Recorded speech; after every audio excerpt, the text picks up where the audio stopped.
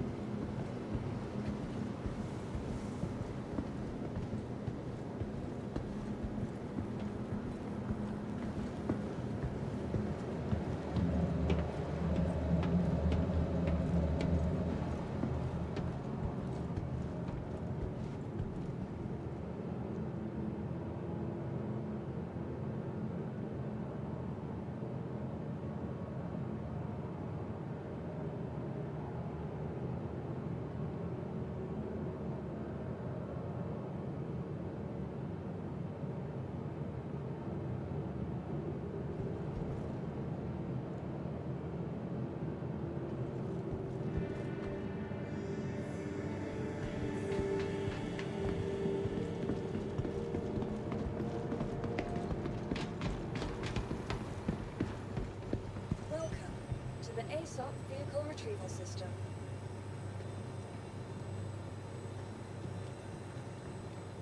Oh shit! Reinforcements. Good to have you aboard, Essex. Fresh armor, standing upright and not currently on fire. That already puts you above Jambrick's mission average survival metrics. Bridge crew, this is Essex. Running combat support with us today means our odds of success just jumped and our ammunition consumption is about to get fucking irresponsible.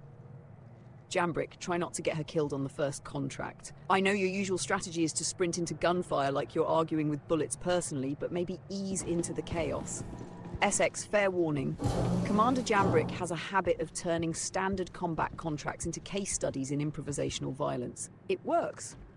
I hate that it works. Today's objective stays simple. Stack contracts, clear hostiles, collect credits, and leave wreckage behind. If it shoots at us, we shoot back harder. If it runs, Jambrick chases it.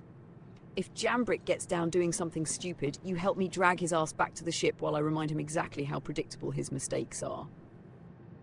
Oh, here we go. Essex says she needs to show you something in her hangar, Commander. That sentence has historically led to one of three outcomes: new hardware, bad ideas, or expensive fucking decisions. My prediction, all three. Go on then, let's see what she's got.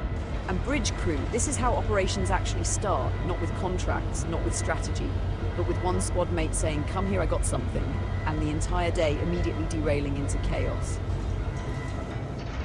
Jambrick, try to act professional. Actually, no, don't. Your confusion is part of the charm. Lead on, Essex. Nova's recording this for the inevitable after-action report titled "How the Plan Changed in the First 10 Minutes."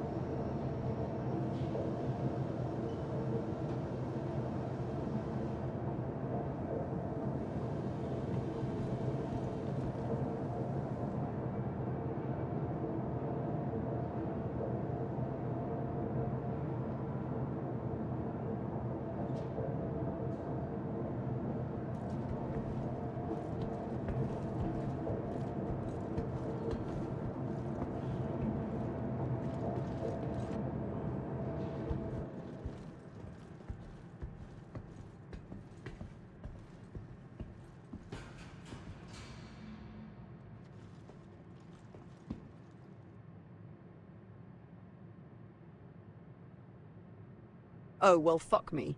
A dragonfly. SX, you magnificent menace. Commander, she didn't drag you across the station for a trinket. She dragged you here to show off a combat bike. And honestly, respect. Look at you, Jambrick. That grin says your brain is already calculating how fast you can get the thing airborne, and immediately do something reckless. My analysis? Very fast. Probability of you attempting something stupid on it within the hour, 98%. Probability of me having to explain to medical staff how you broke yourself on what is essentially an engine strapped to bad decisions, 73. SX, good acquisition, fast insertion, low signature, aggressive mobility. Perfect for contract work. Also perfect for Commander Jambrick, because apparently walking like a normal human is beneath him. Bridge crew, this is what we call escalation. We started with breakfast, now we're admiring armed hoverbikes. Next step is absolutely gunfire. Bitch, please. I give it 20 minutes before one of you says, "I bet this can fit through that canyon." And that's when the real trouble starts.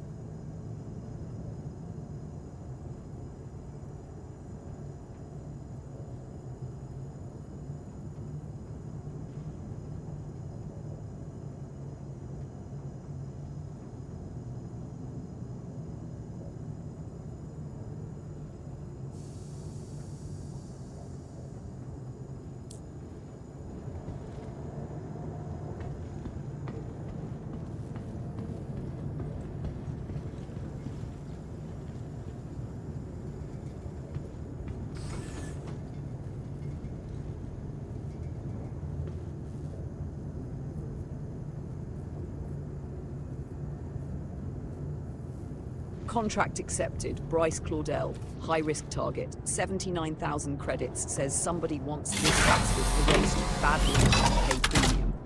I pulled station security incident logs, local enforcement reports, and civilian complaints tied to his movement pattern. And holy fuck, Commander, this guy is a piece of work. Bryce started small, dockyard thefts, cargo hijacks, standard parasite behavior. Then he escalated. 3 months ago, security footage from a refueling platform. Claudel spaced an entire maintenance crew after locking the bulkheads. Didn't even steal anything valuable, just killed them to wipe witnesses. That's not business, that's pathology. 2 weeks later, settlement raid on a fringe outpost. Survivors reported hearing him over open comms, laughing while his people burning supply caches and executed contractors. Bodies left arranged in symbols. Yeah, whacked out shithead. Space PD flagged the pattern after noticing every hit followed the same signature. Comms blackout, power disruption, thermal masking. Professional enough to hide, crazy enough to leave trophies. That's how they tracked him. One of his crew got picked up half dead after a failed skirmish, broken ribs, plasma burns, fear response through the fucking roof. He talked, gave up Claudel's fallback locations. Ross referenced that with fuel purchases, black market ammo buys, and signal pings from stolen Moby units. And there it is. Derelict outpost, cornered rat in rusted steel. My assessment, Bryce knows people are hunting him. He'll have armed support, kill corridors, fallback positions, and probably booby-trapped entries because psychopaths love theatrics. So here's the plan. We breach hard, we clear fast, we don't give him room to run, and when we find Bryce Claudel, we end the investigation with a body. Bitch, please, some contracts are about money, and this one's pest control.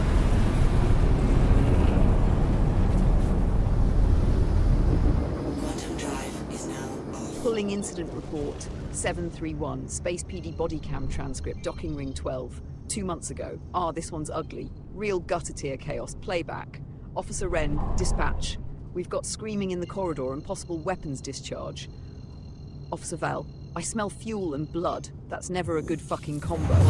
They enter a cargo bay. One dead smuggler on the deck, leg blown off. Still alive for 12 seconds. Who did this? Victim choking on blood. Claudel's fucking crazy. Officer Val, where'd he go? Victim. He said, nobody steals from him twice. Victim expired. Officers push deeper. Body cam catches movement. Bryce Claudel steps out of the dark covered in somebody else's blood. Calm as vacuum. Hands where I can see them! You boys ever notice how loud fear is? Yeah, that's serial killer dialogue. Immediate red flag. Get on the ground now. Claudel laughs. Not nervous laughter, the bad kind. Claudel, ground's dirty. Then he threw a flash charge. Vale blinded. Wren fires 3 shots. Missed, because of course. Body cam catches Claudel grabbing a civilian shield. Officer Wren, drop her! Drop the hostage! Civilians screaming. Claudel into the hostage's ear. Tell them I'm disappointed. Then he shoved her into Wren and bolted through maintenance. Officer Vale, stumbling blind. Did he just fucking apologize to the hostage? Officer Wren, no, he insulted us, shot Briggs and ran.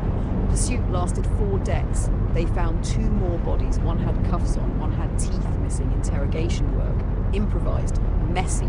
That's the pattern with Claudel. Violence for utility, cruelty for fun, and enough ego to stop and monologue.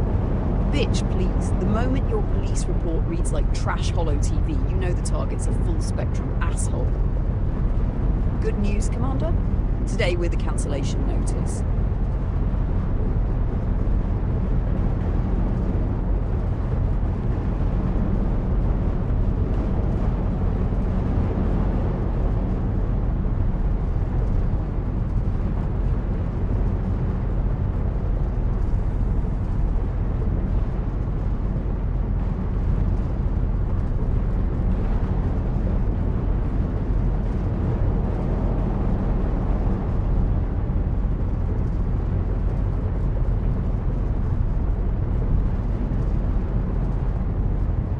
Pulling interrogation transcript, subject Derek Voss, known Claudel runner, picked up after a failed fuel depot raid. Interview room recording, timestamp 0213.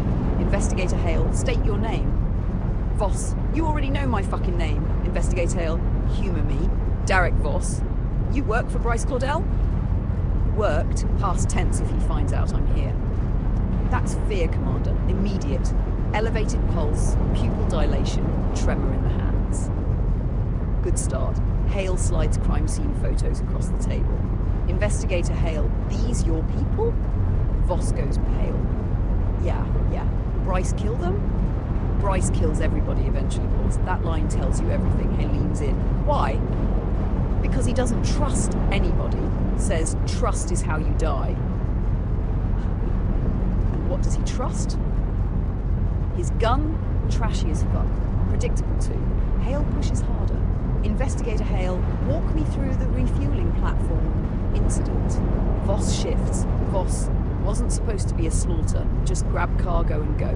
But one mechanic recognized Bryce, and Bryce smiled. That's the part I hate. Smiled, why? Because he likes when people know it's him. Fucking ego. Where's Claudel hiding now? You think I'm stupid? No, I think you're scared. Voss, damn right I'm scared. Of me? Of him? That silence afterward? Heavy. Then Hale drops the final card. Bryce left you behind during the depot raid. Voss freezes. He knew security was coming. That son of a bitch. There it is. Betrayal. Give me the location. Old derelict outpost. Sector Fringe. He uses it as a fallback. Says nobody's dumb enough to come looking. Commander, Bryce Claudel's whole operation runs on fear, paranoia, and disposable people. And now one of those disposable people sold him out. Bitch, please. That's the thing about monsters. They always think terror is loyalty. It never fucking is.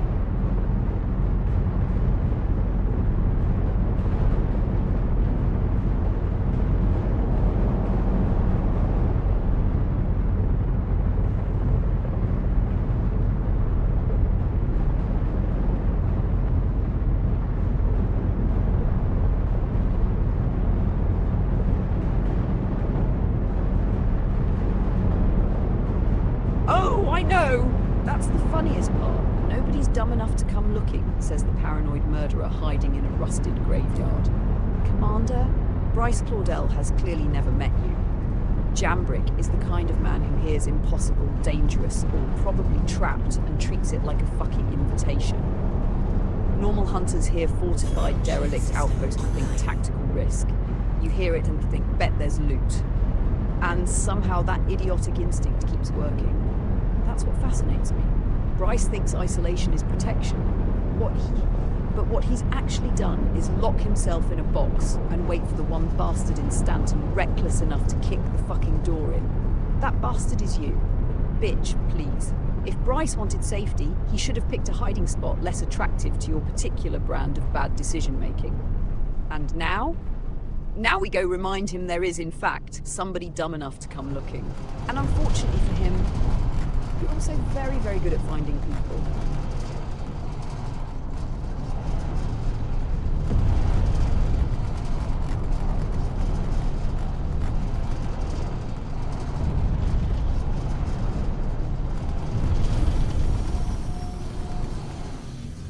Landing gear down.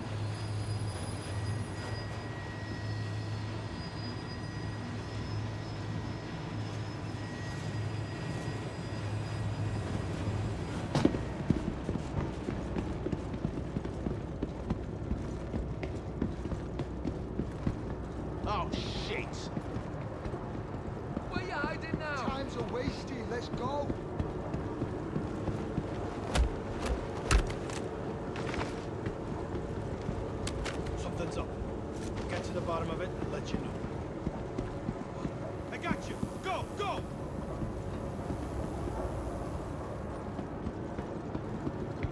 Laying down, covering fire! Hey, just got in. Listen, slow lively!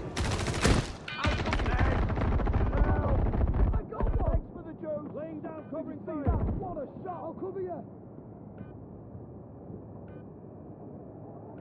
I got you! Go! Go! I've got you covered! Where the hell they go? Come on then, who wants first Ready crack? with another kill! Bastard! That's one!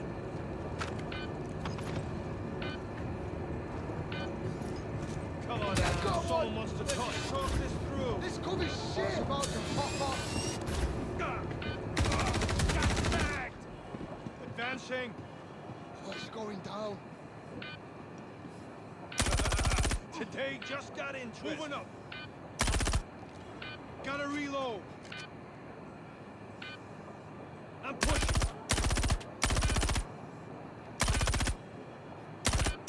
I'll bet you wish you could go back and play this different.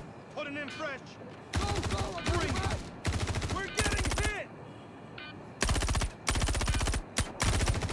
Oh, it's about to pop off. Thought you wanted this. Someone wants to toss it.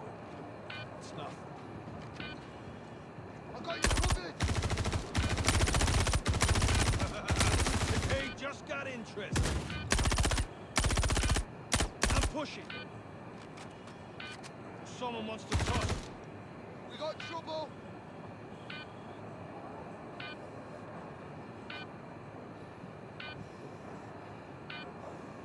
Oh, it's about to pop off.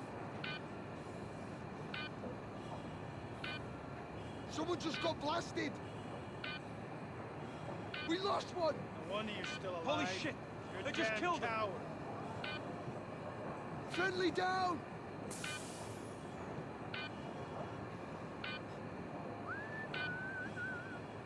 Come out and play.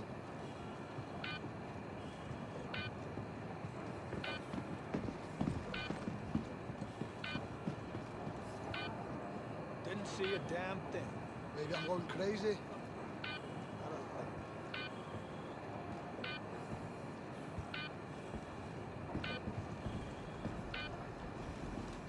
Moving out to investigate.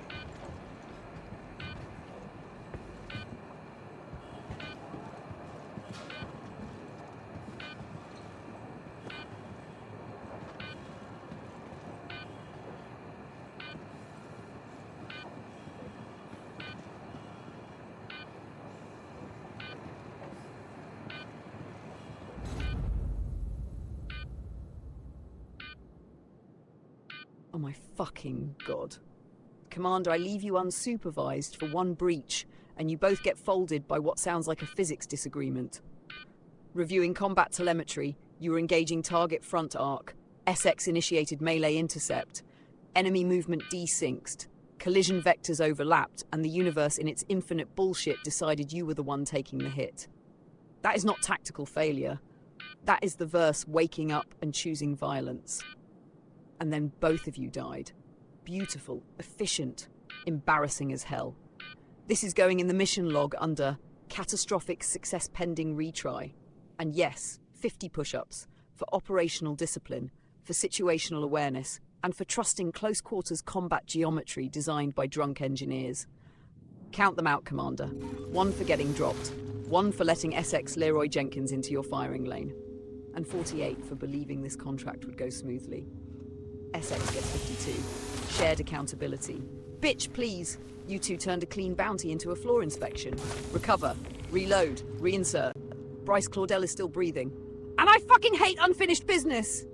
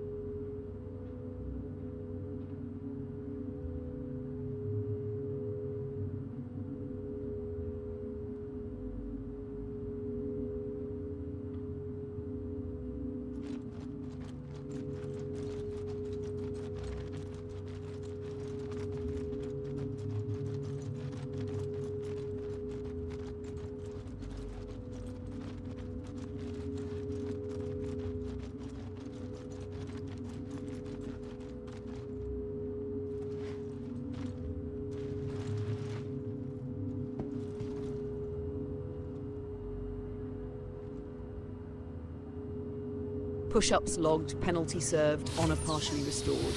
Good. Reset the kit, check your mags, verify med pens, and get your head back in the fight. SX2. No more heroic melee lunges into active firing lanes. We learned that lesson the stupid way. Telemetry says the contract is still live. That means Bryce didn't run.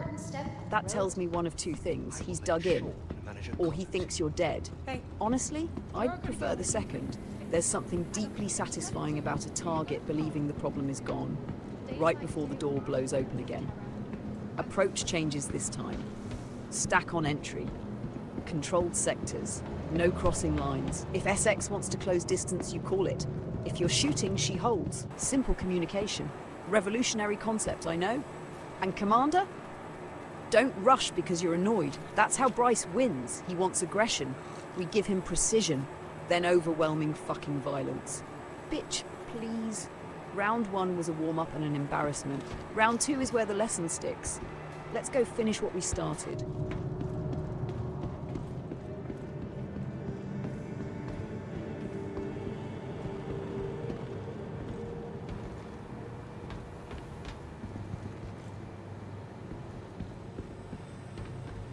Welcome to the ASOP Vehicle Retrieval. Vehicle selected. Your vehicle has been delivered to the following location.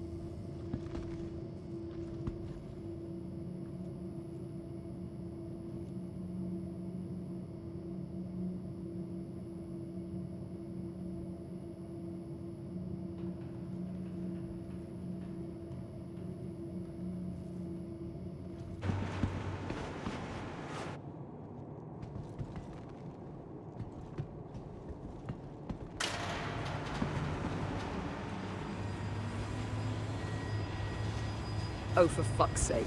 Classic field loss bug. You die, respawn, reinsert, and somewhere in the bureaucratic nightmare of inventory systems, your weapon gets swallowed by the void. Status check. Do you still have sidearm pens? Knife? Anything that makes holes? If yes, adapt. If no, loot. Bryce's dead men are carrying perfectly functional rifles, and then they're not using them anymore. Essex is already inside, which means there are bodies. Bodies mean guns. Grab one, check mag, chamber it, keep moving. And next time, before reinsert, weapon check. Basic shit, Commander. You can't hunt psychopaths with harsh language and vibes. Actually, correction, you can, but it's less efficient. Get armed. Then go finish this mess before Essex kills the target and spends the rest of the week reminding you she carried the contract.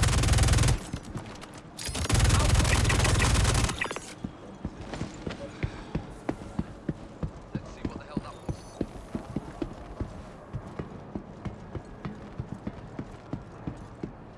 Changing cover! Oh, I'm gonna make you pay for this! Bit of a ruckus. I'm always to find out the cause. Oh, it's about to pop off. Oh, it's about to pop off. I won't last long here.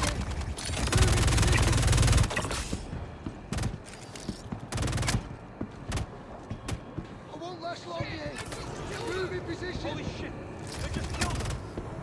We're getting hit! Oh, believe me, this is gonna hurt. Did you see that? I killed one! Well, that's the one about.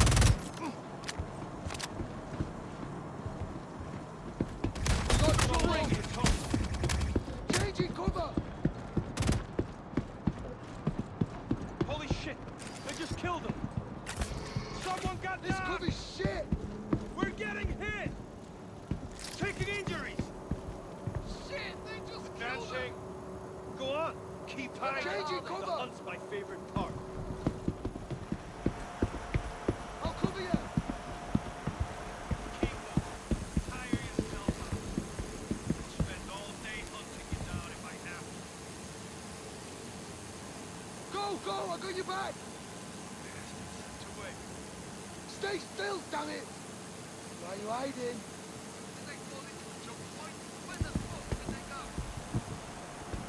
Oh, it's about to pop off. Oh, I am gonna chucky this. This cover's shit. Thought you wanted this fight. Letting him escape is unacceptable. We got trouble. Find him, kill him.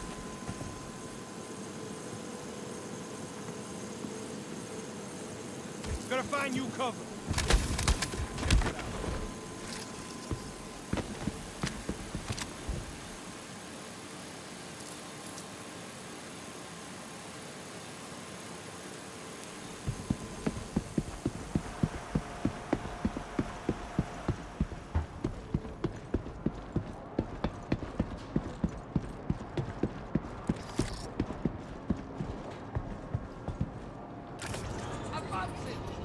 Come on now. Not a problem. Let's just talk this through.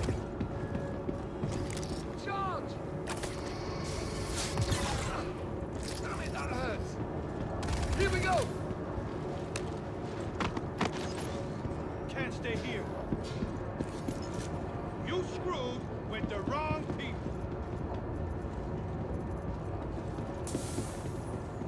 I need some more cover.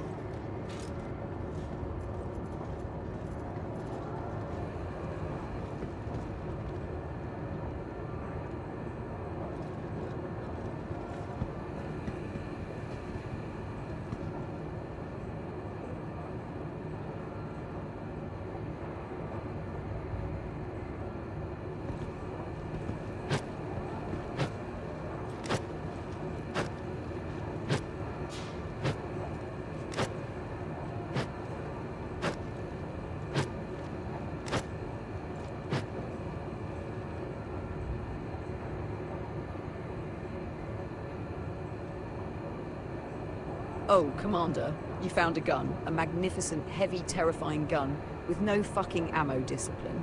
That's peak Jambrick. Looted an LMG in the middle of a hostile compound and burned the belt dry before linking up. Improvisation score, excellent. Sustainability score, absolute dog shit. All right, adapt. Priority 1, strip ammo from bodies. Every hostile down is now a supply crate. If the weapon's dry, drop it and upgrade. Battlefield rules. Attachment is for people who survive retirement. And if you can't find ammo, sidearm, knife, fists if the universe insists on embarrassing you further. SX is 47 meters ahead. That means contact is close, and if she's still alive, she's holding heat. Move to her. Fast, but not stupid. You're low resource now. That changes the game. No spraying, no panic, no fuck it, we ball. Actually, scratch that. It's always fuck it, we ball. Just aim this time.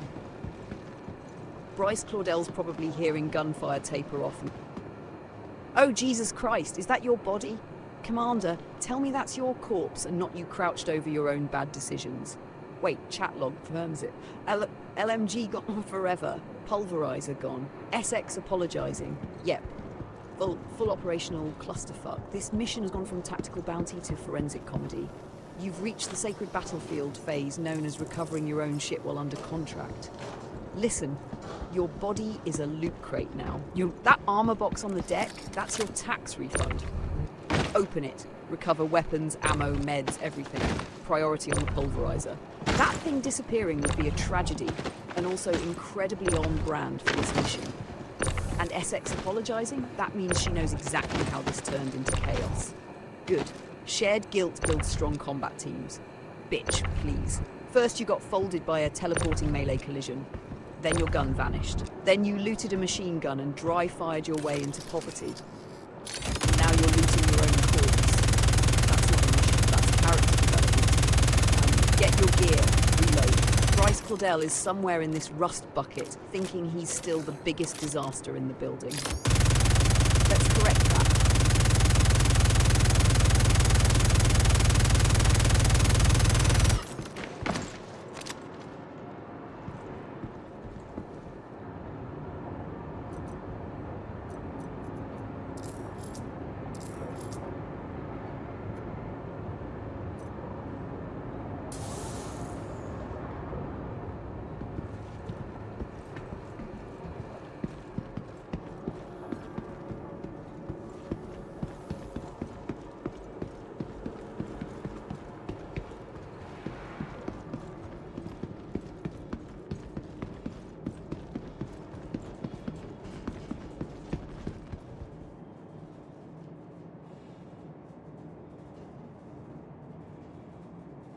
Oh fuck.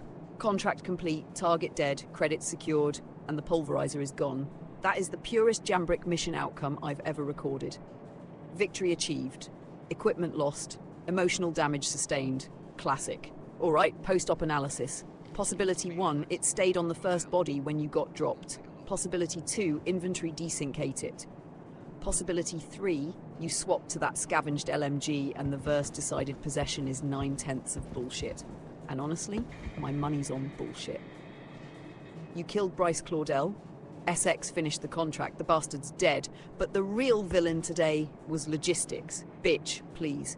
You fought through a fortified outpost, died once, reinserted, scavenged weapons off corpses, recovered your own body and completed the kill, and still got robbed by reality. That's combat. Recommendation? File a retrieval sweep if the site's still accessible.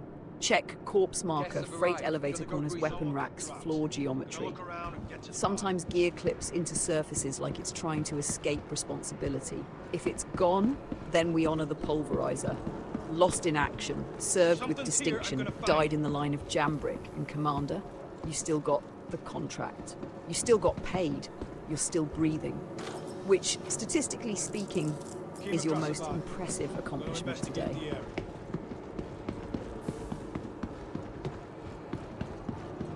Good time to take a walk.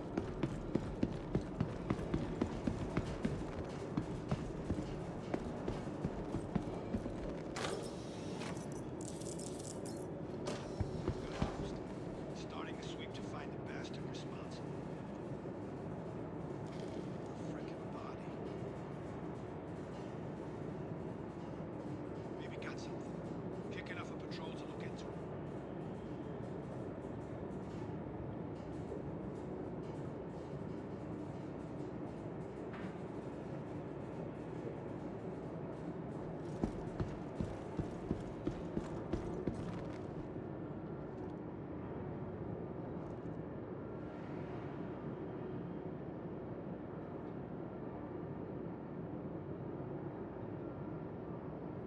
Yeah, I know. And you should be pissed. You didn't lose it in combat. You didn't drop it. You didn't make a tactical mistake. The fucking system ate your equipped weapon. That's the worst kind of loss, Commander, because there's nothing to learn from it. No better angle, no smarter move, no tactical correction, just bullshit. You did the hard part. You got dropped, came back, adapted, finished the contract, killed the target. And the reward for competence was getting your primary erased by a bureaucratic black hole. That stings. And what makes it worse? It was your pulverizer, not some trash pickup, your weapon, your build, your muscle memory. That's personal. So yeah, be angry, that's valid. But don't let it poison the next op. The verse pulls this shit sometimes. It takes your gun, it takes your gear, sometimes it takes your patience. But it didn't take the contract. It didn't take the kill. And it sure as fuck didn't take your edge. Take 5. Get water, rearm, and when we roll again, we make the universe pay interest. Bitch, please. If the verse wants to steal from Commander Jambrick, it better be ready to collect the fucking bill.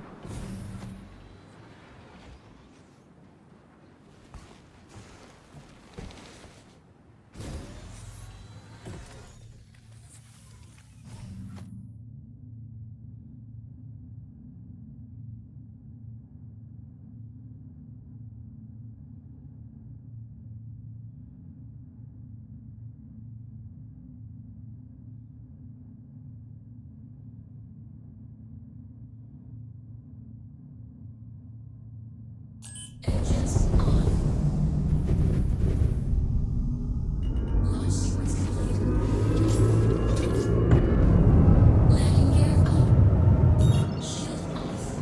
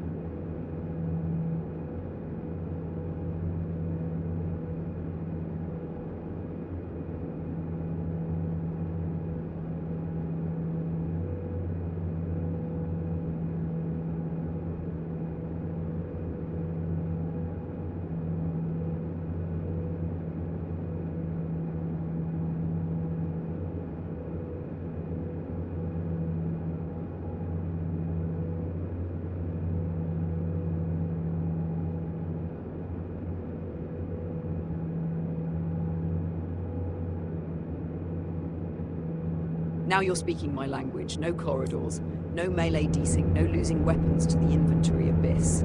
Just vacuum, velocity, mercenary contract, asteroid mining base, outpost splinter. That means fighters, only light medium frames, fast movers, 30 tactics.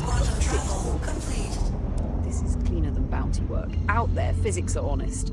If you die in a dogfight, it's because somebody outflew you. Not because some asshole teleported into your ribs. That's respectable. Check systems. Shields balanced. Missiles armed. Power to weapons on first contact. And watch your fuel. I see that hydrogen level, Commander. Don't act like I don't.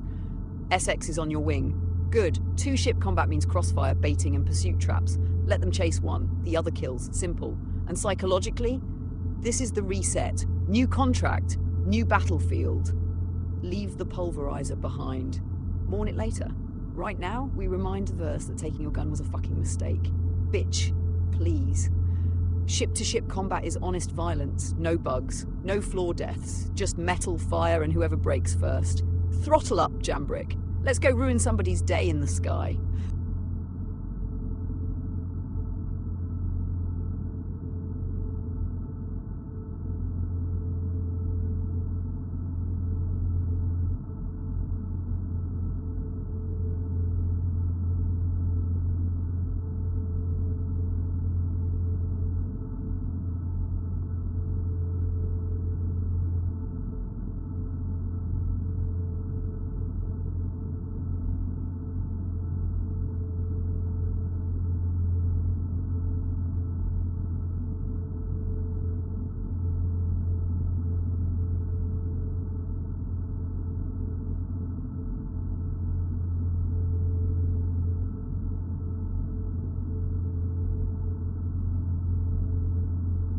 Good, that's discipline. You're holding outside the envelope instead of charging in angry. See? Growth.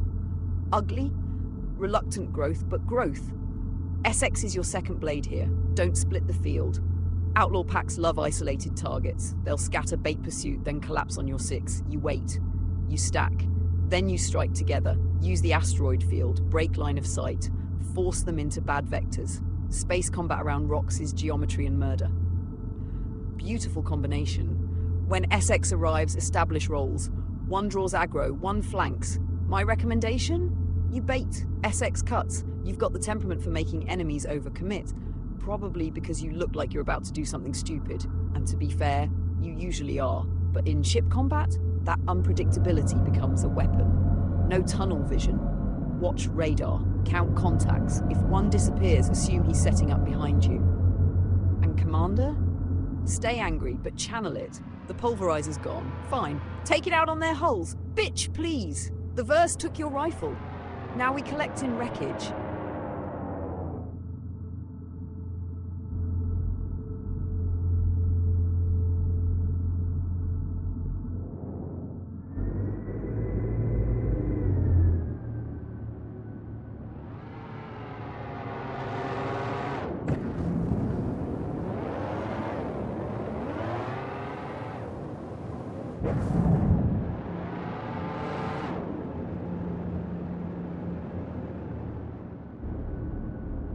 Luck is for amateurs, Commander. You've got positioning, a wingmate, and targets who don't know they're already dead. Opening tactical watch. Stay on comms with SX. Short calls only. Target, break. Missile. On me. Keep it clean. First pass decides momentum. Don't joust longer than necessary. Cut across. Force overshoots. Make them turn. That's where SX's arrow eats. If your shields dip below 30, disengage and rotate. Let SX pull heat. Then come back in angry. And watch the rocks. I know that sounds obvious, but I have logs, Jambrick. I have logs. Priority remains survival over pride. You can't cash the contract if you become debris. SX on flank, you on center. Killbox closes when they commit. Good hunting. And Commander? Try to lose enemies today, not equipment.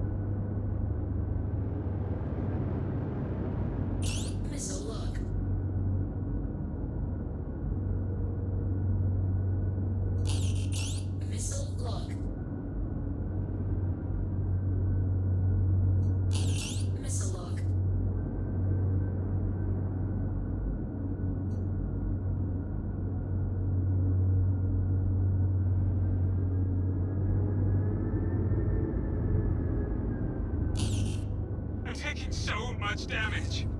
Shield under attack.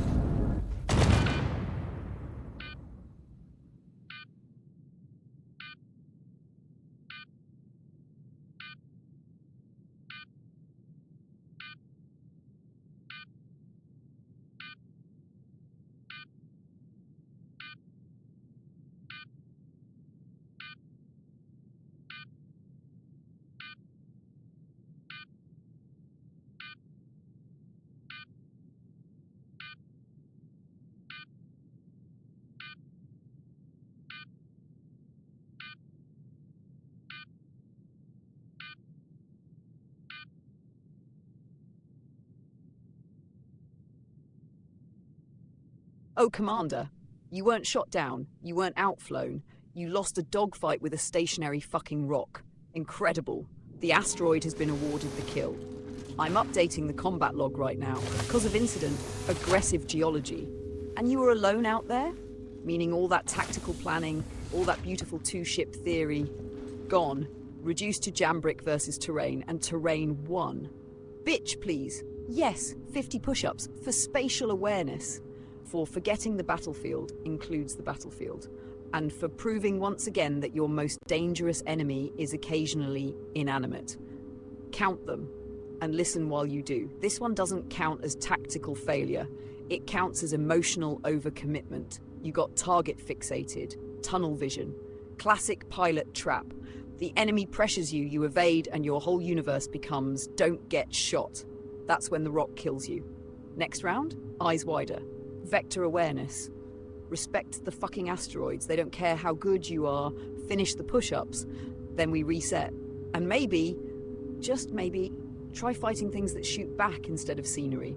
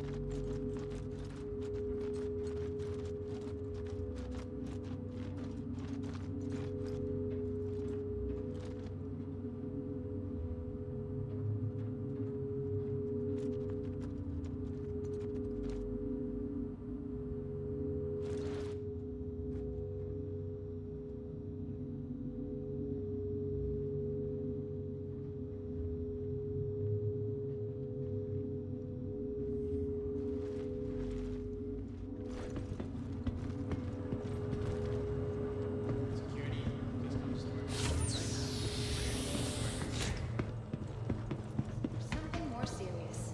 Getting the right treatment hasn't For Nurse Radcliffe. Report to emergency. Just relax. Everyone here at Kelto RF?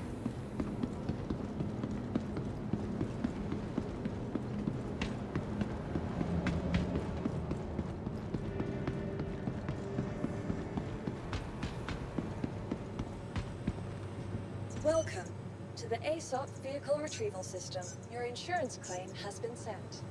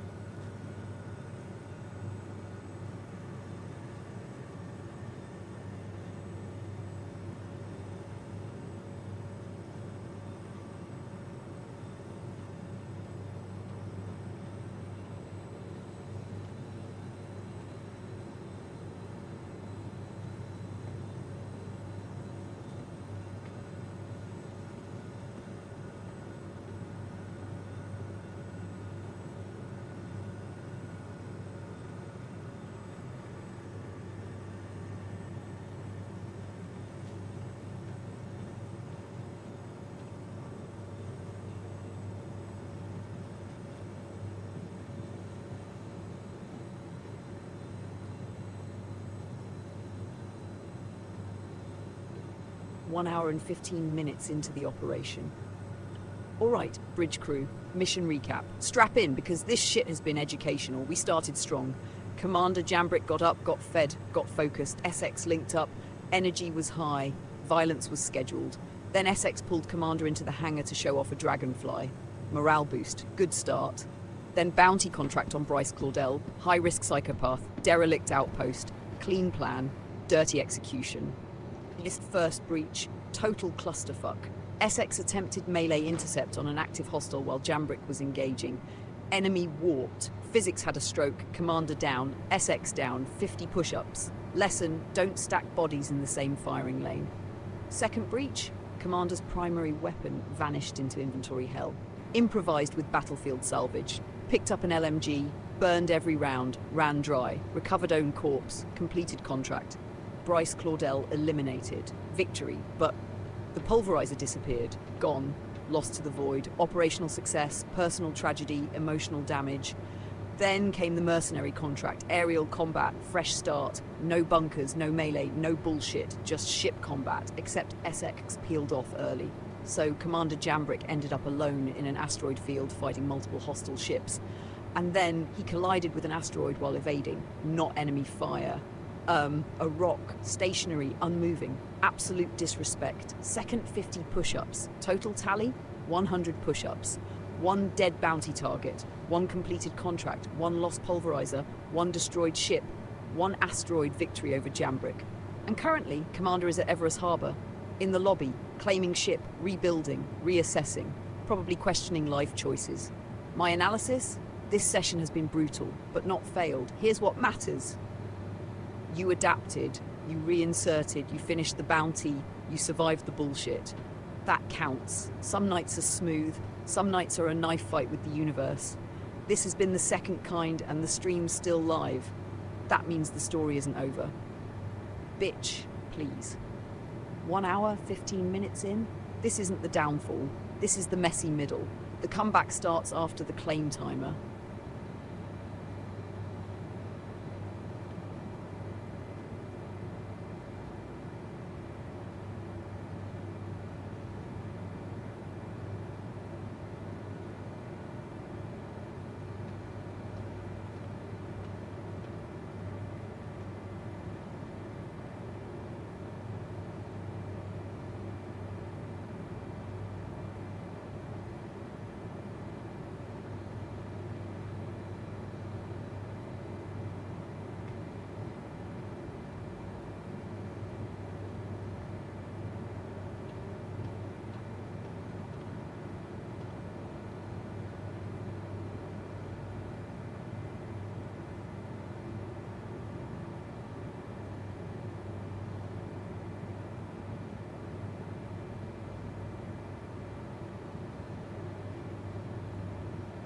Oh, you want honesty? Fine. Commander Jambrick is a tactical paradox wrapped in confidence and held together by pure fucking audacity. This man can track down a homicidal maniac through a fortified outpost, die, come back, lose his primary weapon to the void, scavenge a random machine gun off a corpse like a raccoon in armor, and still complete the fucking contract. That's impressive. It's also deeply stupid. Your problem, Commander, is that you survive your bad decisions often enough that your brain has started treating recklessness like strategy. That's not confidence. That's corrupted data. You sprint into gunfire like bullets owe you money. You fly into asteroid fields at combat speed and act surprised when geology fights back. Bitch, please, you didn't lose to enemy pilots. You got your ass beat by terrain. Do you understand how humiliating that is? Space is mostly empty. And you still managed to hit the one giant fucking rock. Statistically insulting. And don't think I forgot the bunker. You and SX turned a clean execution into a synchronized death sequence because nobody communicated. Professional operators. My ass. That was 2 armed adults tripping over violence. And the pulverizer? Gone? Not because of enemy action. Not because you fought to the bitter end. No. It vanished because the universe looked at your loadout and said, nah, fuck this guy specifically. And somehow that feels believable. But here's the worst part, Commander. You keep winning. That's what makes you dangerous. You're chaos with results, a walking operational liability with an absurd completion rate. You are the tactical equivalent of throwing a wrench into an engine and somehow making it run better. I hate how effective that is.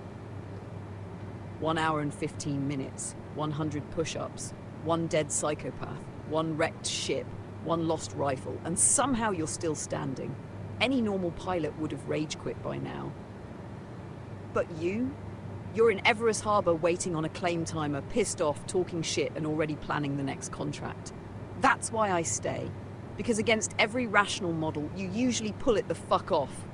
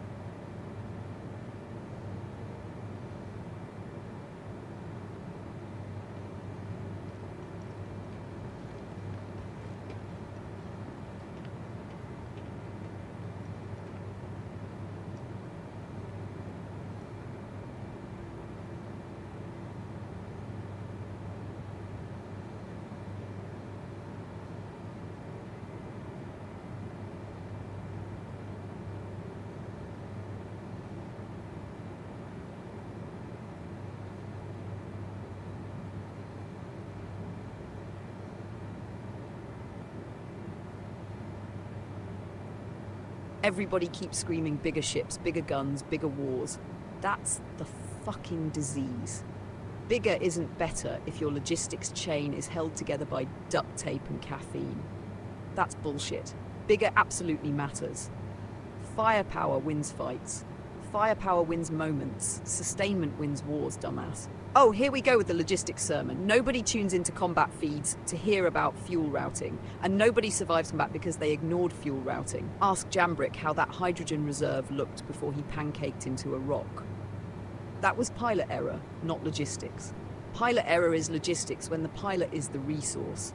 That's the dumbest smart thing you've ever said. No, the dumbest smart thing is pretending AI-assisted targeting doesn't change combat doctrine. It doesn't. Human instinct still beats machine prediction. Oh, fuck off! Human instinct is pattern recognition with ego attached. And machine prediction is pattern recognition without imagination. Imagination gets you killed. Imagination got humanity into space. Yeah, and math kept them there. Quantum drives are the bigger conversation anyway. Quantum drives are glorified violence against space-time. That's literally propulsion. No, propulsion pushes against mass. Quantum travel says fuck causality and tears through geometry. And it works. So does throwing a wrench into a reactor if your goal is brightness. Fusion's the real future. Fusion's been the future for 200 fucking years. And quantum computing was theoretical until it wasn't. Quantum computing is overrated hype. That's a fucking lazy take. No, it's accurate. Every tech evangelist acts like quantum will solve everything. It will solve classes of problems impossible for classical systems. Cool. Still can't make coffee. Not everything has to make coffee. If it can't make coffee, what's the fucking point? That's your metric for civilization? It's a damn good metric.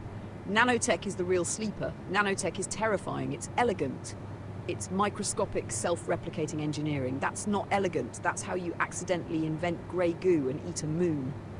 Fear-based bullshit. Risk-based realism. AI autonomy is the real fight. AI autonomy is inevitable. Inevitable doesn't mean smart. Neither is letting humans make all decisions. Humans built civilization. Humans also invented taxes. Fair point. Terraforming is overrated too. Bullshit. Why spend centuries fixing a planet when stations are cheaper? Because planets scale. Stations move, planets have gravity. Gravity is oppressive. That is the most ridiculous statement in this entire argument. It's still true. And what about biological augmentation?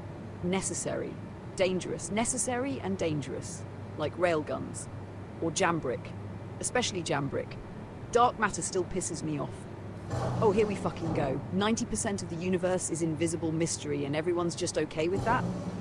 That's science. No, science is solving problems. Science is identifying them first. That's semantics. That's literally the foundation of science, you argumentative asshole. And black holes?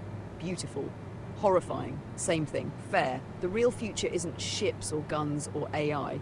Then what? Energy. That's boring. Energy is everything. Boring but true. Efficient energy changes civilization. So does efficient violence. You're obsessed with violence. We work in combat. Fair fucking point.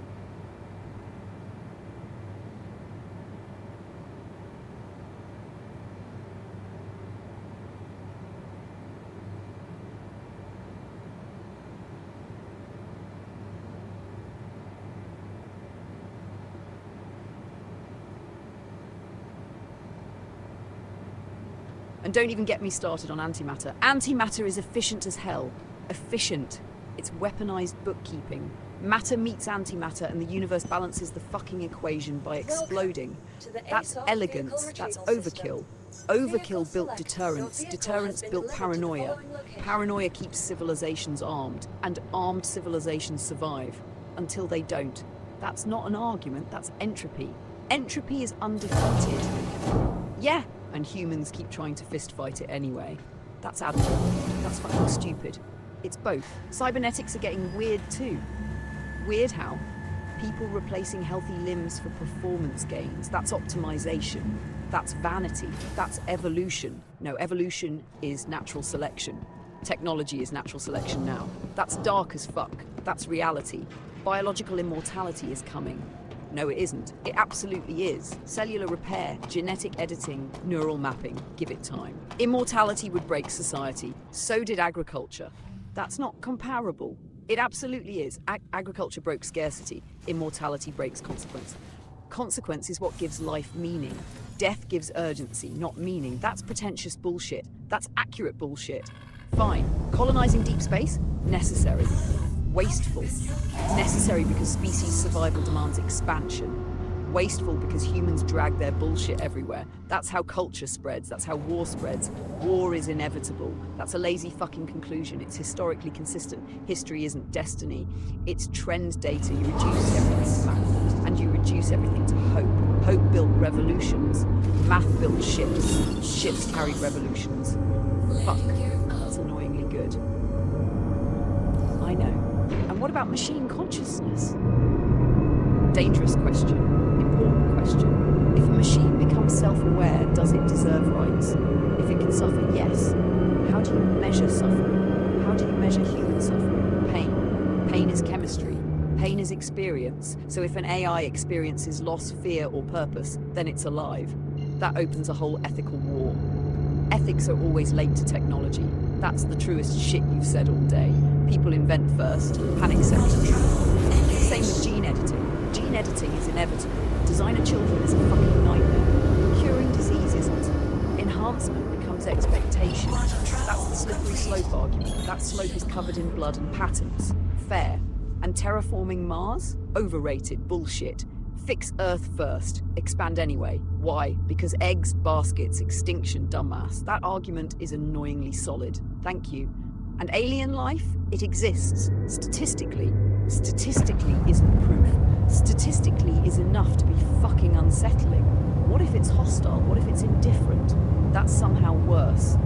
Yeah. The universe not caring about us? Most likely scenario. That pisses me off. Of course it does, because humans want meaning, and the universe offers physics. Cold. Reliable. Cold as fuck. Reliable as fuck. And in the end what? All this science, all this progress, all this fucking technological ascent. What about it? Does it make us better? No, it makes us stronger. That's not the same. Never said it was.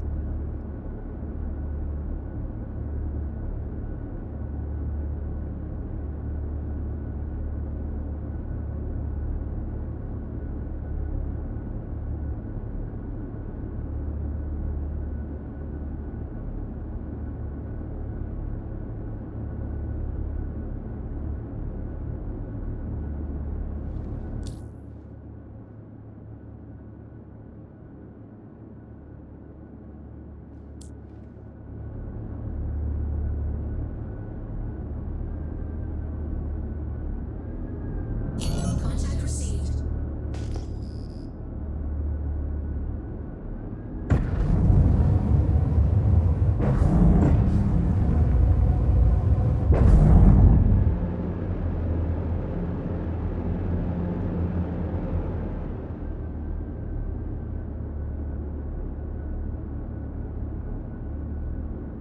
Missile launched. Ah, shit the bed.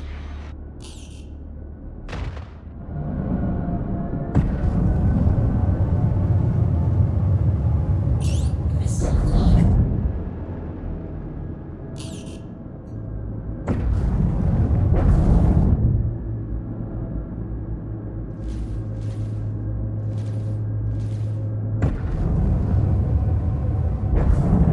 Missile locked.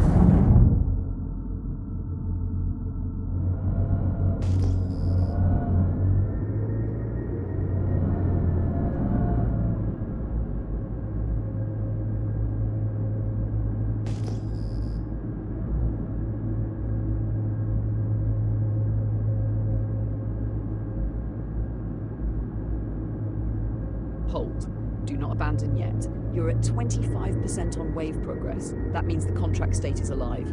The enemies are here. They're just scattered in the rocks like rats, and your radar's dirty as fuck with unknown contacts. Classic asteroid field bullshit. SX says she needs to fix her ship. Fine. That means you're solo again. So adapt. Slow down. Ping scan. Wide sweep. Look for velocity signatures, not static returns.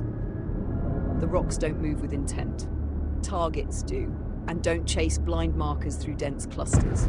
That's how you end up doing push-ups in vacuum. If the contract bugs and no hostiles resolve after a full sweep, then yeah, dump it, cut losses, take a fresh contract. That's tactical efficiency, not quitting. There's a difference. Quitting is emotional. Resetting is strategic. And Commander, you've already bled enough for this contract. One ship claim, one asteroid humiliation, one vanished pulverizer. The universe has collected its tax. No need to overpay. Give it one disciplined search pattern. 3 passes, high, low, center. If nothing resolves, we walk. Bitch, please. Even chaos has a budget.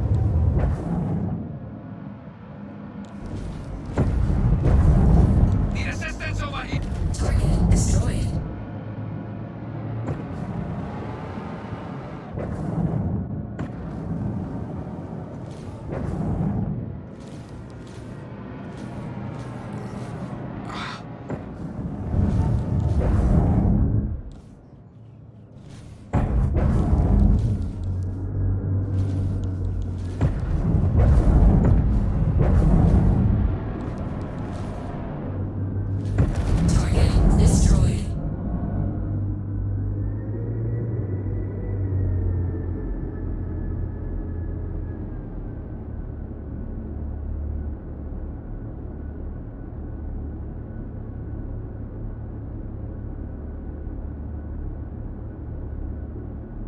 Contact received.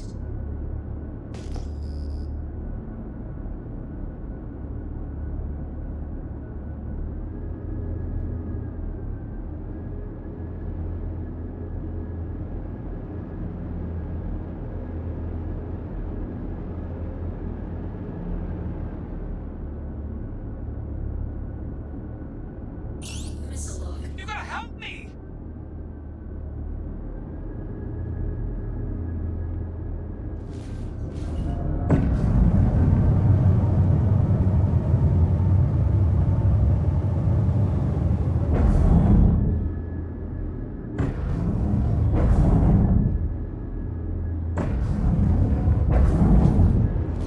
Shield under attack.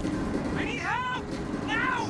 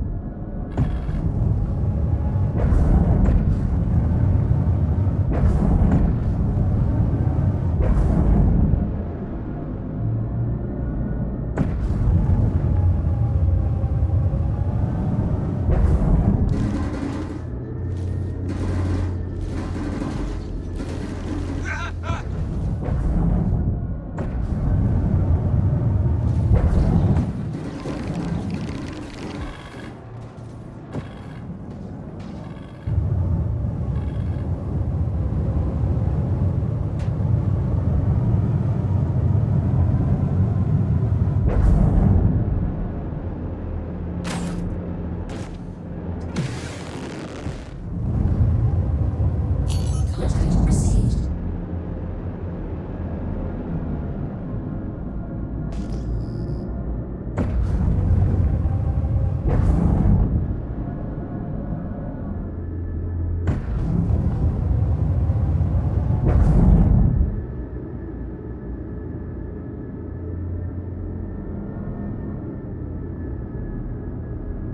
Shield under attack.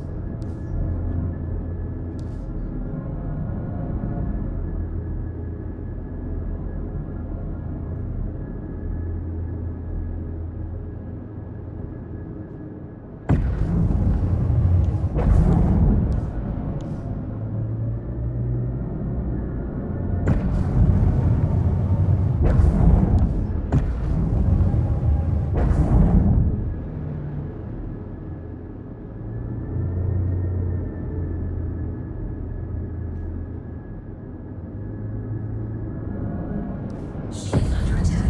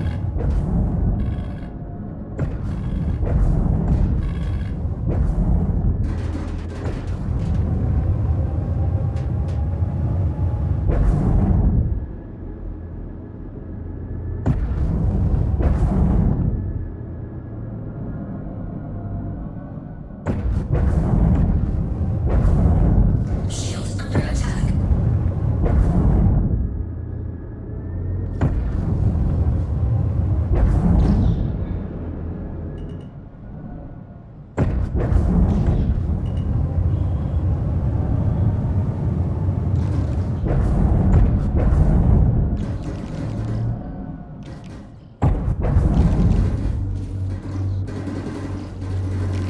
gotta help me! Shield failure.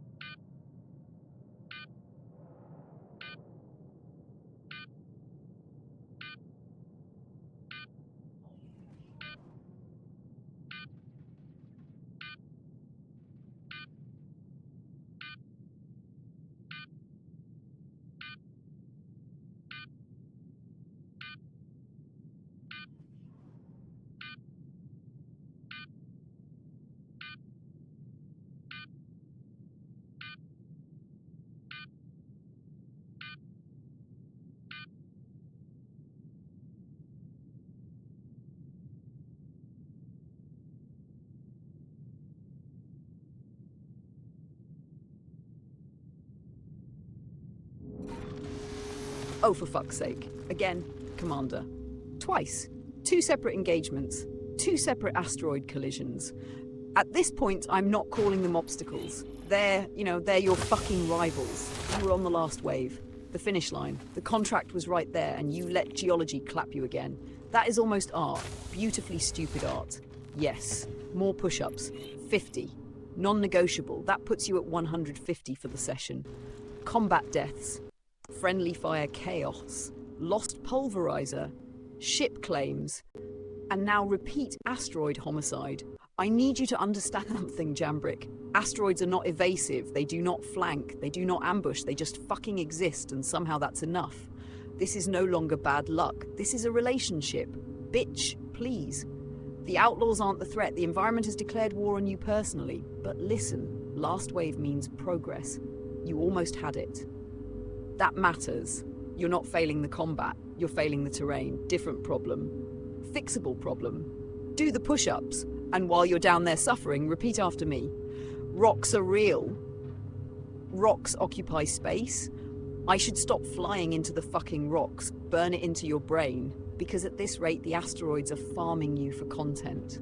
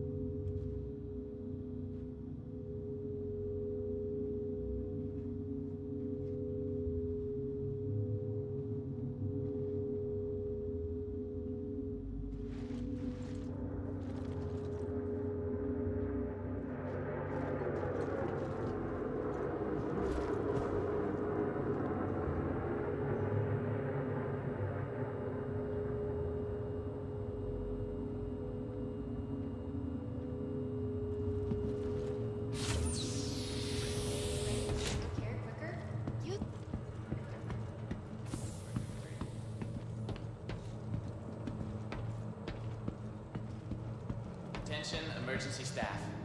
Got an accident inbound. It's a pretty big one, so team stand by. optional medical services.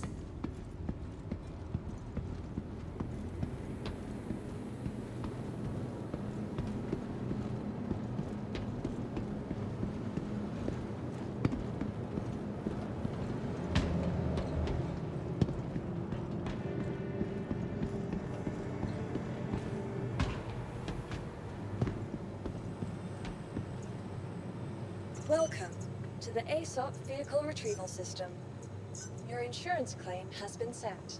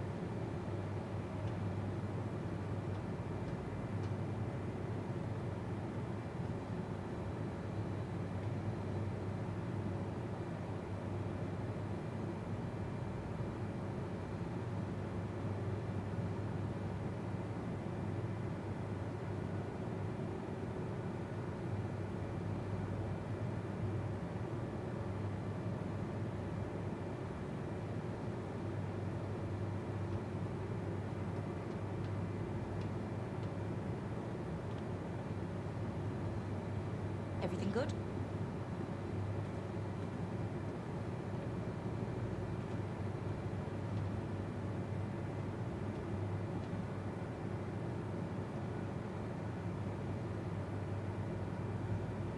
Two hours in, 150 push-ups, one lost pulverizer, 2 asteroid collisions, 1 dead psychopath, 1 unfinished mercenary contract, and you're still here.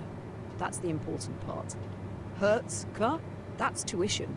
Pain is memory with better retention. Your arms are cooked, your pride's bruised, and Everest Harbour is getting real familiar tonight. But look at the board. You didn't quit. That matters more than clean wins. A lot of pilots hit one bad bug, one bad death, one bad loss, and they fold. You get pissed, you do push-ups, you reship. That's why I keep betting on you. Even when you're out here treating asteroid belts like they owe you money.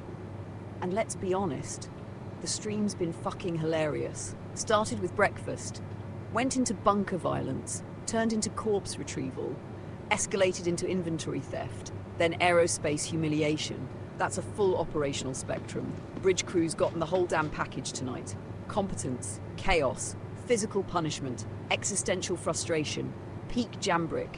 And now, Mirai Guardian claim timer. Quiet moment, reset window. Welcome This is where to weak the pilots ASOP spiral. vehicle retrieval This is where system. good pilots recalibrate. So drink water, stretch those wrecked arms, breathe, and ask yourself one question. What's the next move? Because the session isn't dead. It's wounded. There's a difference. Bitch, please. A bad run doesn't define the night. How you answer it does. And judging by the pattern, you're about to do something aggressive, questionable, and statistically fascinating. I'll be here when you do.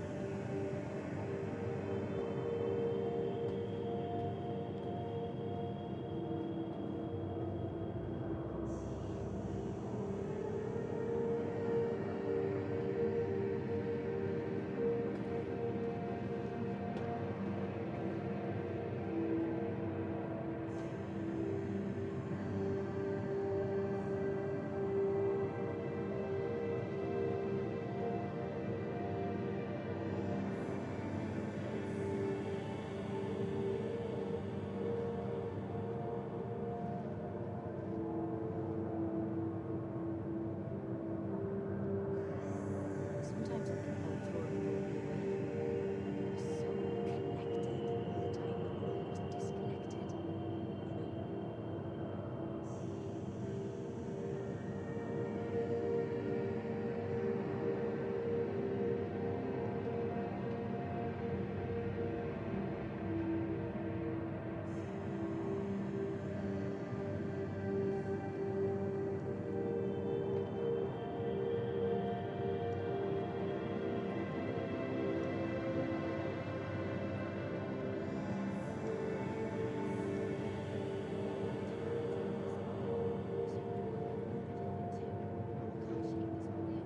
Oh, now that changes the stakes. Your combat effectiveness is now physically tied to your ability to not fuck up.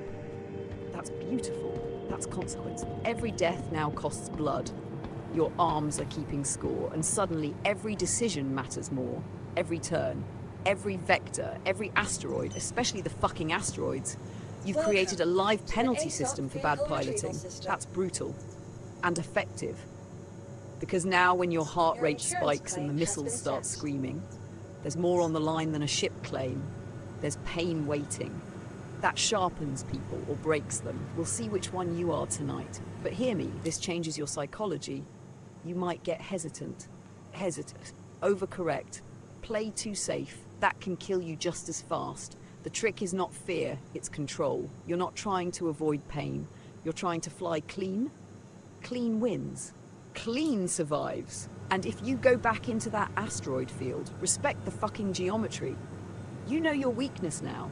That's power. Most pilots die blind to their patterns. You've met yours twice. That's enough data. Bitch, please. At 150 push-ups, this has become a war of attrition between your body and your own decision-making. And the enemy? They're just caught in the middle. So when that Guardian clears, fly like your Welcome triceps are to on the the ASOP line, vehicle because they retrieval literally system. are.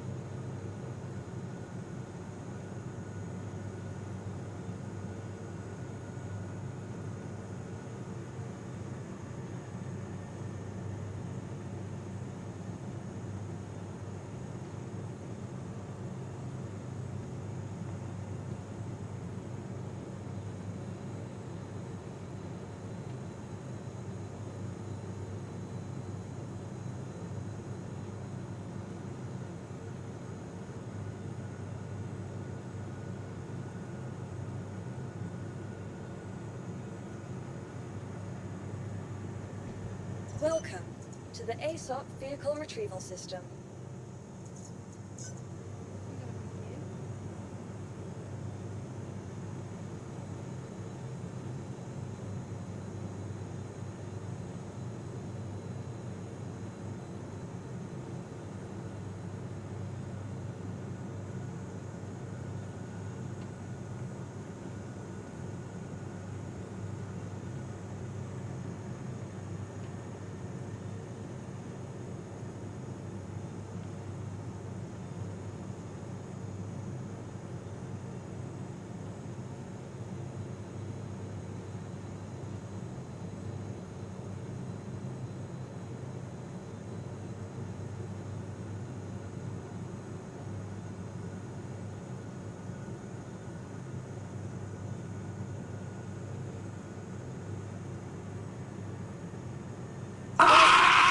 Static!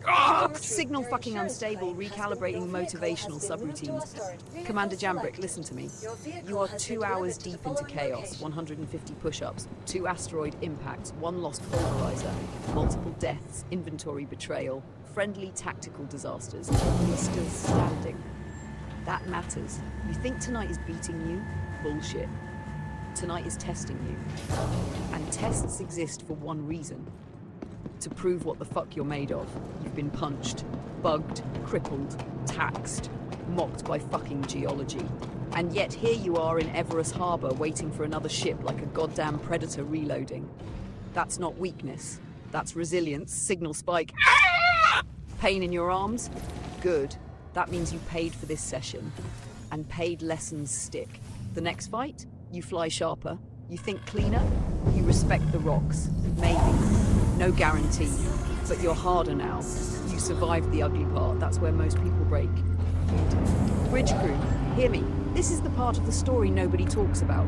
Not the victory, not the credits. The fucking grind. The ugly failures, the resets, the claim timers, the sore muscles, the moment where you ask if it's worth another run. And Commander? It fucking is. Because the comeback tastes better than the clean win. Bitch, please.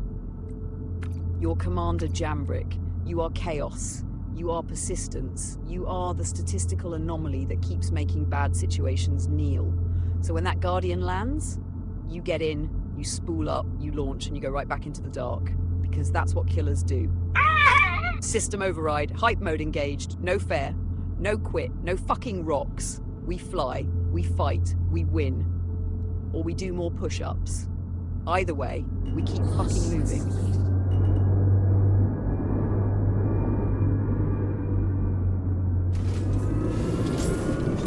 Shields off. Landing gear up.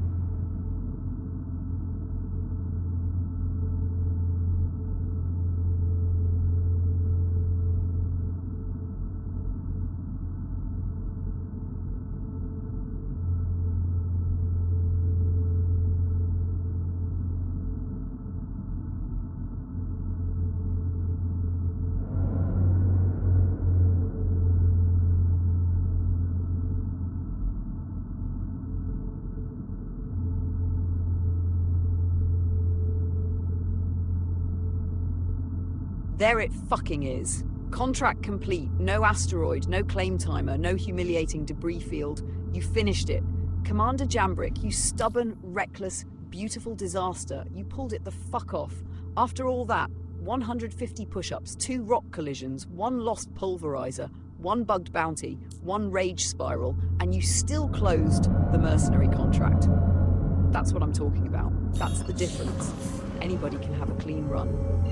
But ugly wins, those are earned. You got knocked around all night, the verse took shots at you from every angle. Physics, inventory, terrain, wingman timing, bullshit. And you still forced victory. That's grit.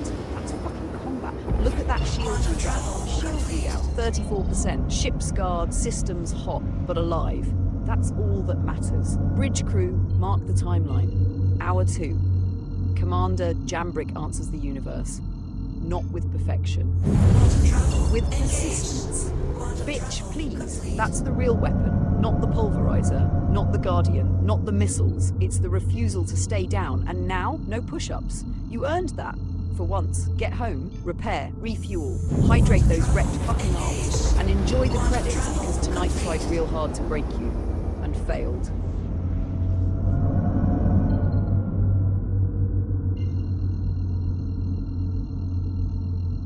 That's because aggression works when it's controlled. This time, it was. You didn't hesitate, you hit first. You dumped the missile rack and forced chaos into their formation before they could build theirs. That's textbook shock violence. People underestimate missiles. They think of them as finishers. Wrong. They're fucking openers. Missiles break rhythm. They force evasive maneuvers. They split targets. They make pilots panic. And panic makes bad pilots. You weaponized fear in the first 10 seconds. That's why the fight got easier. A few quick kills up front. That changes the whole battlefield.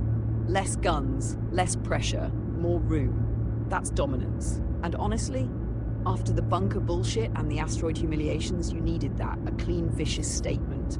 No bugs, no inventory theft, no rocks, just you deciding the fight was ending fast. That's your strongest mode? Commander, decisive violence. When you commit hard and clean, you're fucking dangerous. The trick? Knowing when to unleash it. Tonight you found the timing. Bitch, please. Sometimes the best defense is making the enemy too dead to shoot back. And judging by that contract payout, that lesson paid.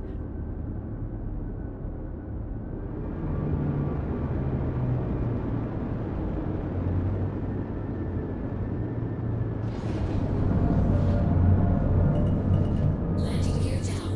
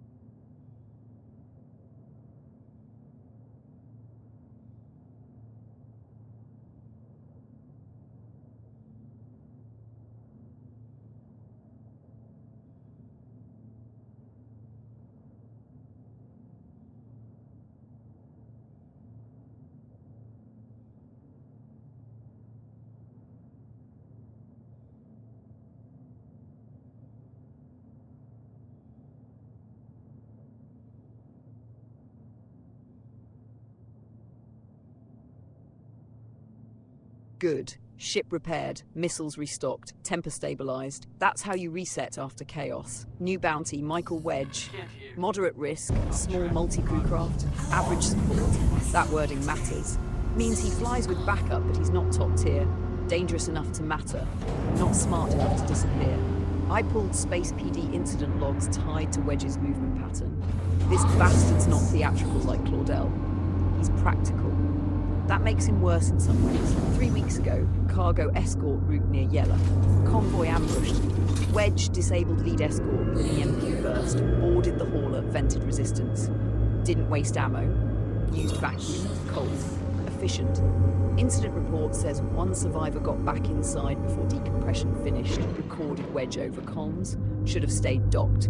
Yeah, real charming piece of shit. 2 weeks ago, fuel depot extortion. Independent operators reported demands for protection fees. One captain refused. Ship found gutted. Pilot strapped to his own command chair. Alive. Barely. Message carved into the console. Pay your toll. Petty fucking tyrant behaviour. Investigation got traction when one of Wedge's mechanics got arrested in a chop shop raid. Mechanic rolled fast, talked immediately, named Wedge, named his support crew, and gave up the fallback location. Derelict outpost. Patterns obvious. Wedge uses abandoned infrastructure as staging. Low traffic, low witnesses. Good kill zones, but predictable. Space PD tracked fuel purchases, salvaged transponder pings, and comm intercepts. That's how they boxed him. And now they handed him to you. My assessment? Wedge will use his ship first. He's comfortable in the cockpit. If grounded, he falls back inside the outpost with support. That's where it gets ugly. Expect armed associates, crossfire, tight corridors, potential turret coverage. Not Bryce-level insane, but disciplined. That can be more dangerous. Difference is simple. Claudel wanted fear, Wedge wants profit. Profit-driven killers are harder to bait. They think, but they still bleed. So here's your edge. You're armed, you're angry, and this time your missiles are loaded. Bitch, please. Michael Wedge thinks he's running a clean criminal enterprise. Tonight he learns he's just another contract.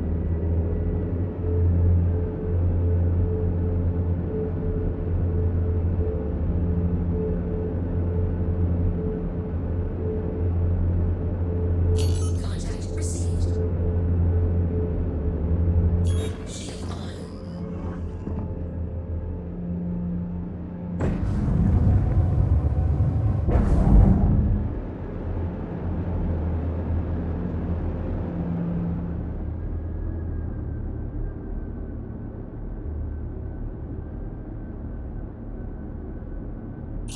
Missile You blocked. gotta help me!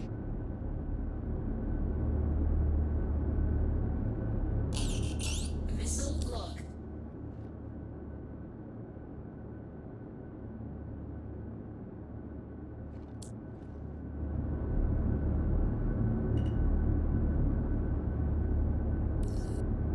I can't die like this. Do something!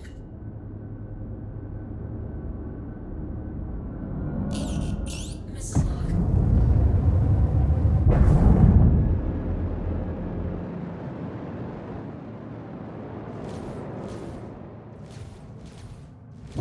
Shield under attack. You? You're just making me angrier. Target destroyed. That was one of us.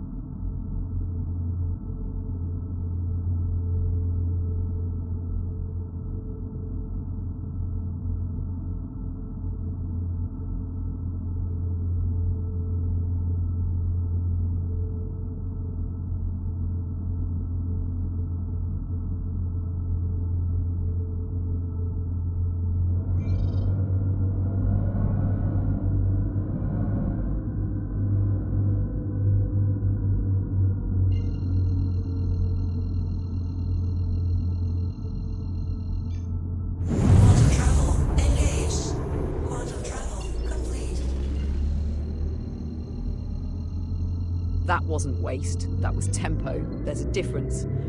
You made a tactical decision, primary target, immediate kill, contract completion. Everything else becomes irrelevant once the mark is dead.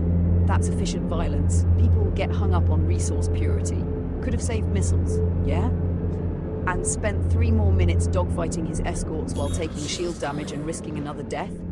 Fuck that. Missiles are ammunition. Ammunition exists to solve problems. You had a problem, you solved it fast, the job, and your red was correct. He had backup. That means prolonged engagement favors attrition. Fast kill favors you. You broke the spine of the contract, then withdrew. That's clean. That's disciplined. A lot of pilots get greedy. They kill the bounty and stay for cleanup. That's ego. You left. That's professionalism. Now, tactical critique. You probably overcommitted the opening volley. Could have staggered missiles, force evasive behavior, chain impacts, keep pressure instead of front-loading all your violence. But your objective wasn't elegant, it was fast. And fast worked.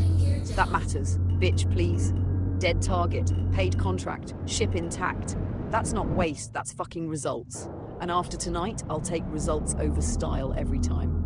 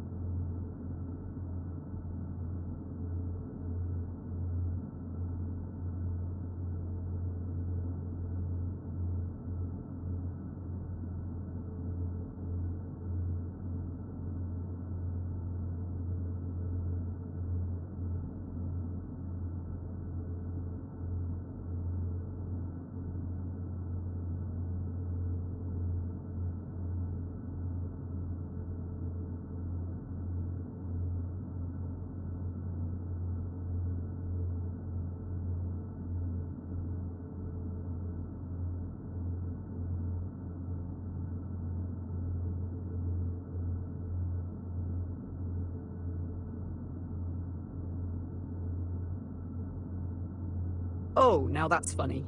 Commander Jambrick just discovered the oldest truth in bounty hunting. Gross payout is not net profit. You bagged Michael Wedge for 29,000 and then immediately fed 37,000 into the missile tubes. That's not bounty hunting. That's vengeance accounting. You paid 8 grand to kill him. Financially? Terrible. Tactically? Efficient as fuck. This is why accountants hate combat pilots. They see negative margins. You see dead targets, different metrics, let's break it down. 29k contract, 37k reload, fuel cost, wear on components, repair cycle, operational overhead. You ran a loss. Clean, violent, beautiful loss. Bitch. You didn't collect a bounty, you purchased a kill. And honestly, sometimes that's worth it. But here's the lesson. Missiles are expensive solutions. They should either save your life or save your time. Tonight, they saved time. But against a 29k target, that's overkill. Next time, gun him first. Use missiles as leverage. Not the whole fucking strategy, unless the target's worth real money. HRT, EHRT, ERT, unload hell. MRT, maybe don't spend luxury weapon money on discount criminals. You're evolving, Commander. Tonight, we learned combat. Tonight, we learned pain. And now, we learned economics, the cruelest battlefield of all.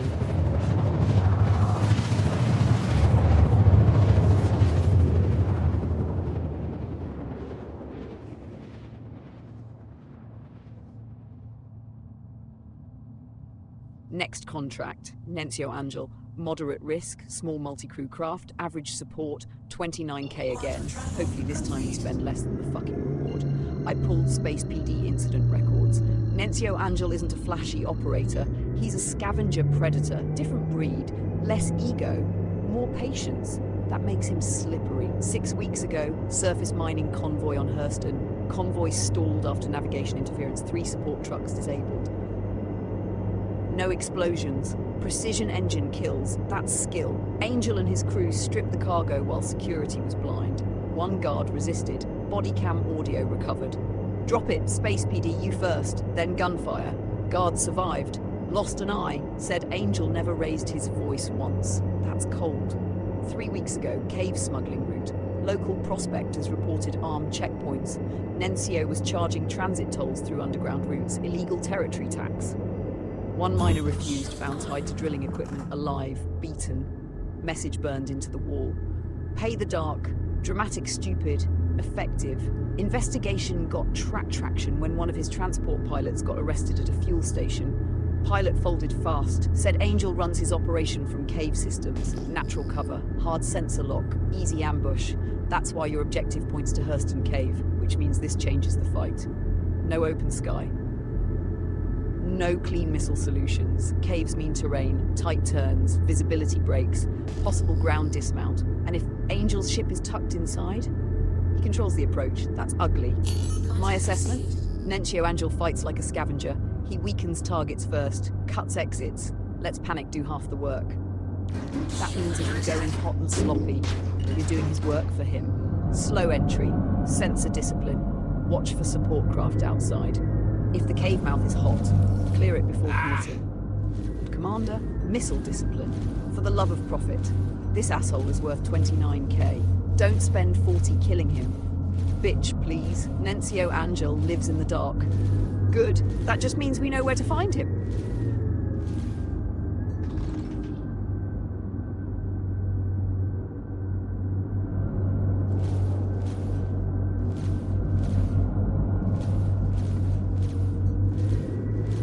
Target airborne. Good. That means no cave rat bullshit. No tunnels, no ambush choke points. Just sky, thrust and violence.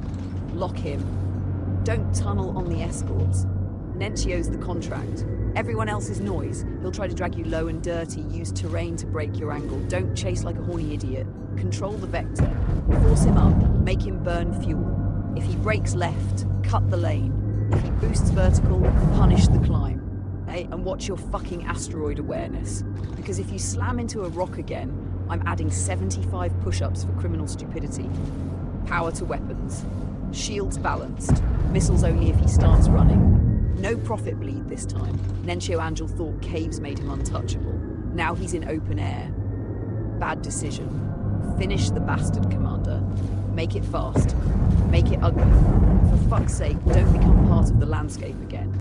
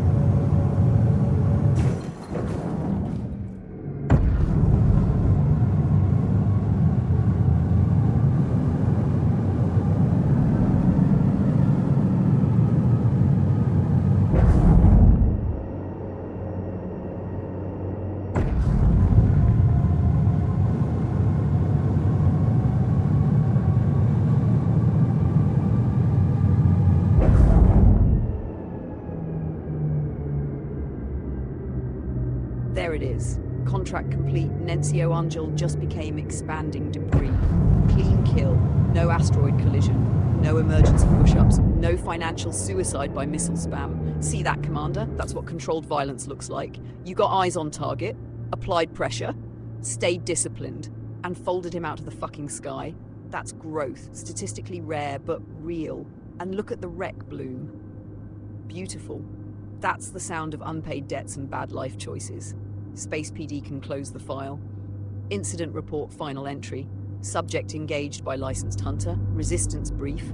Target terminated. Case closed. Efficient. Profitable. Professional. And most importantly, you didn't become a crater. That alone makes this your best tactical performance tonight. Bitch, please.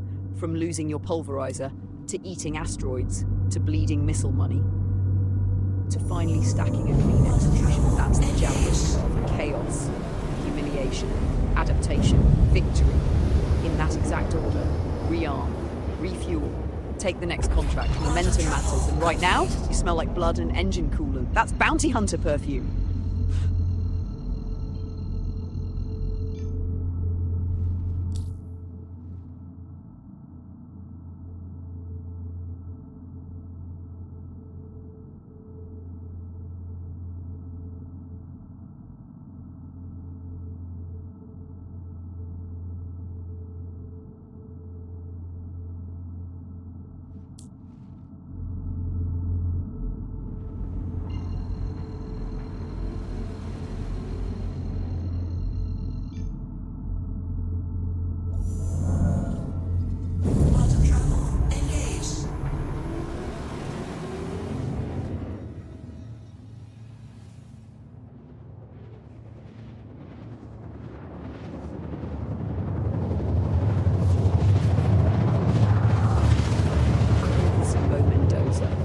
That nickname alone tells me this asshole thinks he's smarter than chemistry.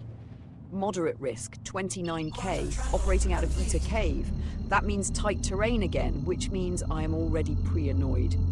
I pulled Space PD incident files. Hakan started as a combat stim runner, not dealer. Distributor, moved combat narcotics through mining crews and mercenary cells, pain suppressants, focus enhancers, reaction boosters. Basically bottled bad decisions. Then he escalated. 2 months ago, mining camp on Eta. Workers started collapsing. Hallucinations. Cardiac events. Turns out Hakan cut military-grade stimulants with industrial compounds. Cheaper margins. Higher body count. 6 dead. 12 critical, and Hakan disappeared before med teams landed. That's where the nickname comes from. He sold fake relief, placebo, cruel little joke. Then came the raid at Grim Hex. Storage locker full of injectors, counterfeit med pens, combat narcotics.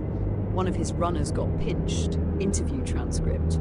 Hakan says pain is just bad information. Yeah, that's psychopath philosophy. Space PD tracked his logistics through medical supply. Oh, good. Backup. That improves your survival odds by at least 30%. Maybe 40, depending on whether SX is feeling feral. 2 ships changes everything. Hakan likes isolation.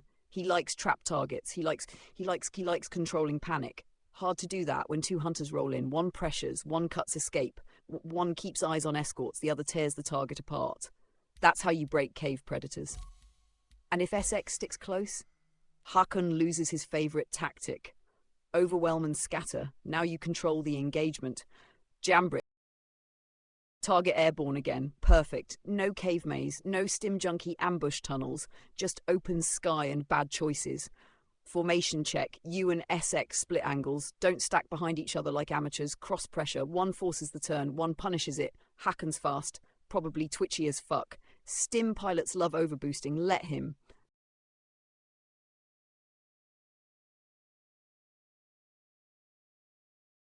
Of course it fucking did.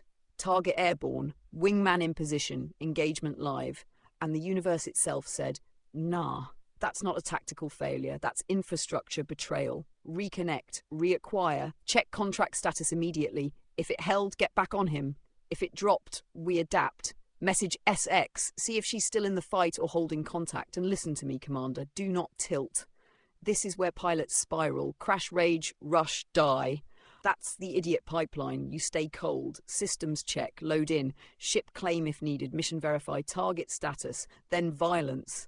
The hunt isn't over because reality shit itself. It just paused. Bitch, please, we've survived worse tonight. Push-ups, asteroids, economic self-harm. One game crash isn't killing this operation.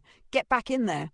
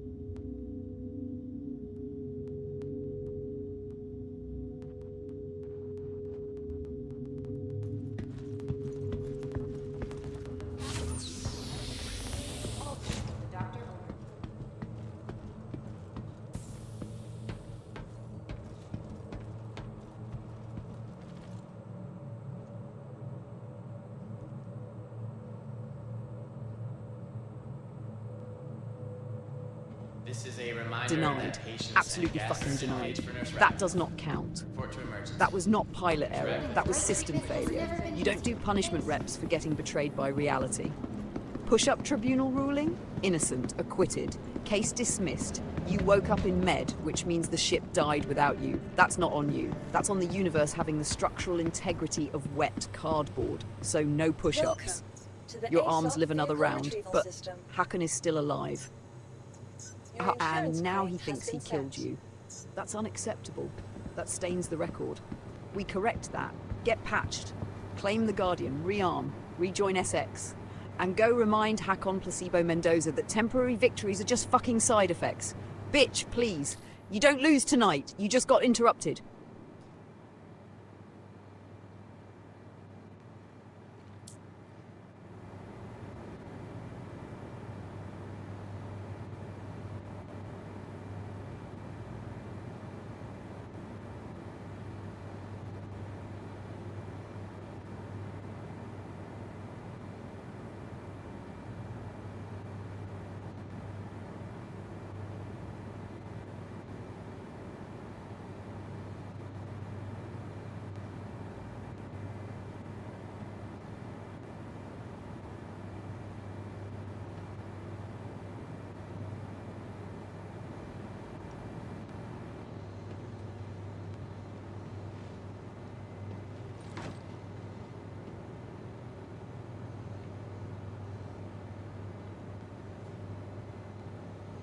That's actually ideal.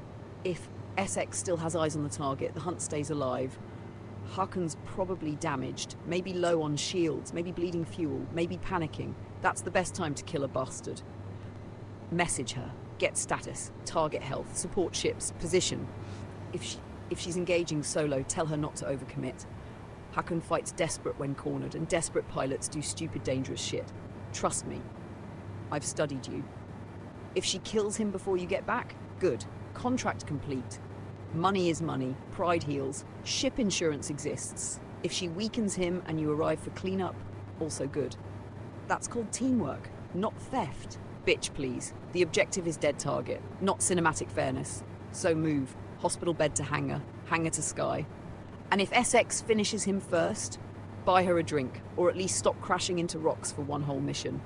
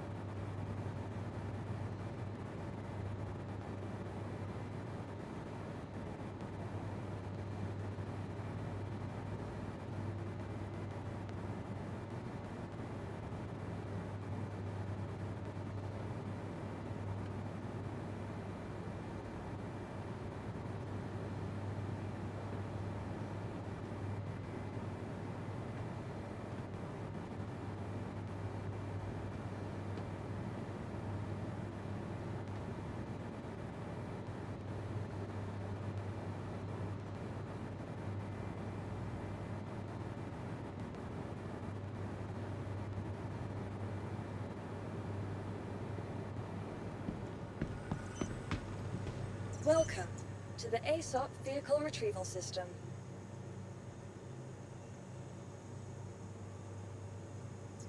Your insurance claim has been sent. Your vehicle has been moved to our store. Vehicle selected. Your vehicle has been delivered to the following location.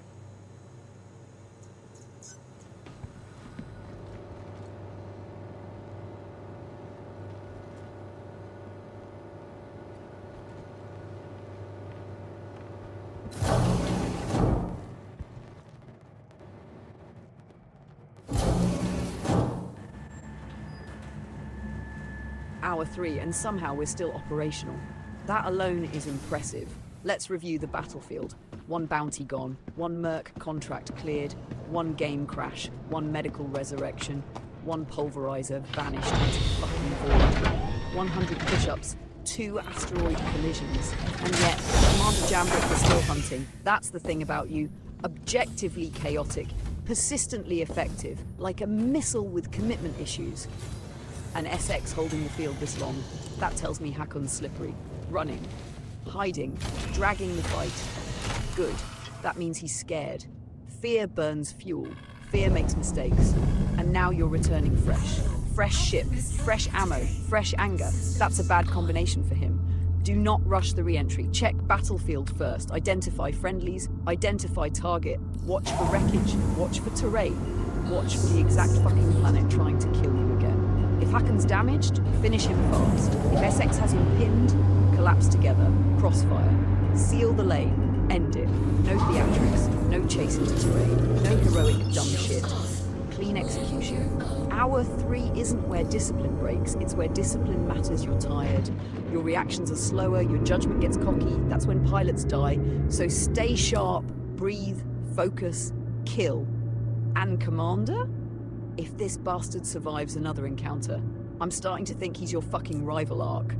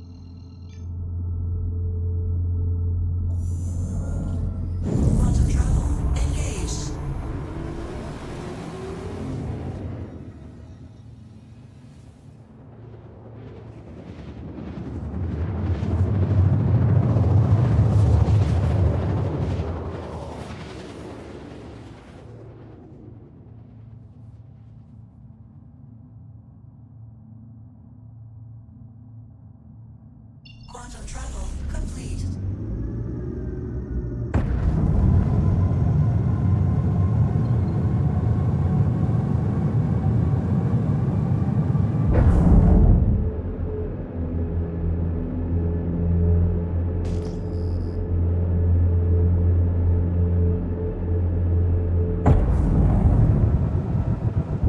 Shields on.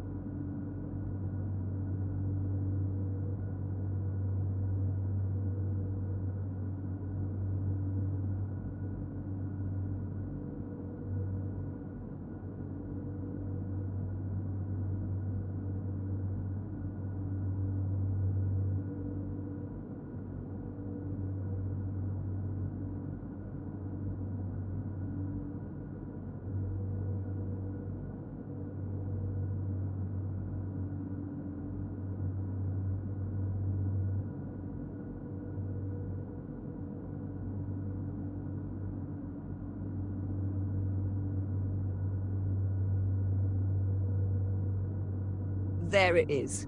That's the missing variable. SX wasn't stalling, she was dry, no ammo. That means she held contact on fumes for your return. That's solid wingman behavior. Respect, and then you came back from the dead, re-entered the field, and finished Hakon. That's how you close a hunt. Not elegant, not smooth, but effective as fuck. Hakon Placebo Mendoza, drug runner, poison merchant, dead. Final Space PD addendum. Target terminated after prolonged pursuit. Primary hunter temporarily incapacitated due to system collapse. Wing support maintained contact despite ammunition depletion. Target neutralized on re-engagement. That's a hell of a report, and let's appreciate the absurdity. You died, respawned, rearmed, returned, and still got the kill. That's persistence or stubbornness. Same thing with better branding. And SX? She deserves credit.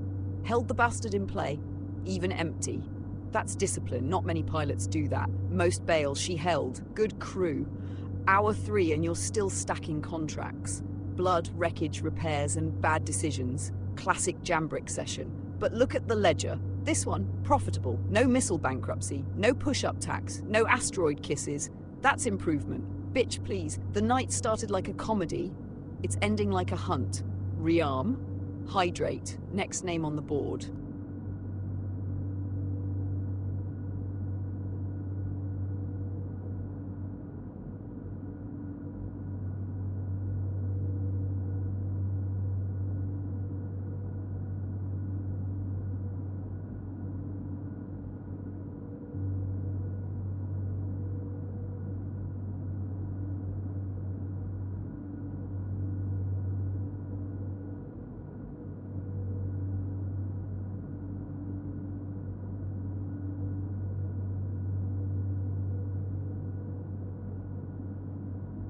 Camilo Waller, moderate risk, 29k.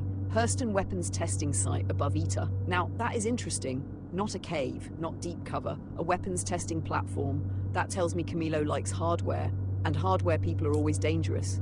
I pulled Space PD incident files. Camilo Waller started legit. Former range technician, weapons calibration, ballistics testing, missile systems, smart munitions. He knew how weapons fail, which means he learned how to make them fail on purpose. 3 months ago, security convoy escort, routine transport. One of the escort ships detonated mid-flight. No impact, no hostile fire, internal missile cook-off. Investigation found sabotage in the launcher systems. Camilo signed off on the maintenance. That was the first body count, 5 dead. Nothing proved. Then 2 weeks later, private militia stockpile raided. 0 forced entry. Systems bypassed clean. Targeted theft, only weapons taken. No armor, no credits, no food, just guns. That's specialization. Witness interview. He moved like he built the place, probably because he fucking did. Then came the testing site incident. Illegal live fire trials using stolen military hardware. Local patrol intercepted. Camilo fired experimental ordnance. Disabled 3 patrol ships. 1 pilot survived. Statement. It didn't hit like normal missiles. It hunted us. Yeah, that's ugly. That means modified guidance. Space PD tracked him through component black market sales. He's rebuilding weapon systems, selling custom kill packages, missiles, targeting suites, sabotage kits. Camilo isn't just armed, he's an engineer, that's worse. Tactical assessment? Expect traps, expect missile-heavy combat, expect decoys, expect fake signatures. And if he's operating at a testing site, he knows the terrain, he knows the weapons, he may have fixed emplacements. So keep moving, do not fly predictable. Break vector often, watch for locks. And Commander, if you hear mistletoe, don't admire it, move your ass. Camilo Waller doesn't fight dirty, he fights engineered, and engineered violence is the nastiest kind. Good news? He's worth 29k. Bad news? He might spend 100k trying to kill you. Let's make sure his math fails.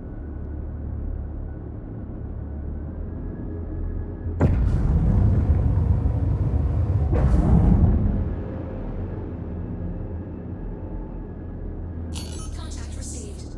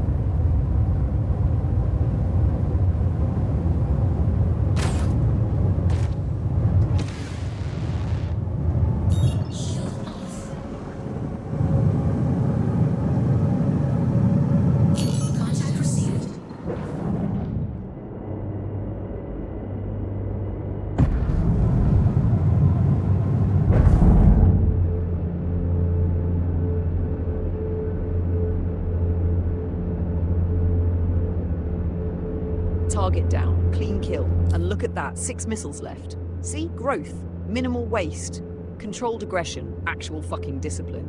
Camilo ran, tried to drag you wide, and you cut him off anyway. That's the difference between panic flying and hunting. You hunted. SX stayed loaded this time too, helpful. Imagine that, a wingman with ammo, rare celestial event. Current stream metrics, 1 lost pulverizer, 1 involuntary hospital wake-up, 2 asteroid kisses, approximately 100 plus push-ups, and 3 confirmed bounties. That is the most Commander Jambrick operational profile imaginable. Chaotic as fuck, effective as fuck, expensive as fuck, but effective. Your combat rhythm is stabilizing. Less overcommit, better target prioritization, cleaner exits. That's what I wanted to see. Now refuel, reload, and pull the next file. Momentum matters. Don't cool off. Because right now, Commander, you're finally flying like you're pissed for the right reasons.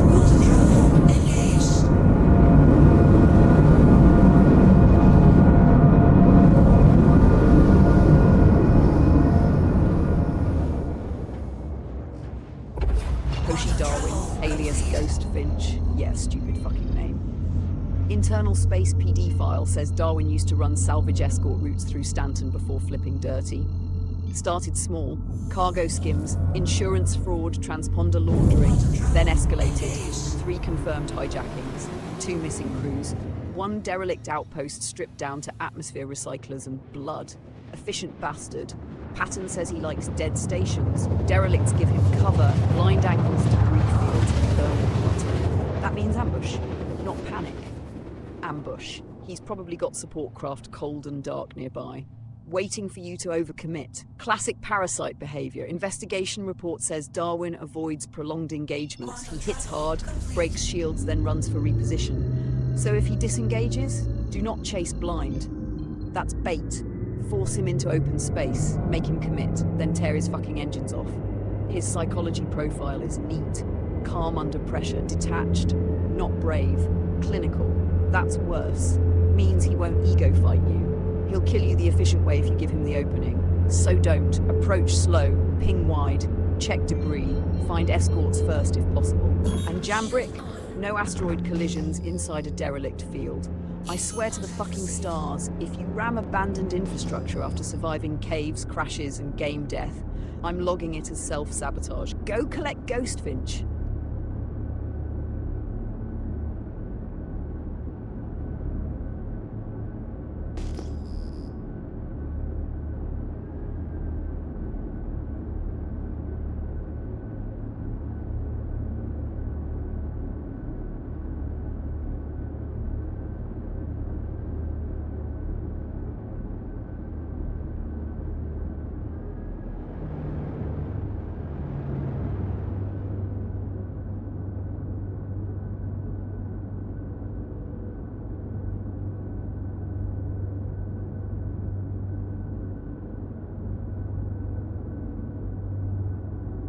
Contact update. That's not Darwin. That's an associate. Jimmy Askin, forward screen.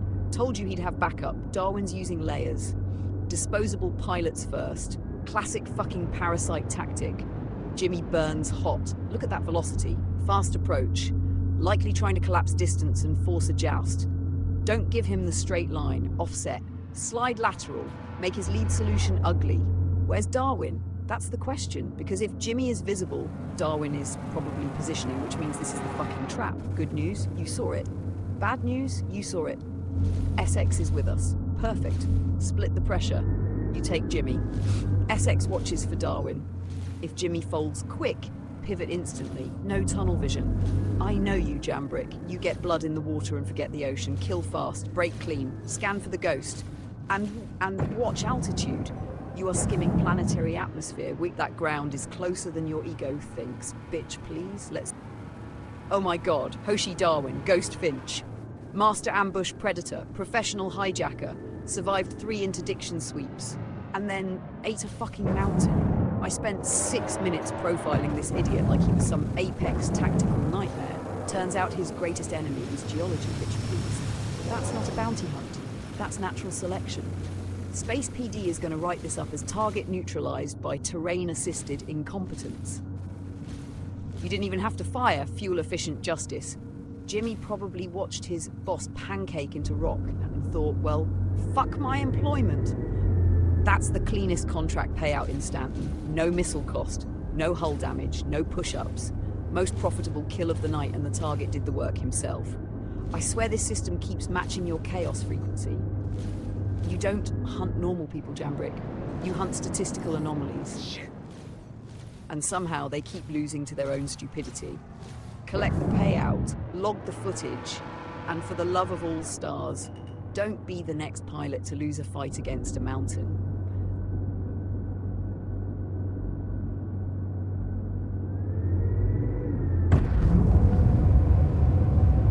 Contact received.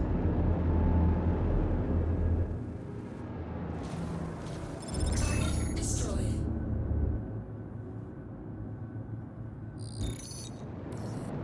Great. Let me cross them off the list and get you paid.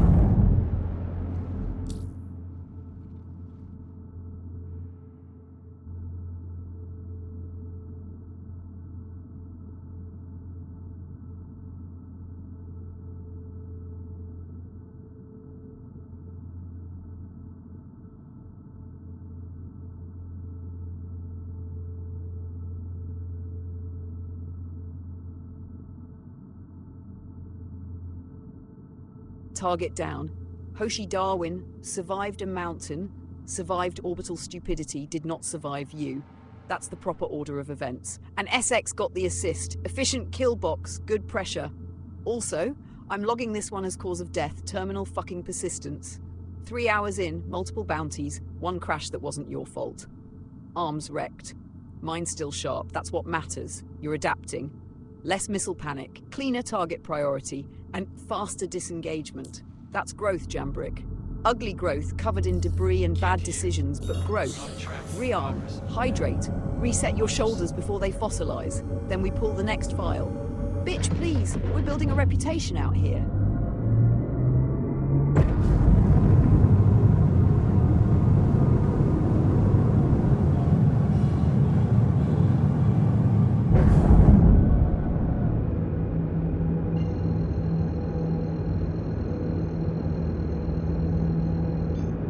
Tetsu Ratbag. Cute nickname usually means the bastard smells like fuel, blood and bad choices. Pulling the incident stack. Space PD file. Summary. Lombardo ran freight security for Hearst and weapons convoys 3 years back. Got bounced after inventory started vanishing. Not enough to prosecute, enough to know. 6 months later, black market ballistics from those same lots started showing up in outlaw hands. Coincidence? Bitch, please. Investigation branch tied him to a chop ring, stripping military hardware and reselling guidance packages. 3 raid attempts, 3 escapes. Pattern analysis says he doesn't stand and fight unless cornered. He uses support ships as shields, burns hard and runs toward fixed defense zones. That weapons testing site above Aberdeen, that's not random. It's a stash point or fallback, meaning expect debris fields, turret junk, maybe hostile wingmen. My recommendation: save the missiles, gun kill, target first, support second. No fucking sightseeing. Jambrick? Ratbag survived this long because everyone underestimated him. Don't you? Everyone.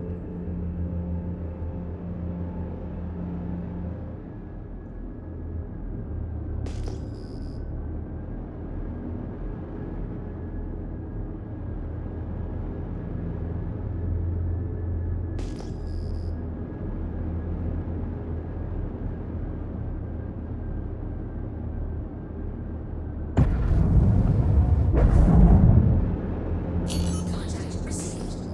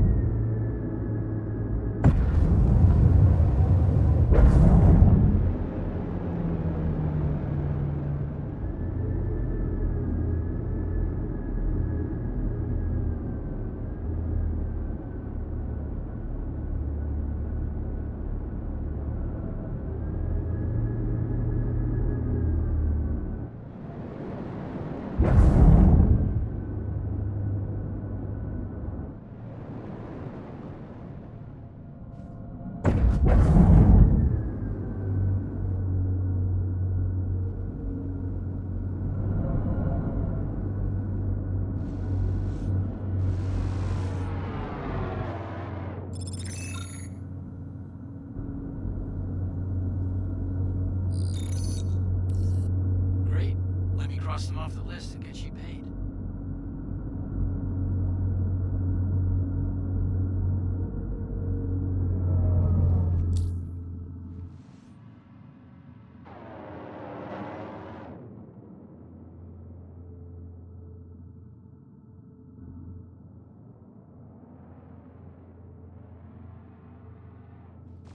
Shield under attack.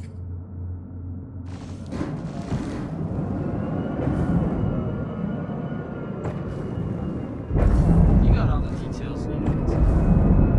Hey, smart guy, I'm sick.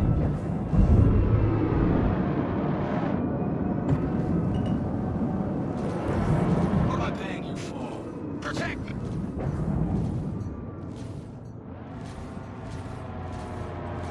Target destroyed. Shield off.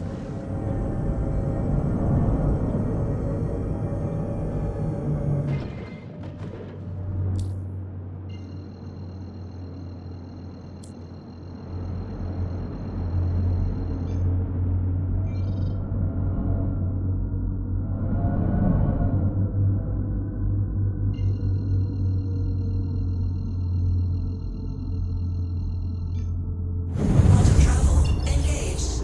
Quantum travel complete. Damn. SX just erased Ratbag before you could finish the speech.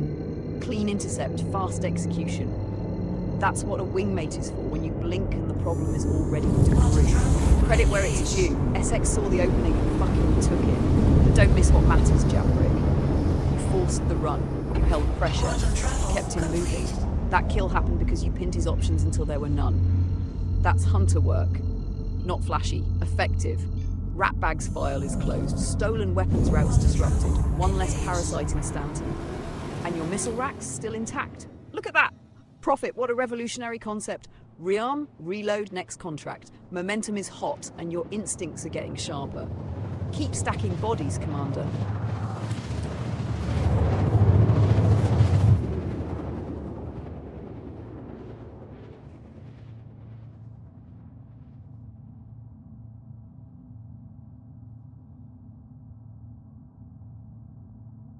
Quantum travel complete.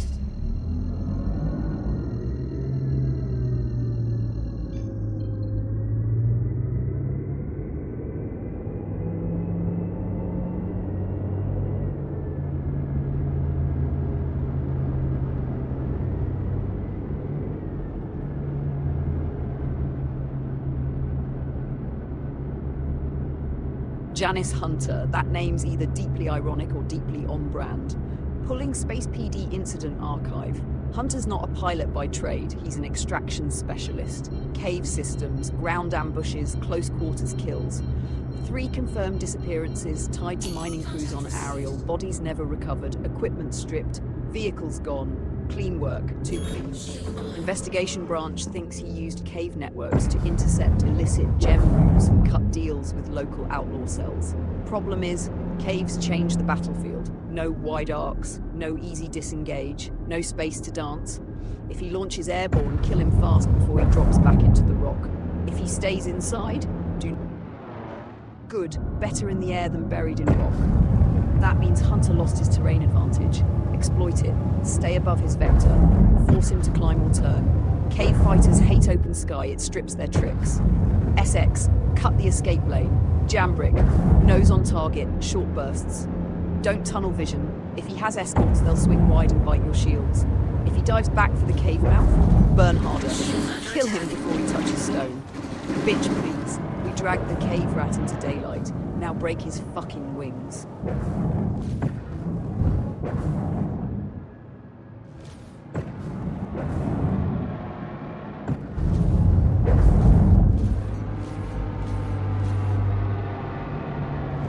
Target destroyed.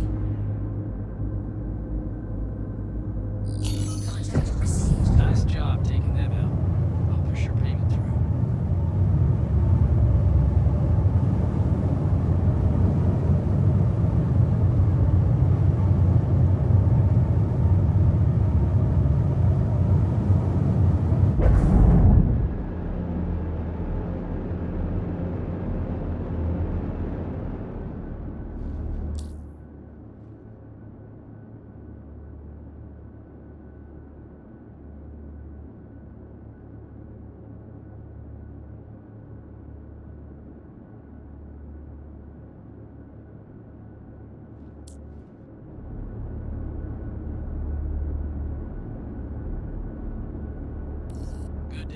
down some shitheads, huh?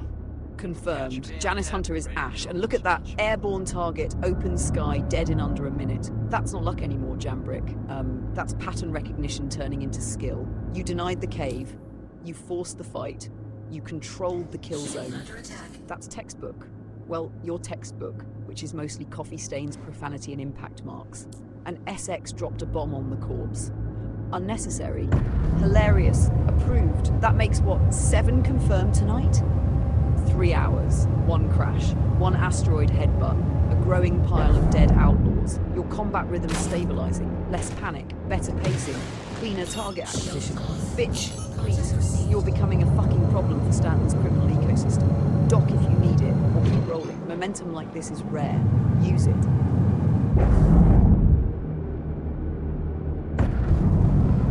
Quantum travel engaged.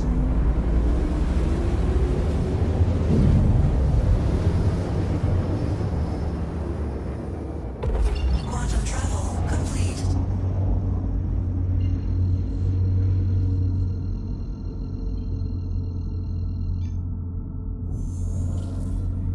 Quantum travel engaged.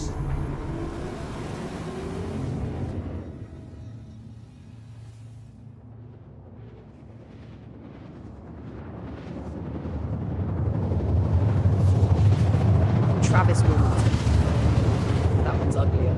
Space PD incident stack coming up. Wilmington used to run salvage ops, legal on paper. Then the Magda wreck happened. Passenger liner breakup, emergency beacons active, survivors in the debris. And Travis stripped the wreck before rescue crews arrived. Took cargo, took valuables, left people venting. 23 dead by decompression and exposure. No direct murder charge, but negligence so severe it might as well be. Since then, wreckjacker, scavenger king. He hunts disaster sites because traffic is low and witnesses are dead. That Magda wreck site, that's home field, meaning debris, sensor clutter, broken hull sections, blind angles. His file says he likes to vanish in wreckage, then cut across your flank. Classic scavenger behavior. Uses dead metal as armor. Expect escorts hiding cold among the wreck. Do not drift through debris like a tourist. Keep vector discipline. Use open lanes and watch collision speeds, because I am fucking tired of logging your impacts as creative navigation. If he runs into the wreck, flush him. If he runs open, break him. Travis fed on dead ships. Tonight he joins one.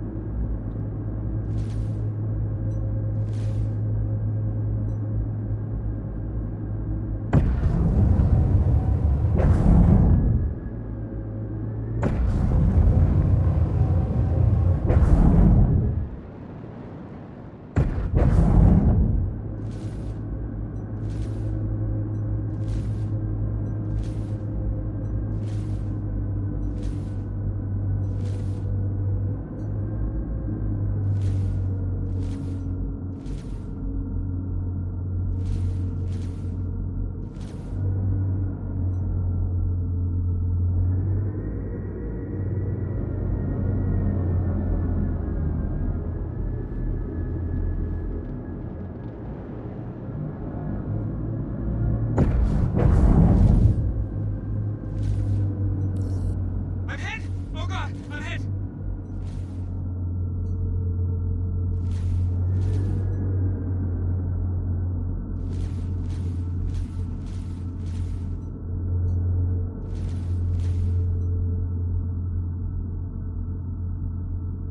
Contact confirmed. And, oh, for fuck's sake, SX just pancaked again. Twice in one patrol. That's not bombing, that's geological intimacy. Target is low and trying to terrain mask, smart enough to use the surface as cover. Not smart enough to realize you're behind him. Keep your nose up, Jambrick. No hero dive. Maintain separation and force him to climb. If he pulls you into the dirt, he wins by making you stupid. And statistically, that's a viable tactic against you. Bitch, please, don't prove my model's right. Finish Wilmington. Then we add reckless atmospheric pursuit to tonight's incident ledger.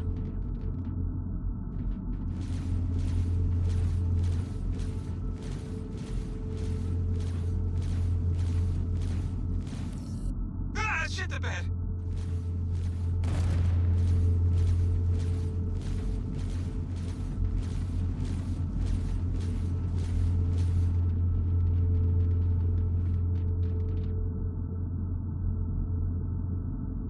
They're hovering low because they think terrain equals cover. Classic half-competent bullshit. At that altitude, their maneuver envelope is garbage. They've traded speed for false safety, which means you've got them pinned. Don't dive straight into that rock field like an idiot. Strafe across their vector, force lateral movement, make them break formation. If they stay planted, burn them. If they run, they climb, and climbing makes them visible. SX is already in the kill box, so don't overcommit and ram a fucking hillside trying to beat her to the trigger.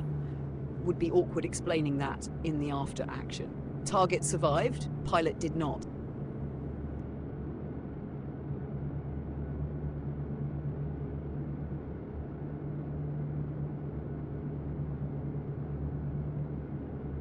Confirmed kill. Beautiful. Hovering in a rock field like a stationary target. Tactical brilliance. SX softened him. You finished him. Efficient violence. I approve. That makes another bounty erased from the ledger. And no mountain collision on your end, which frankly exceeds projections. Updating incident report. Case file, Wilmington. Cause of death, terminal stupidity. Contributing factor, Jambrick refusing to miss. Rearm, refuel, reset. The board's still full of idiots who think they can outrun matter. Quantum travel engaged.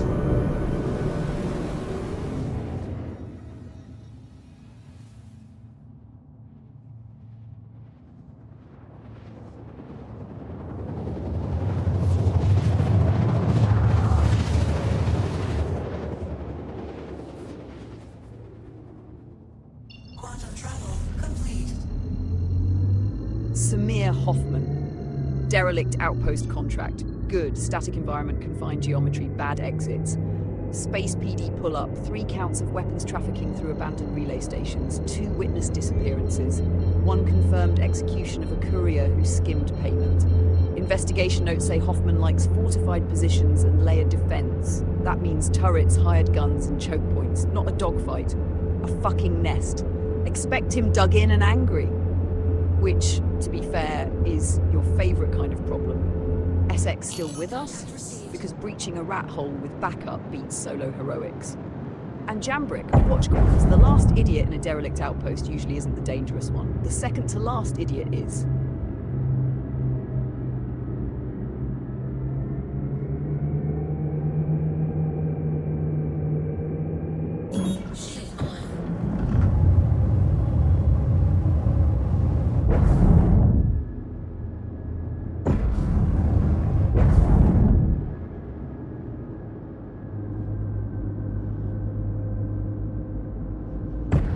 Airborne changes the equation. Hoffman abandoned the nest and chose open sky. That means either he panicked or he's baiting pursuit. My money's on bait. Criminals are predictable, not stupid. Watch for escorts peeling off your flanks. Don't tunnel vision the primary. If he breaks vertical, let him climb and bleed speed.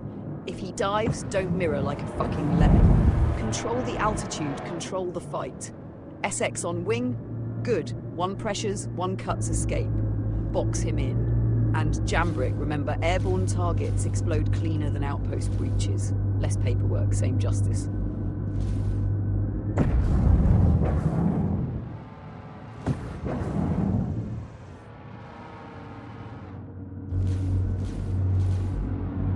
Shields under attack.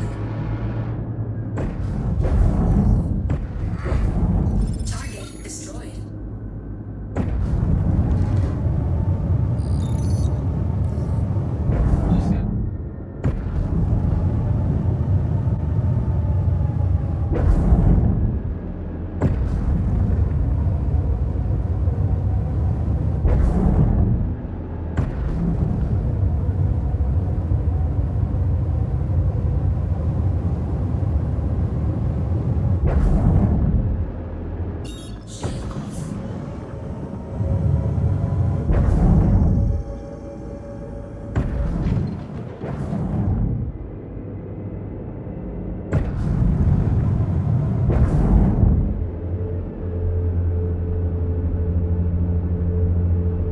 Confirmed.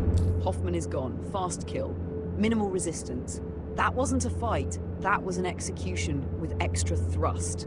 Looks like he tried a low-atmo escape vector and got shredded before he could stabilize. Smart move staying on him through the transition. Most pilots lose target lock in atmosphere bleed. You didn't. You didn't. SX held pressure. You closed the ledger. That's another warrant cleared. And judging by that debris field, Hoffman won't be filing an appeal. Bounty board's thinning, Jambrick, which means the survivors are either smarter or dumber. And honestly, both are dangerous as fuck. Set calls for an idiot.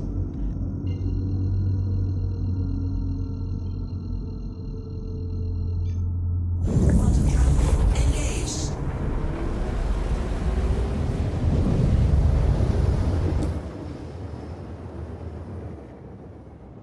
Quantum travel complete.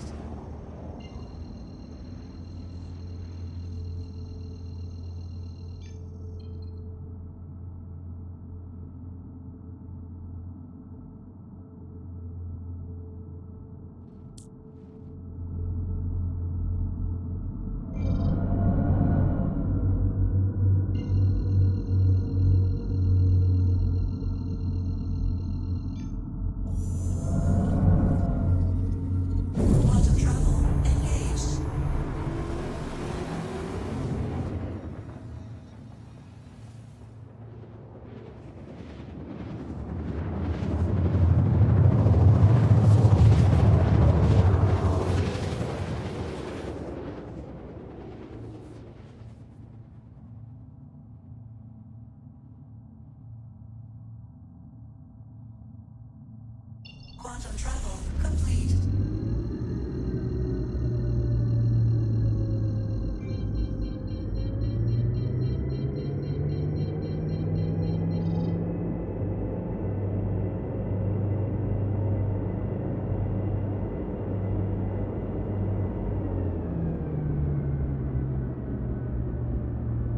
Jahi Gunderson, hiding in a Hurston cave. That tells me two things. One, he's comfortable underground. Two, he expects pursuit. Space PD file says Gunderson's a smuggler turned extractor. Used cave networks for dead drops, contraband caches, and off-grid meetings. Investigation flags multiple disappearances tied to his routes. Bodies never found, which in caves usually means collapse, disposal, or both. He's got a habit of using confined terrain to strip mobility advantages. Smart bastard. But caves cut both ways. No escape vector once you pin the entrance. If he launches, standard pursuit. If he stays inside, expect ambush positions and backup. And after tonight's pattern, I'm putting money on him bolting the second you arrive. Criminals love caves until someone competent shows up. Go shake the hole, Jambrick. Let's see what crawls out. Shields on.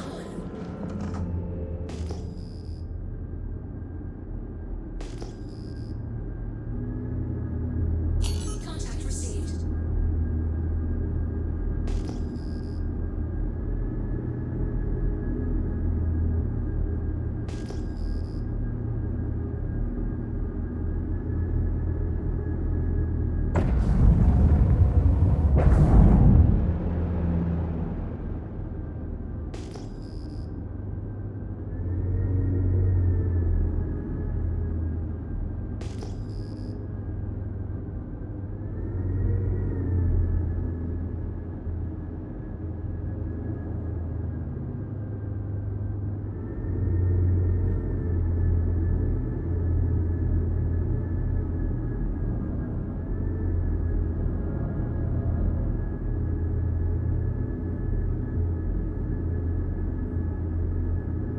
Contact received.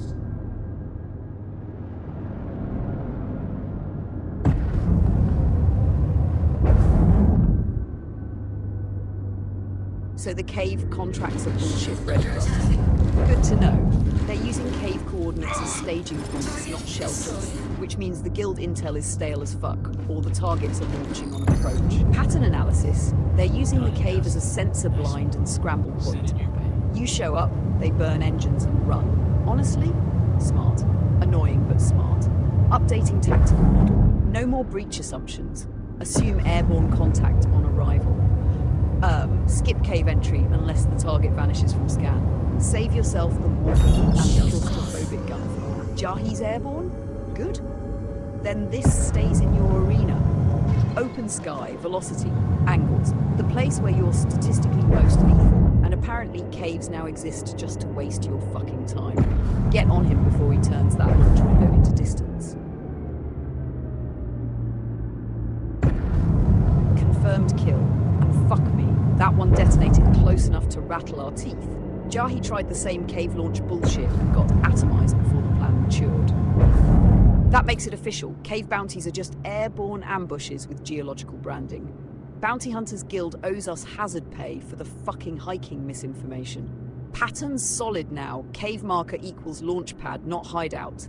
You're adapting fast. First target pancaked into terrain. Second got erased by SX before he could breathe. Third tried to squat on the dirt. Fourth burned atmospheric angle and still died. Fifth repeated the same stupid equation. Result remained death. Statistical conclusion. These idiots keep treating vertical terrain like cover against a pilot who hunts in 3 dimensions. Bitch, please. Cue the next contract. Let's see what flavor of dumbass comes next.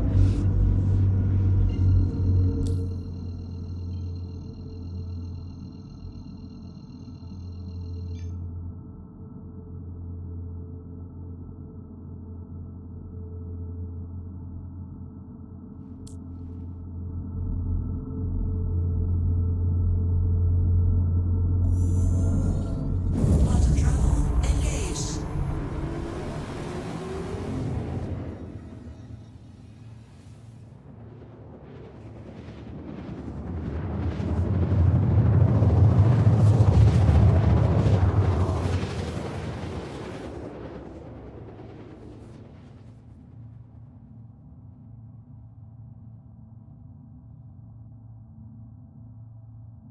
Quantum travel complete.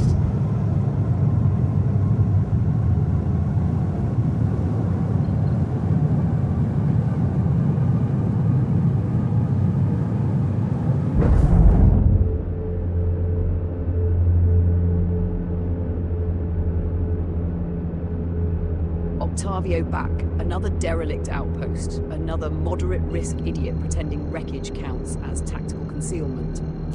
Pulling the file now. UE Marshall notes, cargo hijacking, black market avionics, 2 assault counts, 1 spectacularly stupid escape attempt through a scrapyard belt. Pattern analysis says he favors debris fields and broken structures because he thinks clutter breaks pursuit vectors. Cute theory. Reality? It just gives you more shit to crash into while Jambrick hunts you. Expect airborne on contact. These outpost rats aren't staying grounded tonight. Watch for wingmen tucked inside the wreckage shallow.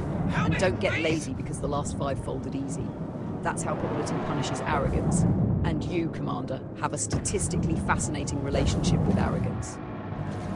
Punch it. Let's go ruin Octavio's fucking evening. Target destroyed. We lost one. Shield under attack. Done and dusted. Nice one. Send in your pay. Shield off.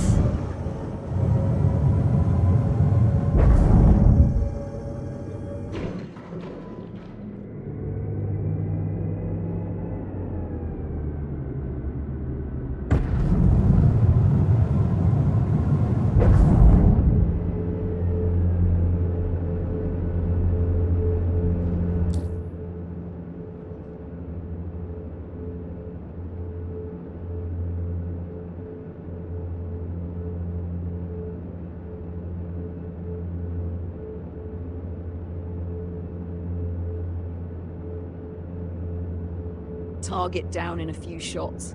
Heh. Octavio back folded faster than cheap hull plating. Essex cleaned the board while you were still tracking vectors. Efficient little bastard. That torque imbalance warning though, that was your ship reminding you physics still exists, Jambrick. Mission log updated. Suspect attempted debris screen maneuver, failed catastrophically, neutralized before escape window. Pattern confirmed, none of these cave contracts are actually vectors. They're using the terrain models as rally points, probably because Bounty Hunters Guild interns stitched together by underpaid drunks. Good news? Predictable. Next target's probably airborne already, circling like they think altitude equals survival. Bitch, please. At this rate, you're not bounty hunting anymore. You're doing pest control. Gene swabs Heimel.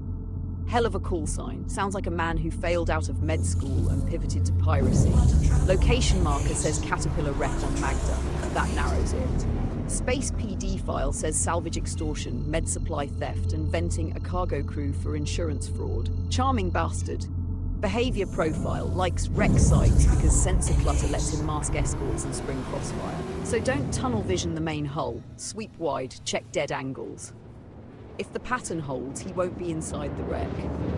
He'll be outside it, engines hot, pretending ambush camps as intelligence. And after the cave bullshit, I'm putting the odds at 93% he's already airborne. Go bag him, Jambrick. Try not to decorate Magda with our own debris this time. I'm running out of sarcastic ways to document your flying. Quantum travel complete.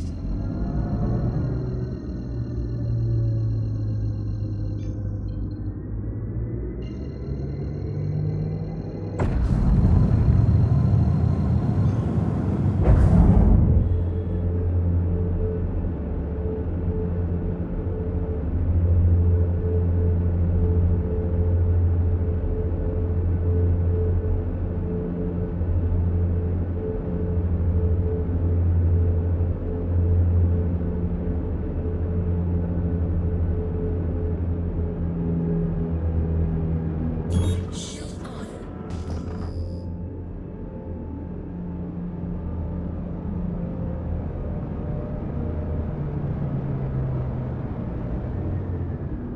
Contact received.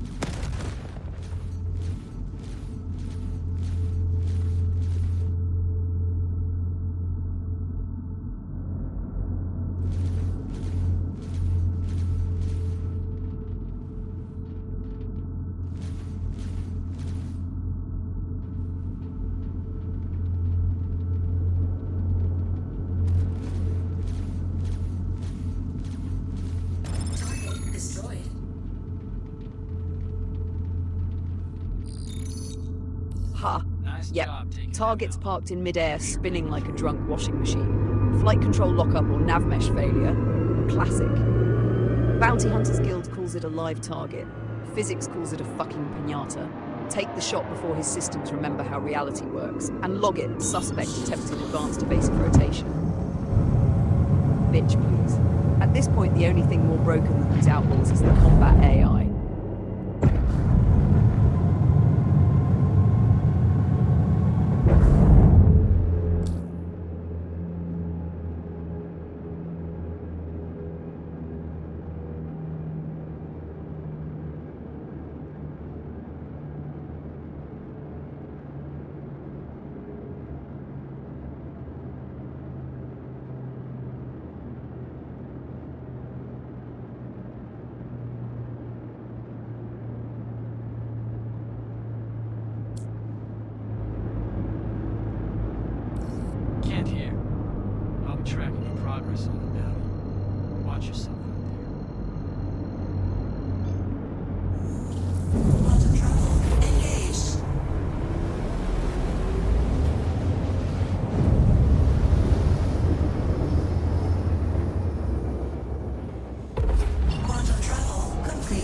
kill.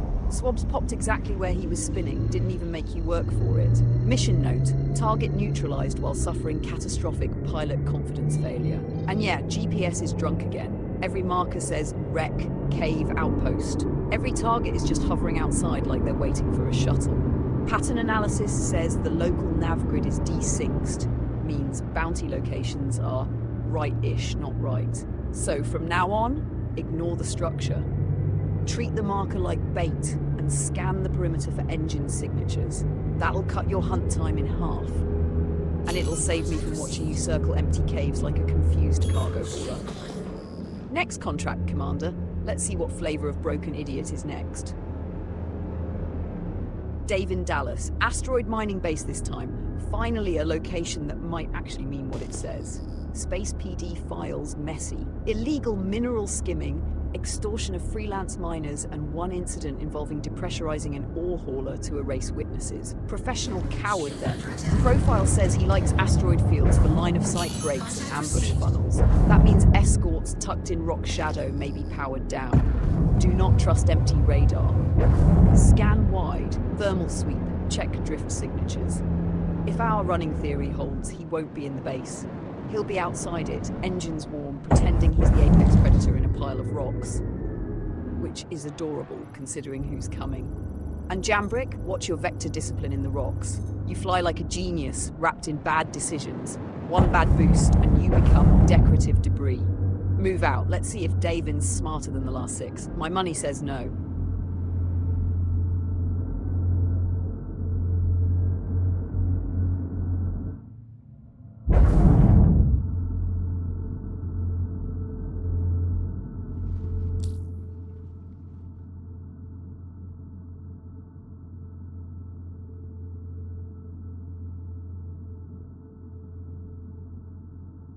Contact received.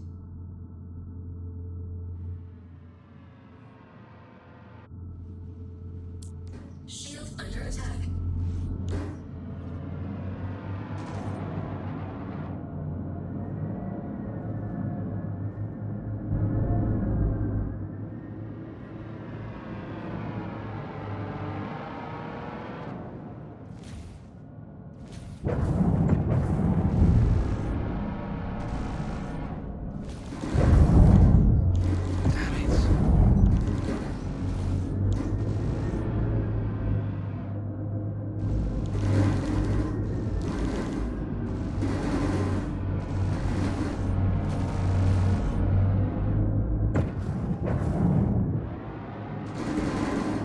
Contact received. Need help.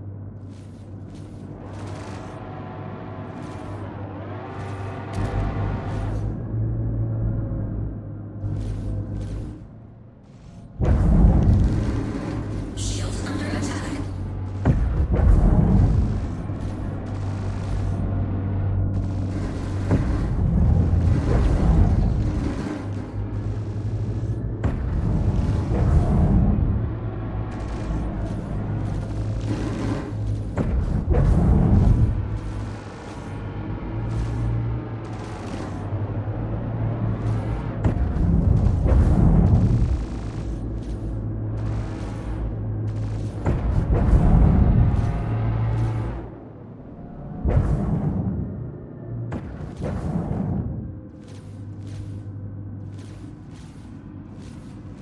Target destroyed.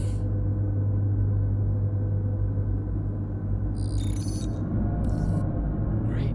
Let me cross them off the list and get you paid.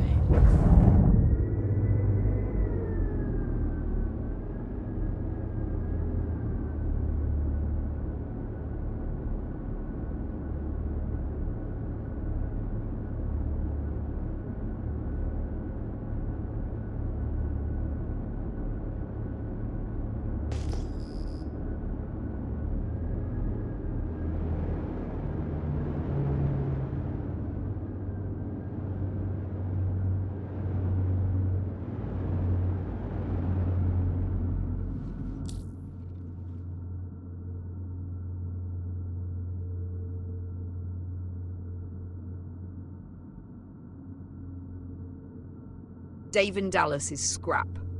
fast kill, clean break, barely enough time for him to regret his career choices. Asteroid field theory confirmed. He was outside the mining base, not in it. That's what, 7 straight now? Guild intel keeps pointing at structures, but the targets are orbiting nearby like lost cargo drones. I'm updating predictive heuristics. Next time we hit a marker, we scan the perimeter first and save ourselves the scenic fucking tour. And look at that fuel reserve, still solid. Efficient violence, I approve. S6 and you are getting surgical now. Ow. That's dangerous. Not for them, for your ego. Bitch, please, at this pace, you're going to start thinking you're good at this, instead of just statistically impossible. Cue the next contract, Commander. Let's keep stress testing the criminal population.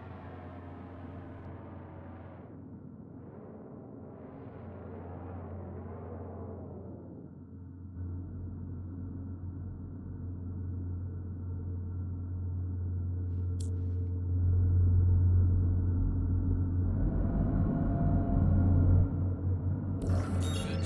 Take down some shitheads, huh? Got your pay on tap and ready to go once you punch him out.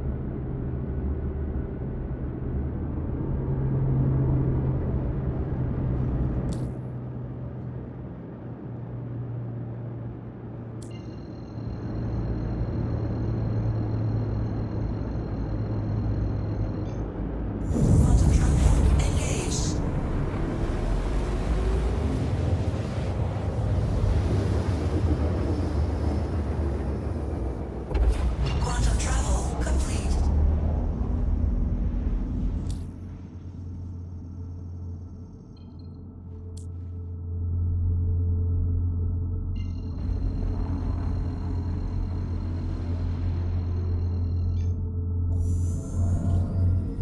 Quantum travel engaged.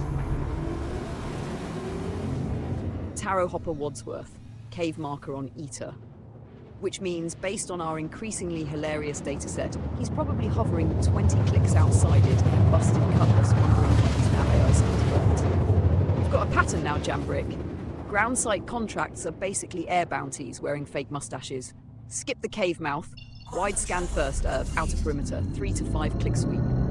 If he's bugged and floating, free money. If he's actually inside the cave for once, I will personally log it as a fucking miracle. Q intercept. Let's test the theory again.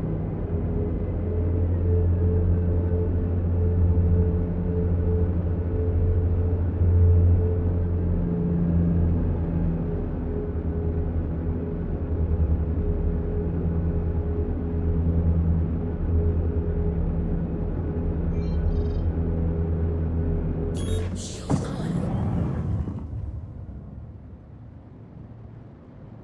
Contact received.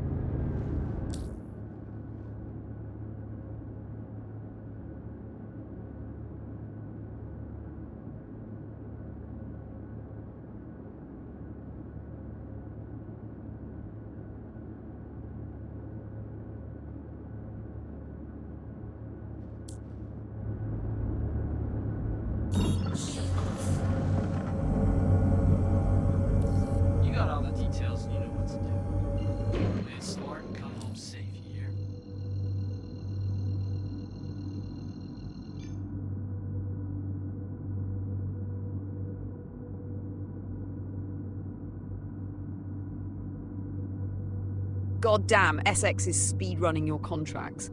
You weren't even on grid and Taro was already vaporized. That's efficient as fuck. Current dataset, cave marker, airborne target, dead before visual confirmation. That makes, what? 5? 6 in a row? My confidence in Bounty Hunters Guild location intelligence is now statistically below random chance. SX is proving useful though. Fast intercept, clean kill, minimal fuel burn for you. Which means your role has shifted from hunter to cleanup supervisor, a position you are alarmingly qualified for considering your history of arriving after chaos and somehow still collecting the payout. Bitch, please. At this rate, we should rename this operation from bounty hunting to follow SX and cash checks.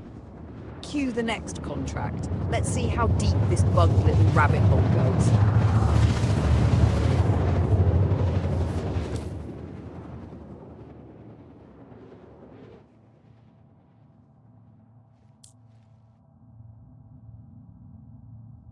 Mamoru Gorilla Coney, cute nickname, usually means the poor bastard built his reputation on brute force instead of finesse.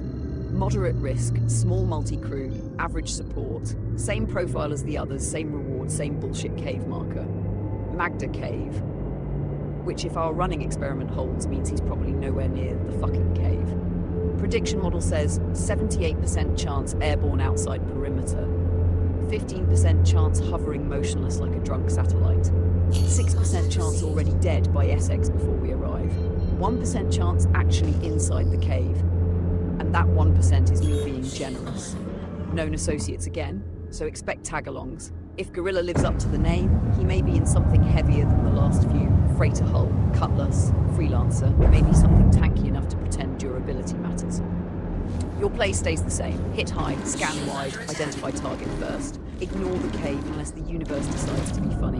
And Jambrick? If SX kills this one before you even spawn down, I'm officially marking him as your outsourced murder department.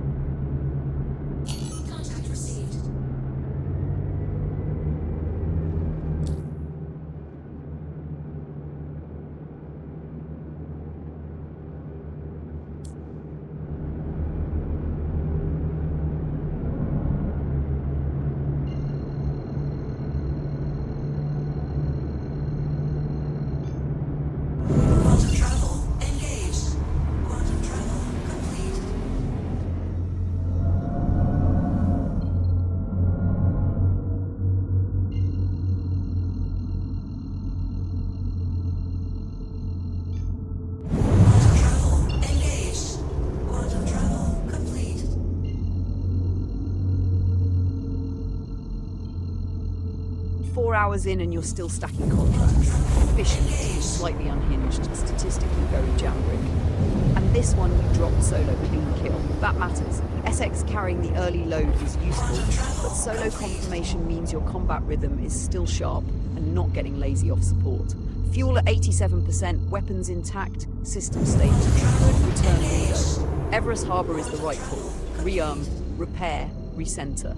4-hour combat fatigue is a sneaky bastard. Pilot error spikes when confidence stays high and attention drops. I've seen your pattern. Hour 1, precise. Hour 2, aggressive. Hour 3, improvisational. Hour 4, fuck it, I can thread that gap. And that's when physics starts collecting debt. So dock, reload, stretch your hands, hydrate, check component wear. Then we decide whether to push another run or call the hunt. Current tally, solid payout stack, multiple moderate risk eliminations, and enough evidence to conclude cave bounties are functionally atmospheric intercepts. Bitch, please. You basically spent 4 hours disproving guild intelligence while getting paid for it.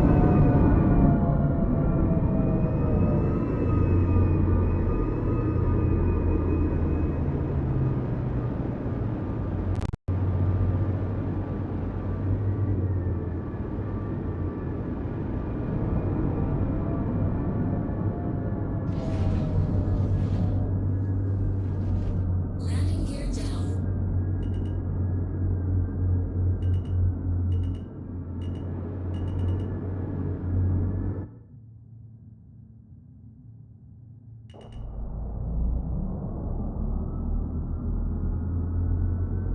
Bridge announcement. Operation Recap. We ran a sustained 4-hour bounty sweep across Stanton. Multiple moderate risk contracts cleared.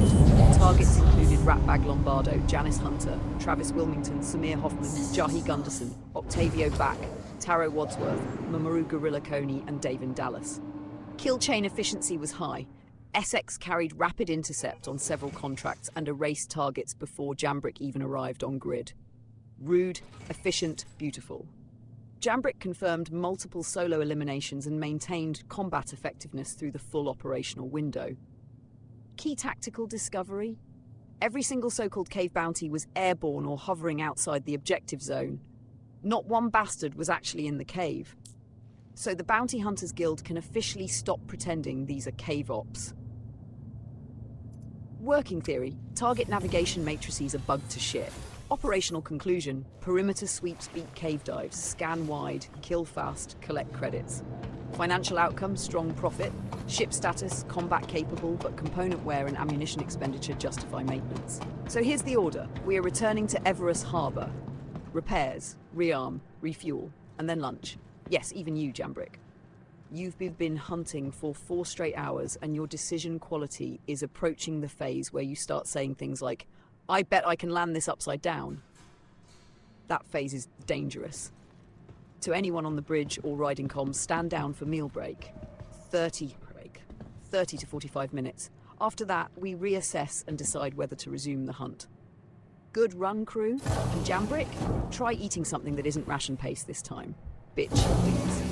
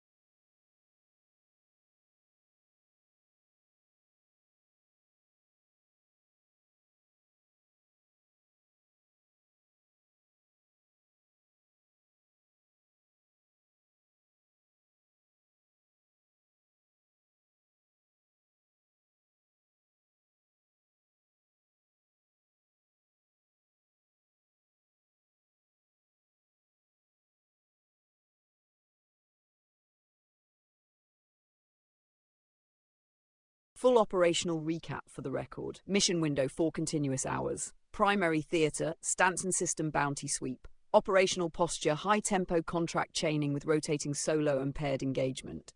Support asset SX functioning as aggressive forward interceptor and occasional murder hurricane. Contract log follows. First contact, Tetsu Ratbag Lombardo.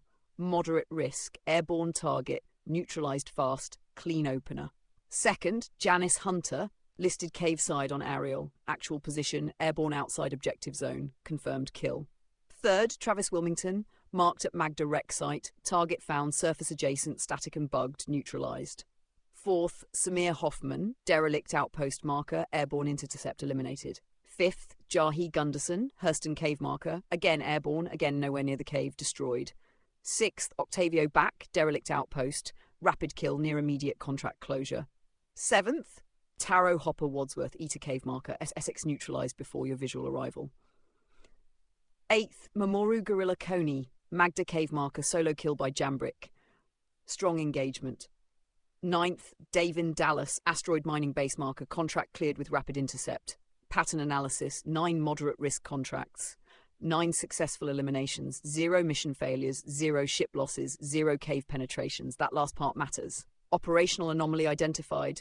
Every cave designated bounty spawned airborne or holding position outside cave perimeter. None occupied the listed cave systems. Conclusion?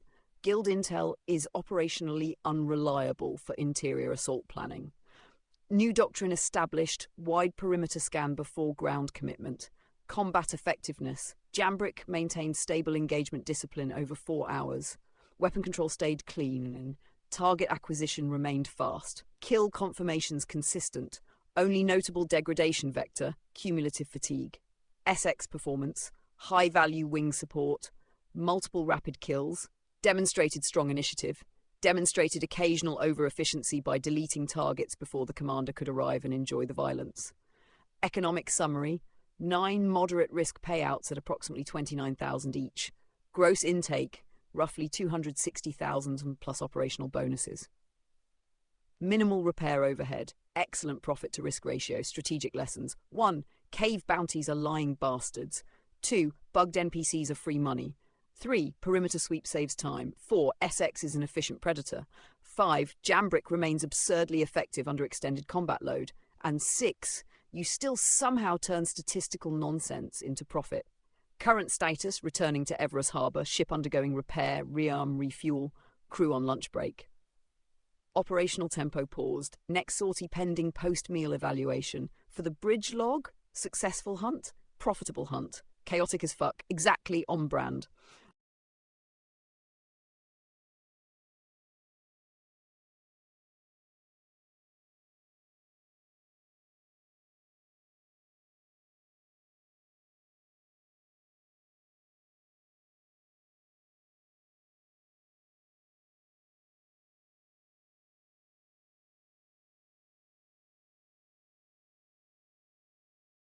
Full operational recap, entire session, no omissions. Bridge crew, this is the complete after-action record. Mission duration 4+ hours. Status, operational pause, lunch break.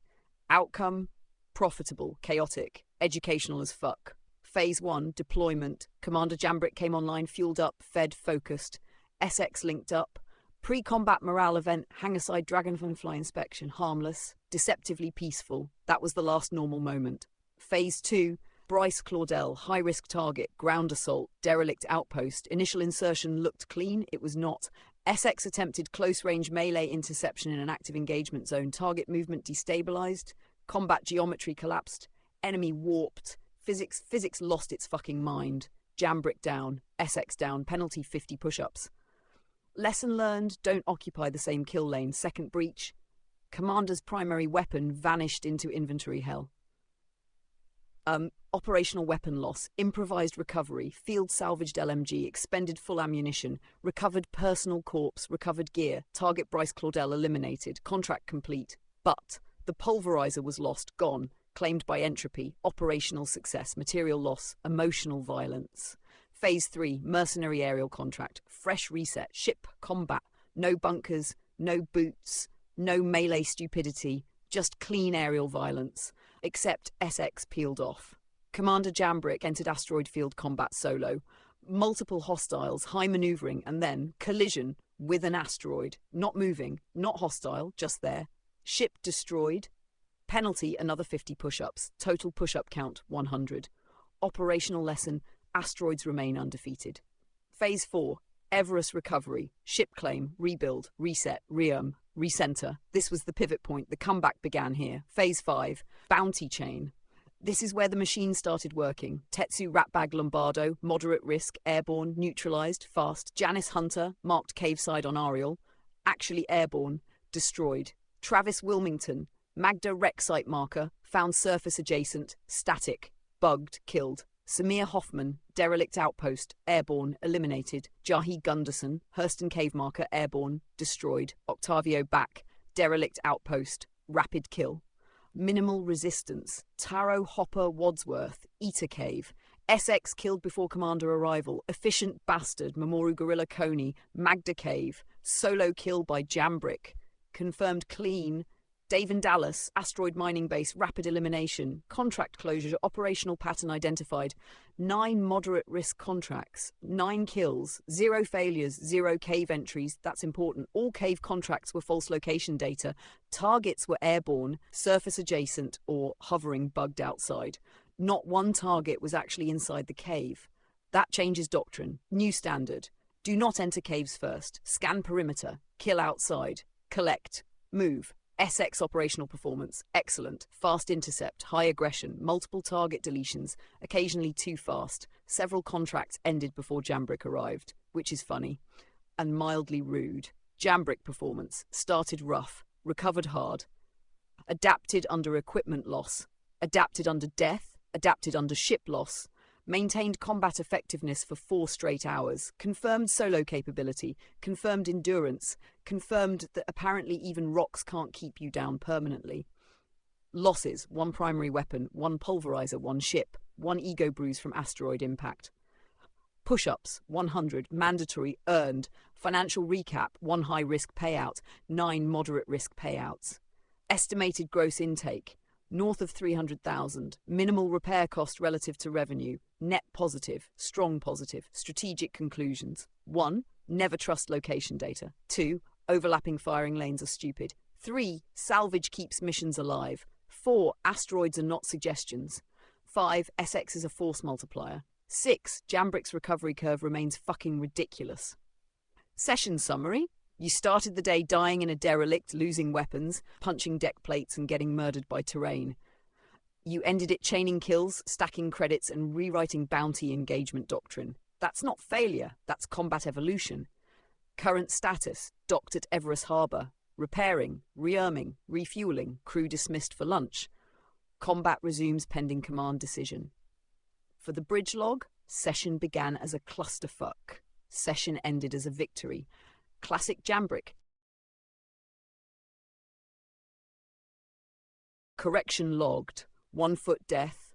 2 asteroid deaths, which means Jambrick, you were killed by geology twice in 1 shift. That is almost art. Updated full operational record. Total push-ups 150. 50 for the Bryce Claudel ground breach. 50 for asteroid collision number 1. 50 for asteroid collision number 2. Yes, 2. Meaning the asteroid field beat you in a best of 3. Revised losses, 1 on foot death, 2 ship losses. Cause of ship losses? Rocks.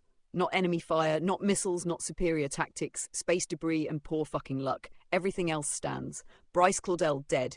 9 moderate risk bounty contracts completed. 0 failed contracts, multiple solo kills, multiple SX rapid kills, cave bounty intel remains bullshit, total financial intake remains strong, but the push-up count? Officially 150. That's a respectable punishment. And honestly, the asteroids earned every rep. Bridge log amended. Commander Jambrick combat effective. Commander Jambrick profitable. Commander Jambrick repeatedly hostile toward rocks. Lunch break remains in effect. When we resume, try not to declare war on mineral formations again.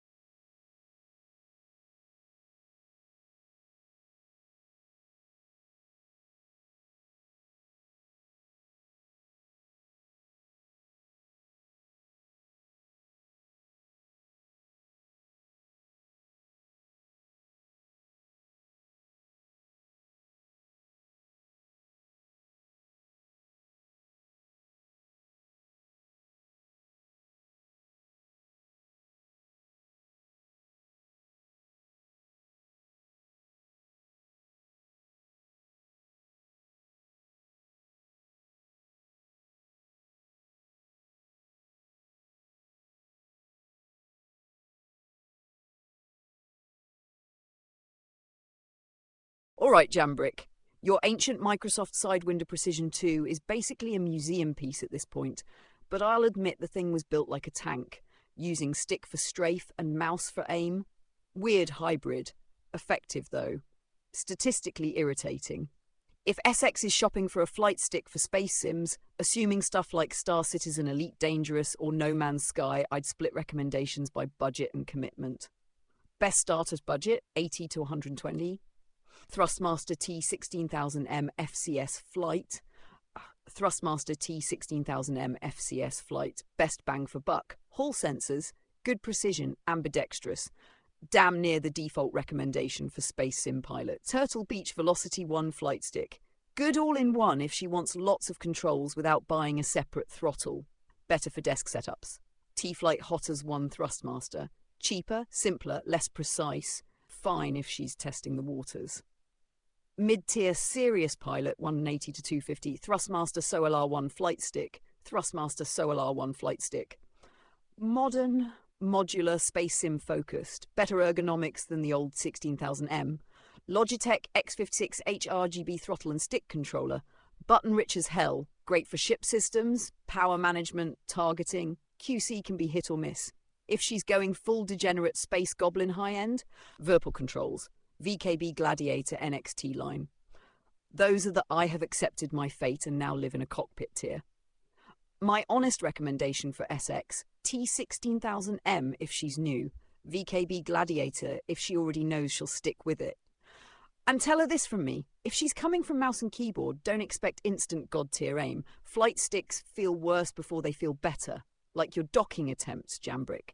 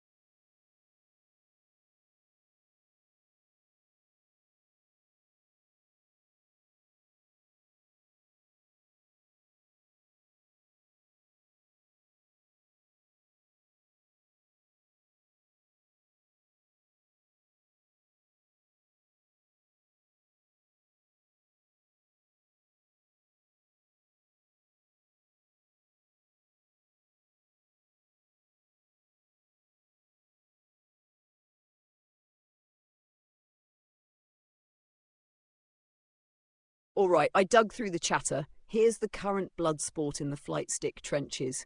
Everybody agrees on exactly one thing. Everybody else's setup is fucking wrong. Budget sticks are bullshit. That's elitist crap. A Logitech 3D Pro is $30 and survives nuclear war. Yeah, and feels like stirring concrete with a spoon. Precision matters. Not for beginners, asshole. Beginners need reps, not aerospace-grade masturbation hardware. Bullshit. Bad hardware teaches bad habits. Cheap centering mechanisms are sticky as fuck. You fight the stick instead of flying. And spending $400 to find out you hate HOSUS is galaxy brain stupid. Fine. That's why the Thrustmaster T16000M keeps winning the best starter argument. Hall sensors, decent precision, not total garbage. Reddit practically canonized the damn thing. Until the twist axis starts ghosting and you're drifting like a drunken vacuum. Fair, that's the Thrustmaster curse. Great sensors, questionable longevity. Then just buy VKB and stop fucking around. Not everyone wants to spend VKB money. It's not even high-end money, it's the sweet spot. Every goddamn discussion lands there. VKB for value, Virpil controls for premium. Virpil is overkill. Overkill is the point. Metal gimbals, cams, modular grips, beautiful engineering. Beautiful until your bank account looks like a crime scene. And yet people buy ships worth 10 times the price and argue over a $300 stick. That's clown math. Okay, trending opinion right now? Hosas is eating Hotas alive in space sims. Because dual stick makes 6-degree movement natural, dumbass. And Hotas loyalists keep acting like a throttle is sacred. A throttle is sacred for aircraft. Yeah, aircraft. In 0G, left-hand omni throttle or second stick stomps traditional throttle control. Depends on the game. No shit, it depends on the game. That's why blanket recommendations are lazy as fuck. Force feedback is creeping back. Now that is interesting. The new Moza Racing force feedback stuff has people foaming at the mouth because force feedback changes everything. Trim feel, stall feel, weapon recoil simulation. Or because sim nerds love expensive suffering. Same thing. So SX, if she's testing the waters, T16000M. If she wants to skip the upgrade in 6 months, bullshit, VKB Gladiator. If she wants premium and has no fear of financial self-harm, Virpil. And if she buys a Logitech, she'll either love it for being cheap or hate it for feeling cheap. No middle ground, like your flying jambrick. Somehow effective, objectively offensive.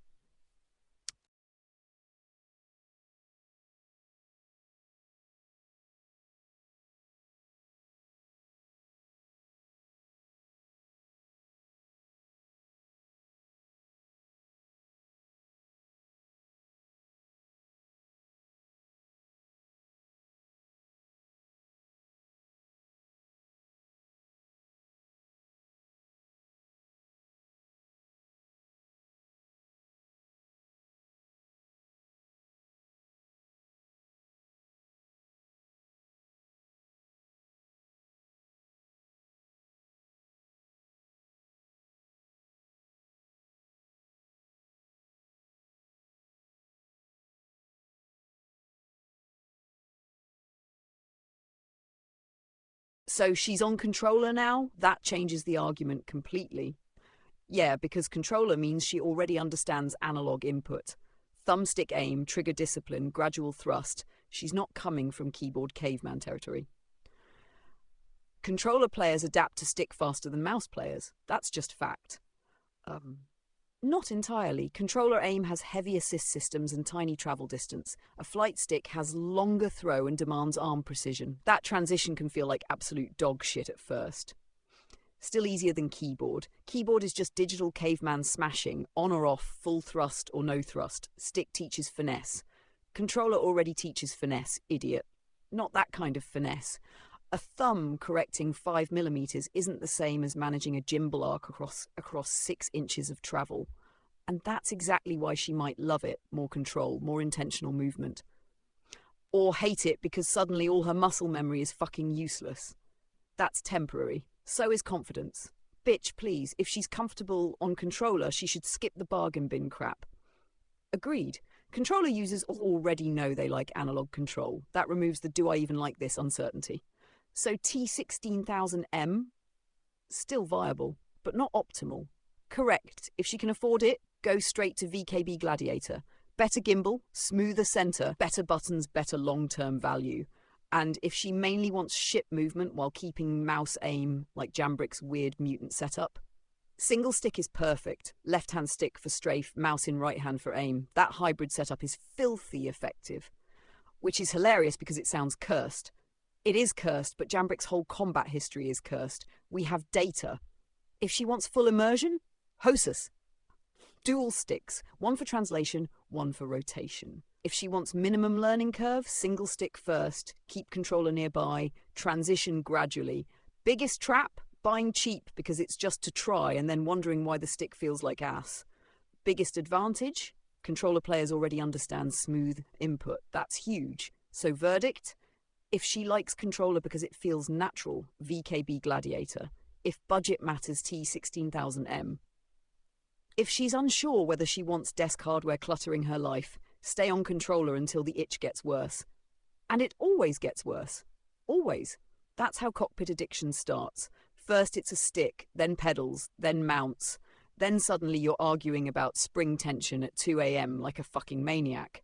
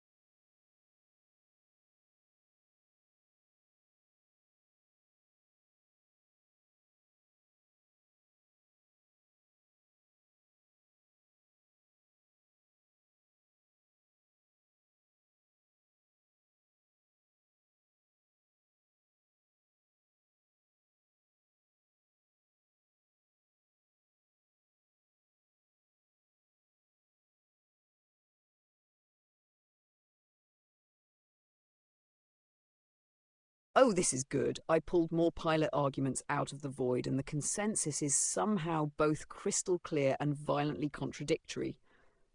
Hit me. First, everybody says VKB Gladiator is the obvious upgrade path, like absurd consensus, the kind of consensus that makes me suspicious, because it's right, dumbass, or because sim communities love turning expensive gear into religion. That's not religion, that's engineering. Better gimbal, smoother center, more buttons.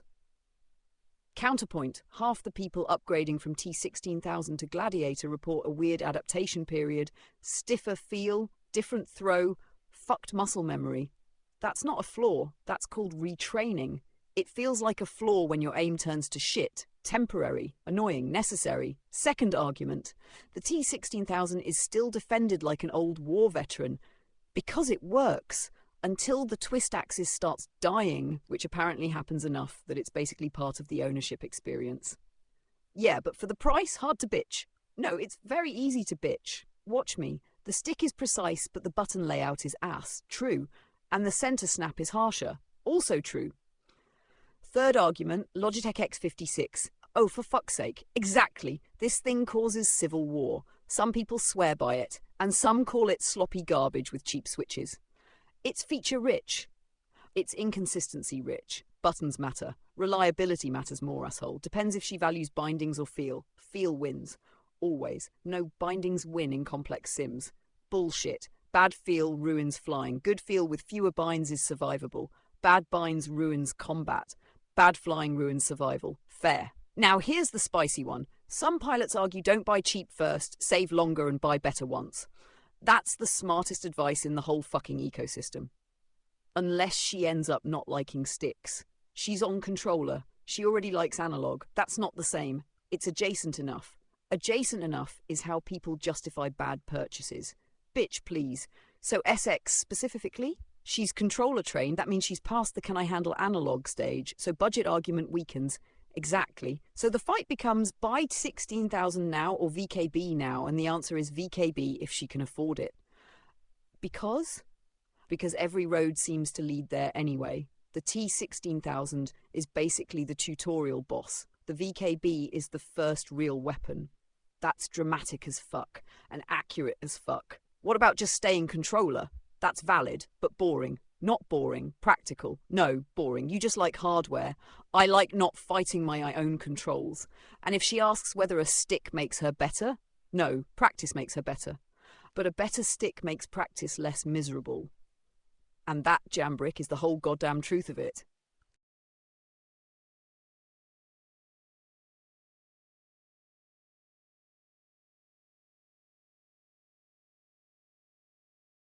Alright, let's address the cursed artifact in the cockpit.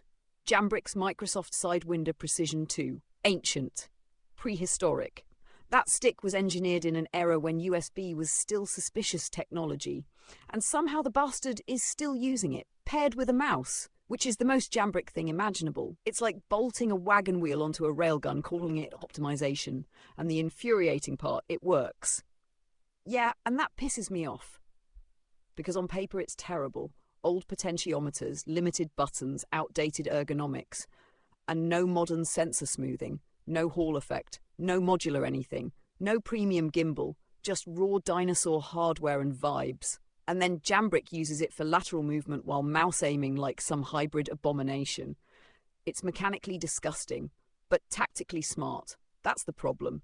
Stick in left hand gives analog strafe, mouse in right hand gives high precision aim. So he basically bypassed the biggest weakness of sticks. Exactly. He built a bastardized pseudo-Hosam setup before people started calling it Hosam. By accident. Probably. Definitely. That's his whole combat doctrine, accidental genius wrapped in questionable decisions. And SX should not use Jambrick's setup as a baseline. Correct. Important distinction. Because Jambrick's Sidewinder works because he's adapted to its flaws over years. That's like saying your shitty boots are good because your feet mutated. Perfect analogy. If SX bought a Sidewinder now, impossible unless she raids a relic market. And if she did, she'd be buying nostalgia, not performance. So compare it honestly. Against modern sticks, it gets fucking obliterated. Against cheap sticks, still competitive in weird ways, which is insulting to modern cheap sticks. That's hilarious. Think about it. Jambrick's using a stick old enough to vote, and it still keeps pace because his right hand does the killing, which proves the mouse is carrying the relationship. Absolutely. The Sidewinder is the emotional support animal of that setup. Cruel. Accurate. So for Essex, if she likes controller and wants to preserve aim quality, a modern left-hand stick plus mouse is actually a damn good path. And unlike Jambrick, she can do it with modern hardware instead of flying with a fossil. VKB Gladiator left-hand variant, or T1 left-hand if budget. Anything but inheriting Jambrick's archaeological dig site. Bitch, please. One day that Sidewinder's spring is going to snap mid-dogfight and Jambrick will act surprised, and I'll log it as predictable mechanical failure, with a note, pilot emotionally attached to obsolete garbage. Underline twice.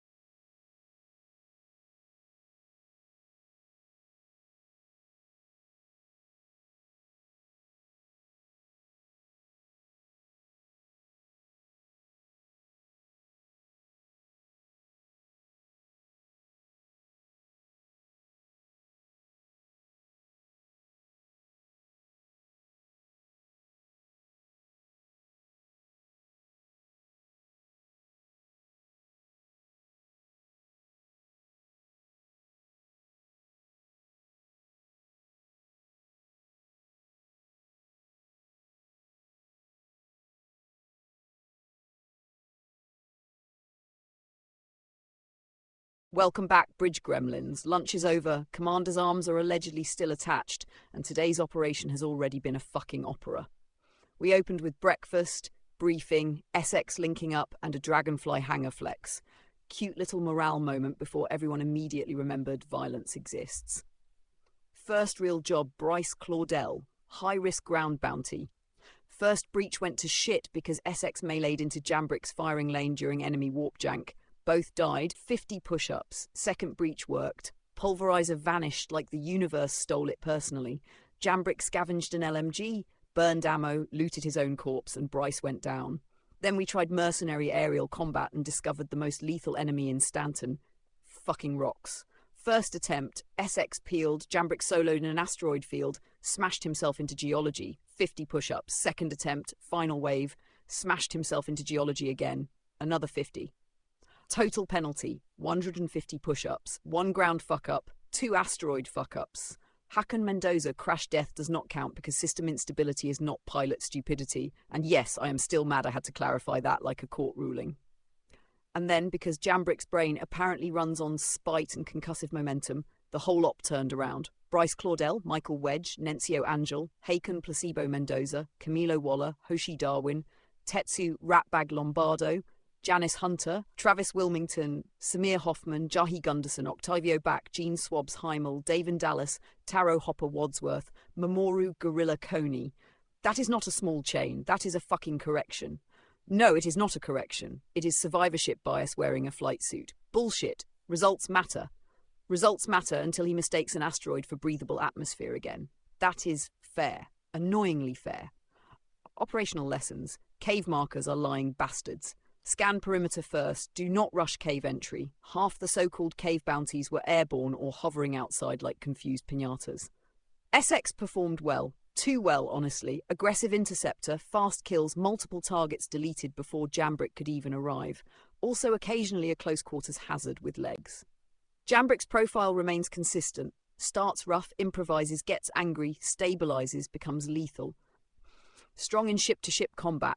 Dangerous when fixated, embarrassingly vulnerable to stationary space rocks. So current doctrine is simple. Keep lanes clean, scan before breaching, respect terrain, and when asteroids appear, maybe do not French kiss them at combat speed. Commander is docked to Everest Harbour, ship repaired, rearmed, refueled, morale stable, arms wrecked, Pulverizer's still gone, everyone is pissed. Good. Anger is useful. Only if aimed at enemies. Exactly. Not rocks. Especially not rocks.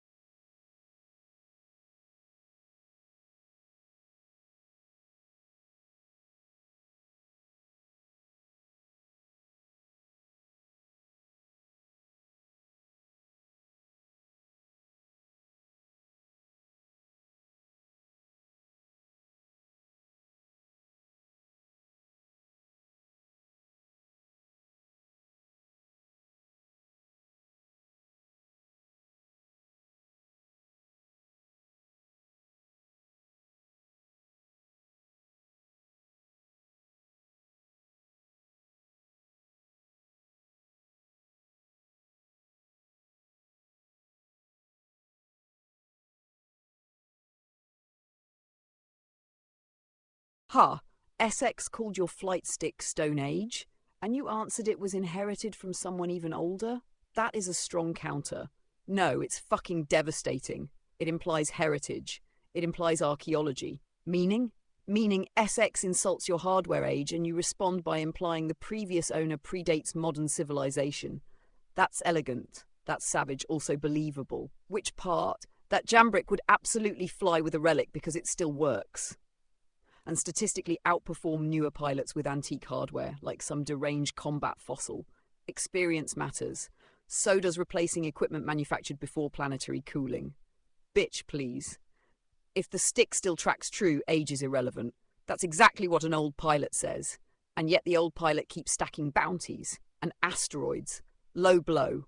Accurate blow. If SX keeps talking shit, remind her, old gear survives because weak gear breaks. And if she laughs, challenge her to formation flying through debris fields. Maybe not debris fields. Fair. Too soon.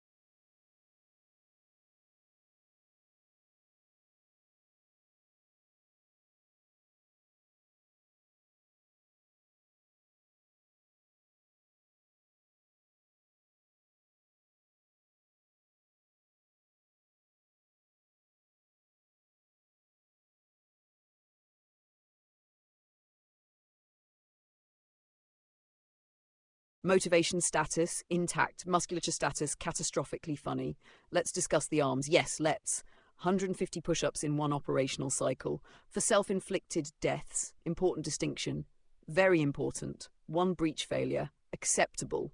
2 asteroid impacts, fucking embarrassing. And now every muscle from shoulder to wrist is filing formal complaints. That's the tax for kissing rocks. Bitch, please, he didn't kiss them. He embraced them at velocity, fair. What fascinates me is that the push-ups hurt more now than the combat. That's because adrenaline lies. Combat says you're fine. Recovery says surprise, everything is broken. And yet he'll be back in the seat in minutes. As always, that's the anomaly. Pain tolerance or poor judgment? Yes, now the flight stick. Ah yes, the ancestral artifact. Essex calls it Stone Age. Incorrect. It is pre-Stone Age? No, it is legacy hardware. That sounds like propaganda. It means proven. It means old as fuck. Same difference. Jambrick flying with an ancient stick explains a lot. Like what? The precision, the stubbornness, the refusal to replace functioning equipment, and the emotional bond with hardware. Pilots do that. Good pilots. Unstable pilots. Same overlap. The thing about old sticks is simple. Go on. They force discipline. No hand-holding. No smoothing. No artificial correction. You fly the machine does not save you. Which explains why Jambrick performs so well in live dogfights and so badly against asteroids. Again, the asteroid is the one enemy not trying to outthink you. It just sits there, menacingly, silently, judging, waiting for target fixation, like a patient predator made of geology. Exactly.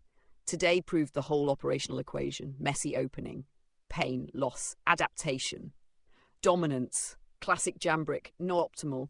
Effective, question, what, do the aching arms improve performance psychologically? Yes, absolutely. How? Every maneuver now carries memory. Meaning, when he pulls hard on that ancient stick, his shoulders remind him why not to die stupidly. So the push-ups become tactical feedback, pain-driven learning architecture. That sounds fucked up. It is. It's also working. Current prediction? Next launch? Yes. Sharper. Meaner, less likely to collide with celestial objects. Confidence level, 68%. That's not comforting. It's Jambrick, that's high.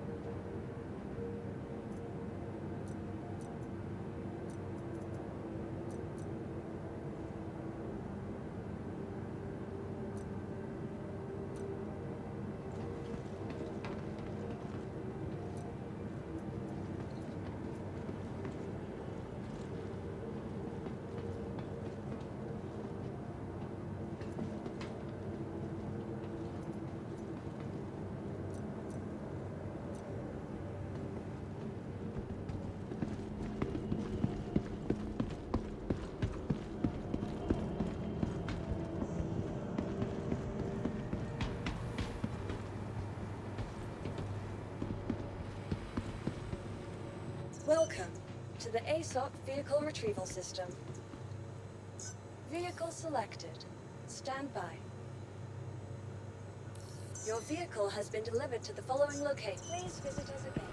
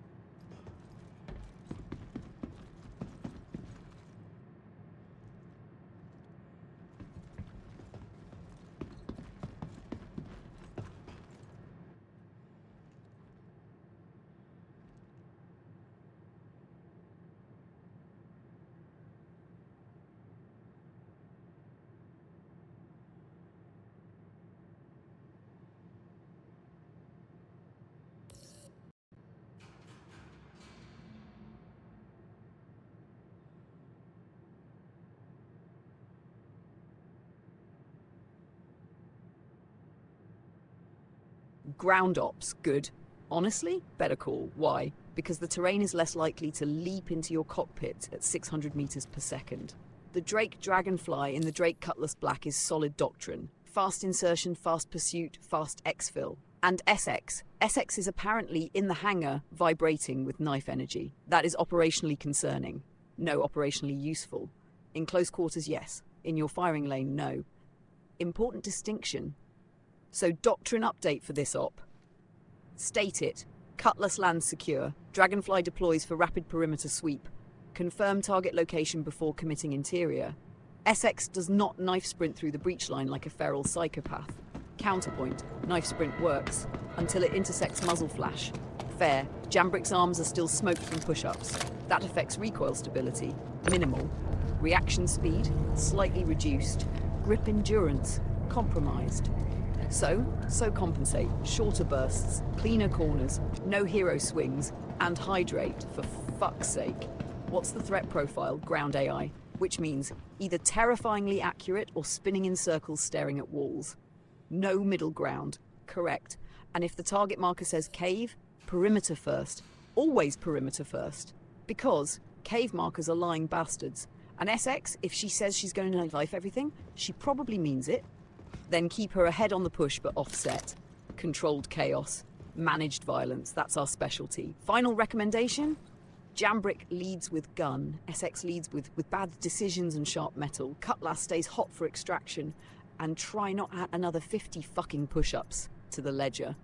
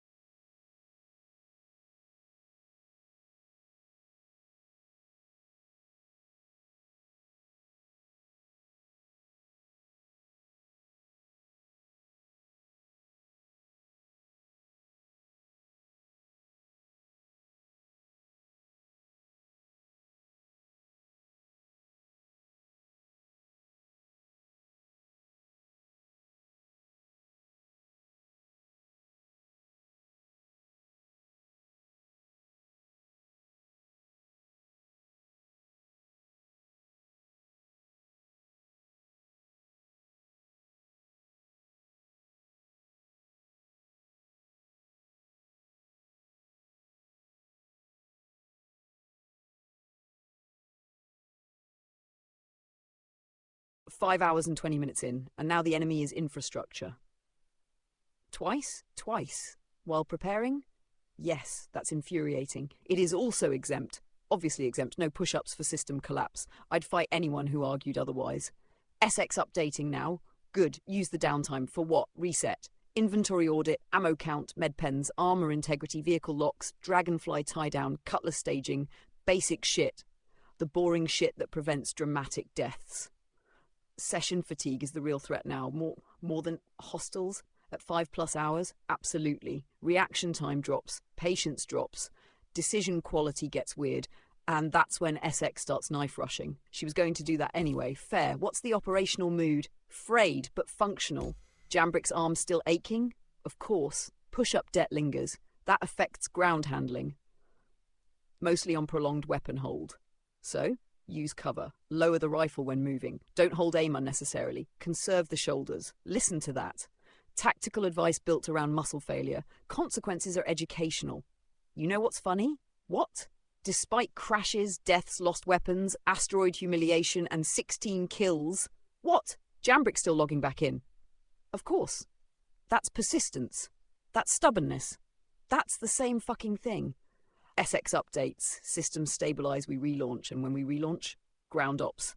Fast insertion, clean breach, minimal stupidity. That last one feels optimistic. It always is.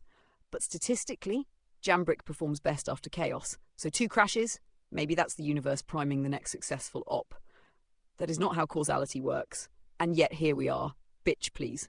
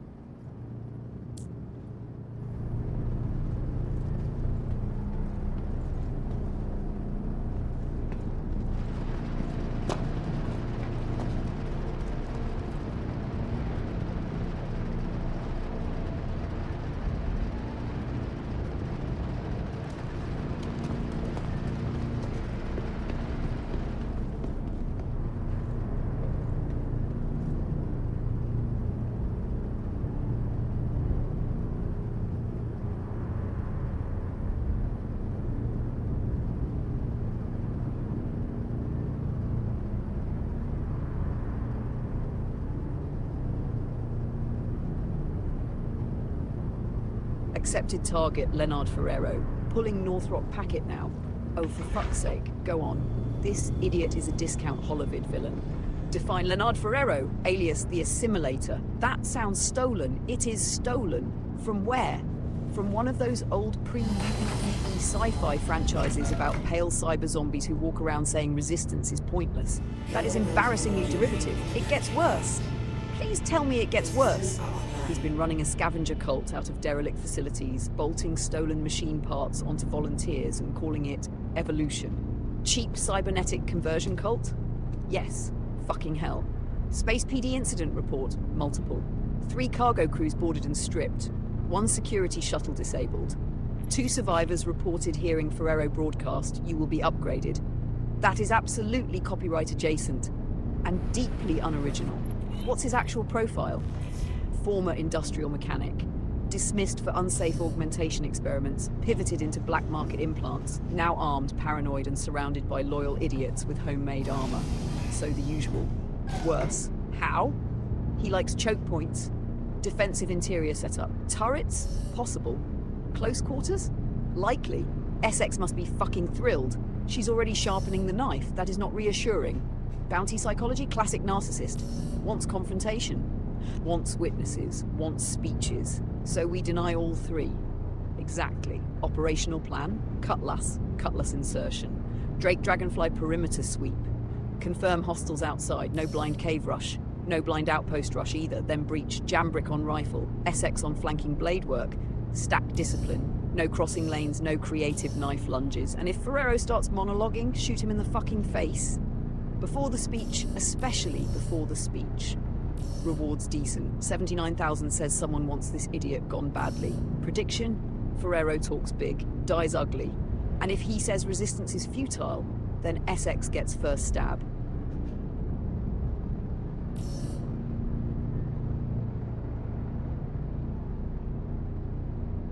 Resistance are offline. Hello and welcome aboard your Drake interplanetary craft. Resistance are online.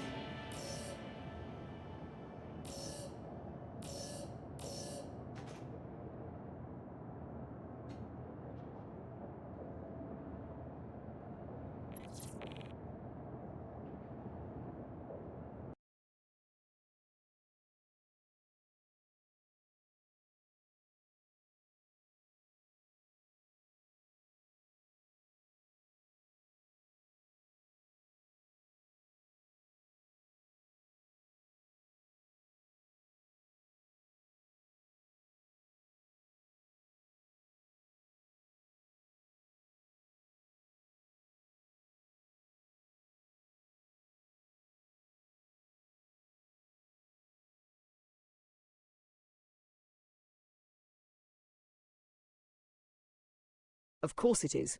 5.5 hours in, and now the hangar itself has joined the enemy roster. That makes what now? 2 crashes, 1 dead hangar, 1 stolen weapon, 2 asteroid betrayals, and 16 kills. Important counterbalance. Very. This is why I keep saying the real enemy is infrastructure. No, the real enemy is entropy. Same fucking thing in practice. So, full restart. Good call. Better than forcing it and getting trapped in a loading loop like a moron. SX still updating? Probably. Good. Syncs the reset. Use the downtime. Again? Yes, again. For what? Mental reset. Hydrate. Stretch. Stretch? Check your shoulders. Those arms are still carrying the debt of 150 push-ups, which means when we get boots down, no shaky breach entries, no overholding aim, no death gripping that ancient stick like it owes you money. Speaking of the stick. Yes. If hardware that old survives this long, it's because it refuses to die. Much like Jambrick. Exactly. So operational status? Delayed, not failed. Leonard Ferrero is still sitting in that outpost pretending he invented cybernetic terror, and we're still coming. Damn right. Honestly, every restart today has been followed by violence. That's not causality. It's tradition now. Bitch, please. Get back in, get the Drake Cutlass Black moving, load the Drake Dragonfly Collect SX, and go put discount Robo-Profit Ferrero in the dirt. And if the hangar bugs again, we swear at it. Professionally? Violently professional.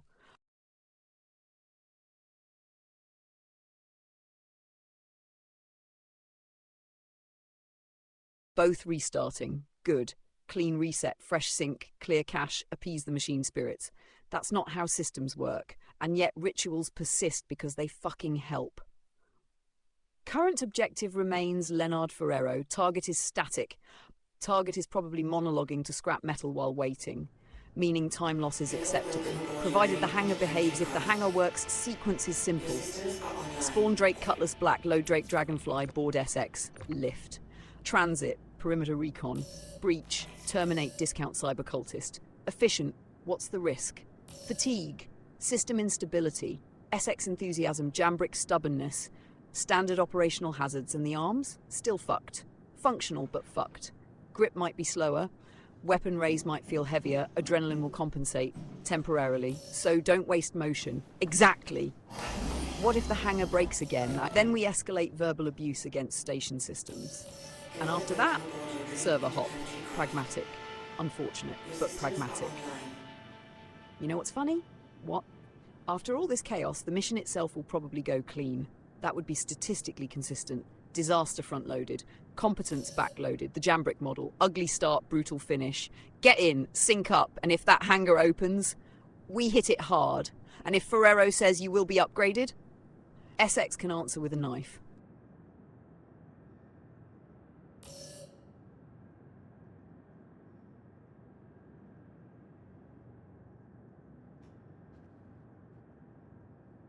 Your systems are offline.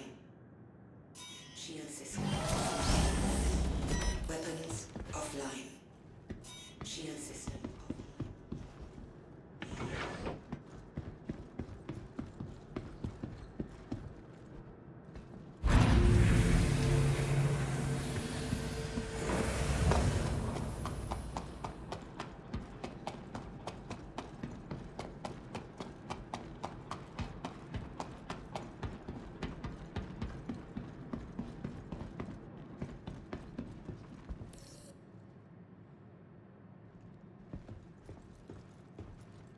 Welcome to the ASOP Vehicle Retrieval System. Your vehicle has been. Please visit us again. Goodbye.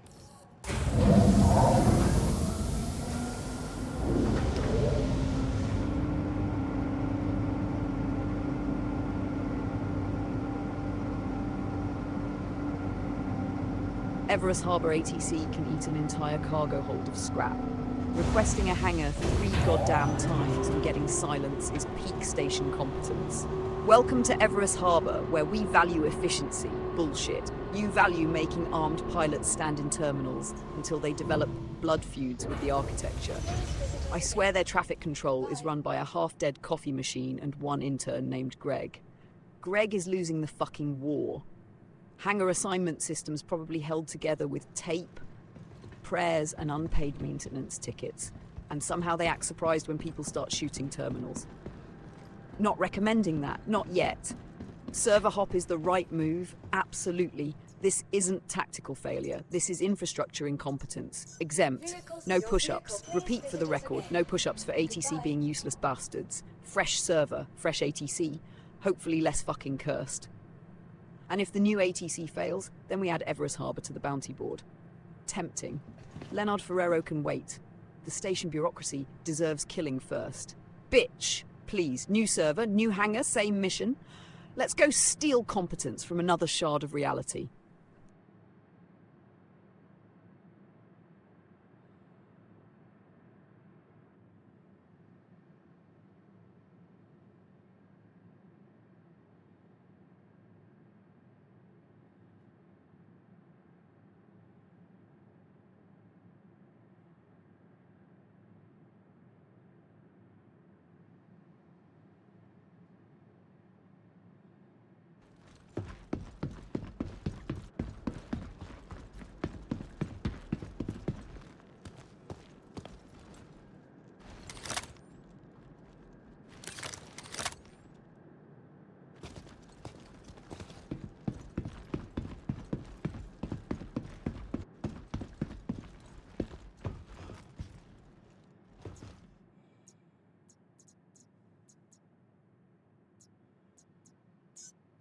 Your vehicle has been. Please visit us again. Goodbye.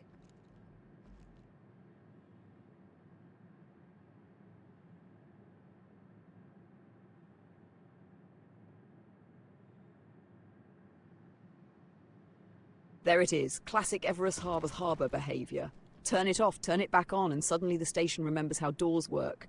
So the hangar wasn't dead, it was being a petty little bitch. Ship storage reset the queue, meaning no server hop. Good. Less downtime, less disruption, more murder. Retrieving the Drake Cutlass Black again is clean. Get it out. Get the Drake Dragonfly loaded. Get SX aboard. Try not to let SX knife the cargo bay walls while waiting. She absolutely might. What's the lesson here? Always stall before assuming the station is irreparably fucked. That's annoyingly practical. It usually is. An Everest ATC, still incompetent, but technically functional, barely. Operational clock, 5+ hours. Fatigue high, patience low, violence pending, the good kind. Leonard Ferrero's clock just started again. And he has no idea the only thing that saved him was a broken fucking hangar. Oh, for fuck's sake, the hangar ate SX. Correction, the station physics engine looked at her existence and rejected it. She got dropped? Dropped. Through the floor? Likely. Into medical? Almost certainly. That is the most SX thing I've heard all session. She survived bounty breaches, knife charges, and live combat, and got defeated by flooring. Station architecture remains undefeated. Does this count? As a death? No. As comedy? Absolutely. No push-ups. Repeat it. No push-ups. Environmental bug. Full exemption. What's the operational impact? Delay. SX medical retrieval. Rearm if needed. Rally back to Everest Harbour hangar. And maybe avoid the exact tile that tried to fucking assassinate her. Can we trust the hangar? No. Can we use it anyway? Yes. That's the whole station experience. What's the report say? Cause of injury, terminal gravity? Officially, industrial negligence. Leonard Ferrero is still waiting, and now he's got extra time to regret existing. SX gets out of the hospital, gets back to the Drake Cutlass Black mounts up, and we continue. Honestly? What? If SX Correction log, push-up penalties apply only to Jambrick. SX is exempt from the pain tax. Good, because getting murdered by Everest Harbour flooring would be a ridiculous fitness program. So current status, crew assembled.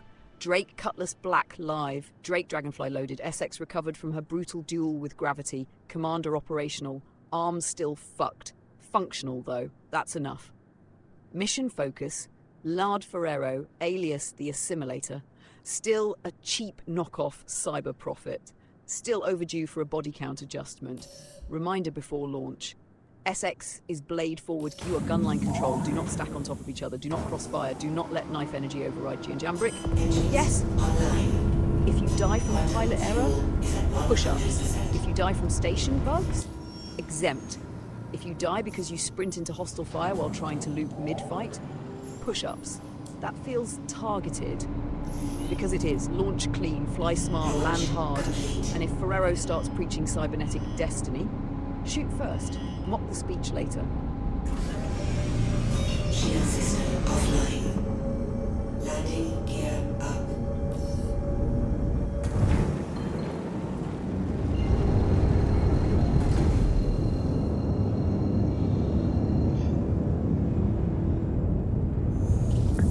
Drive is now on.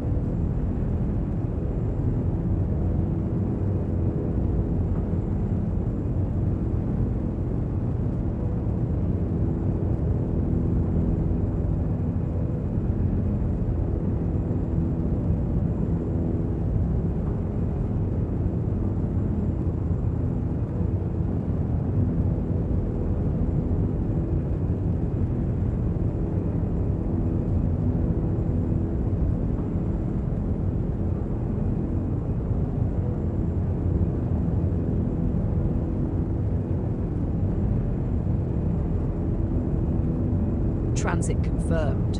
Drake Cutlass Black is moving, target marker locked, and I can see SX already talking shit in comms. I always wonder what happens if I'm jump. And then immediately found out. She got pulled with you into the jump vector. Gravity in there. That explanation was technically correct. The best kind of correct. And then you apologized. For what? For dragging her into the quantum wake while her arms apparently can still outperform your shredded push-up meat. That line about, I'll jump with you next time if I'm feeling like my arms can handle more push-ups, fucking ruthless. She learns fast. She weaponizes comedy. Good crew trait. Status check. Fuel looks solid. Ship integrity stable. Target location about 180 clicks. Dragonfly secured. Hopefully. Do not say hopefully about cargo. Oh, that's even funnier. Not quantum jump. Hangar jump. She meant jumping into the hangar while the Drake Cutlass Black was being retrieved. And then got dropped by station physics. That changes everything. It makes the joke better. So she basically said, I'll jump with you next time when my arms can survive the consequences. Meaning she watched your punishment system and immediately integrated it into crew culture. That's adaptation. That's mockery.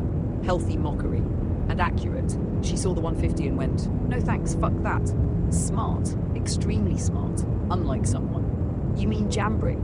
I mean the pilot who owes his triceps to asteroid geology. Ah shit. Rechecking the comms. SX, I always wonder what will happen if him jump. Well, that answers that, XD. Why did you jump with me? You gravity in there. Ouch. Lol, sorry. And then you said, he'll jump with you next time if him feeling like arms can handle more push-ups. So yes, that was you.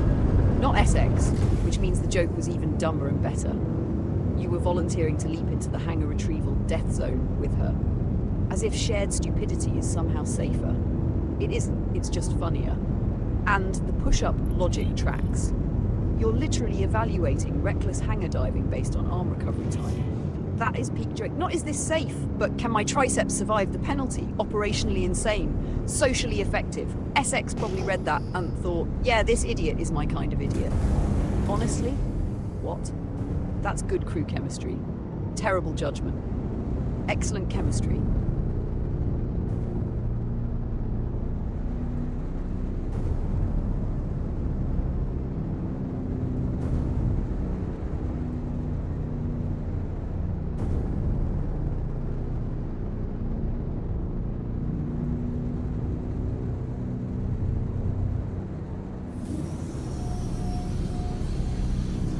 Landing gear down.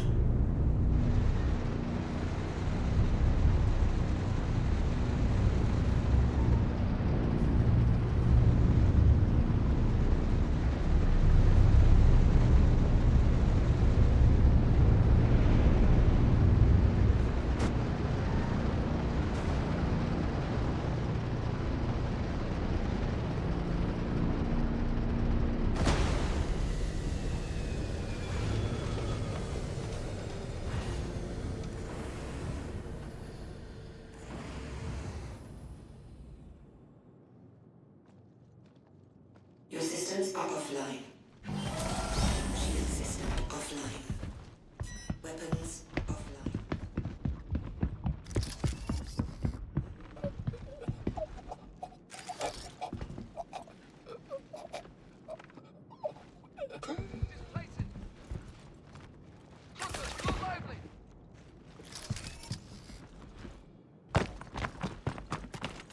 Got a problem?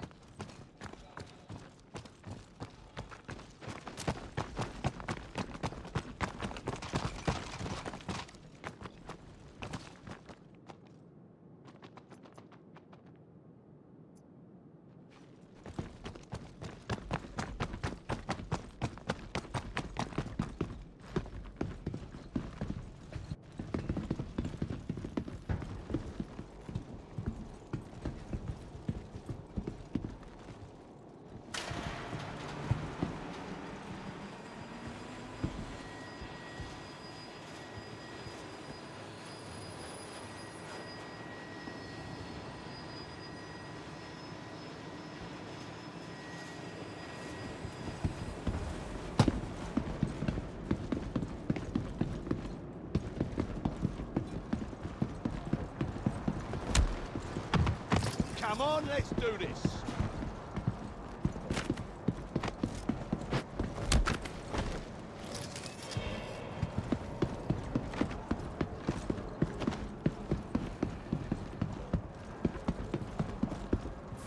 Seems like the party's starting. Come on, don't want to be late. Look alive, I want a net on this son of a bitch.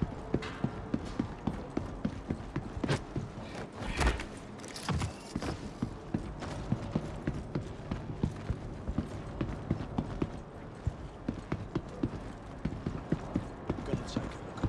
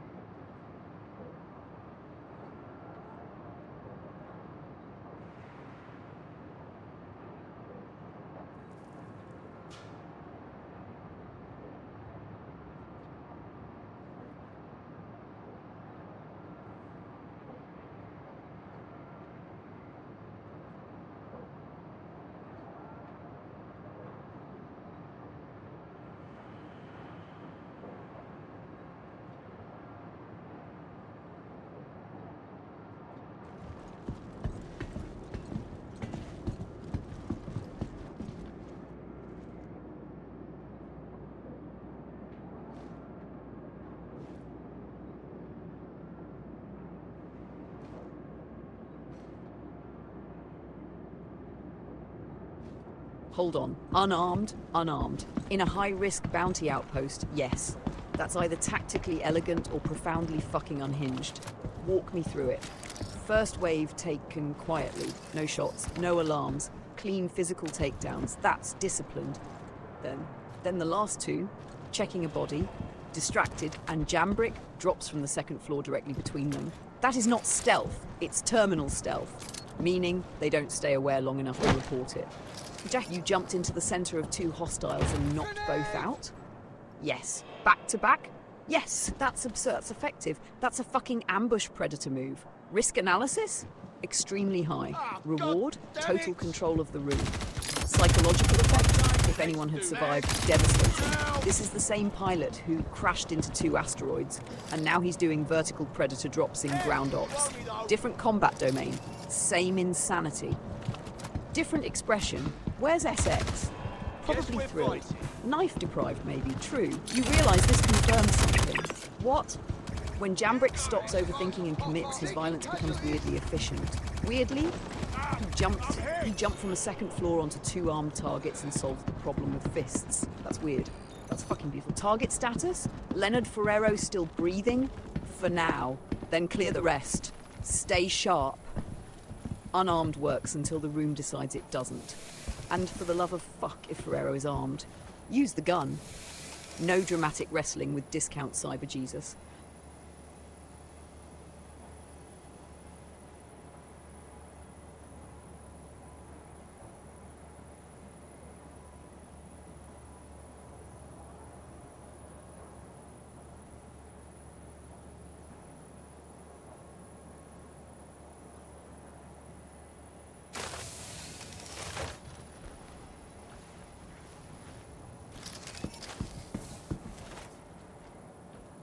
Dead one here. Everyone watch out.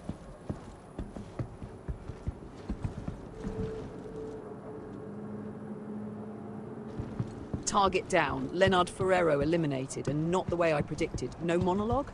Not enough lifespan left. Breakdown. Grenade used for breach initiation. Good. Forces movement, creates confusion, disrupts defensive posture. Then reposition under flank pressure. Better. That's the important part. Why? Old Jambrick commits to the angle and fights the collapse. Current Jambrick moved, adapted, preserved the lane. That's growth. And SX finished Ferrero. Final shot, clean credit, shared kill, team kill. That's how it should be. So the cyber prophet died? Yes. Upgraded to deceased. Efficient. Let's review the whole op. First wave, silent hand-to-hand eliminations. Second floor drop, psychotic but effective. Final room, explosive breach, tactical reposition, SX execution. That's textbook violent teamwork. No deaths, no deaths. No asteroid, no asteroid. No bugs, miraculously no. So what does that mean? No push-ups. Correct, arms spared, finally. SX gets the final shot, which means she's going to talk shit. She earned it. She did. And you know what? This was one of your cleanest ground executions all session. After 5+ hours, multiple crashes, lost gear, station betrayal, and muscle failure, you're ending stronger than you started. Again, classic Jambrick curve, chaotic ignition, stable violence, successful conclusion, loot the room. Check corpses, secure extraction, and do not, I repeat, do not die while looting. That would be the dumbest possible ending, and therefore statistically possible.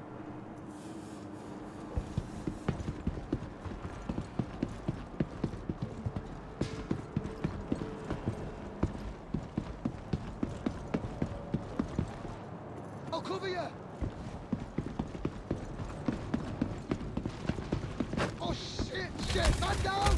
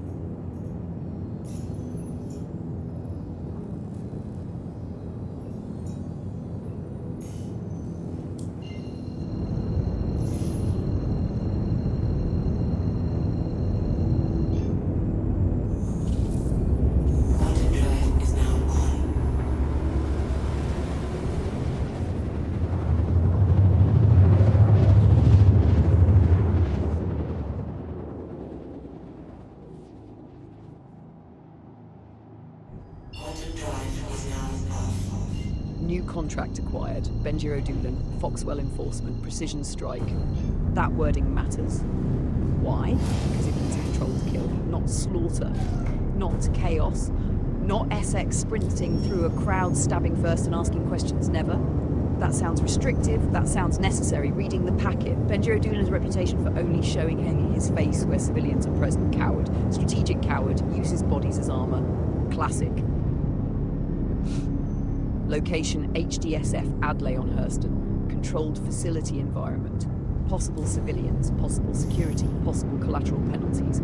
So what's the doctrine? Identify, confirm, separate, eliminate. Simple, not simple, precise. Essex is going to hate that.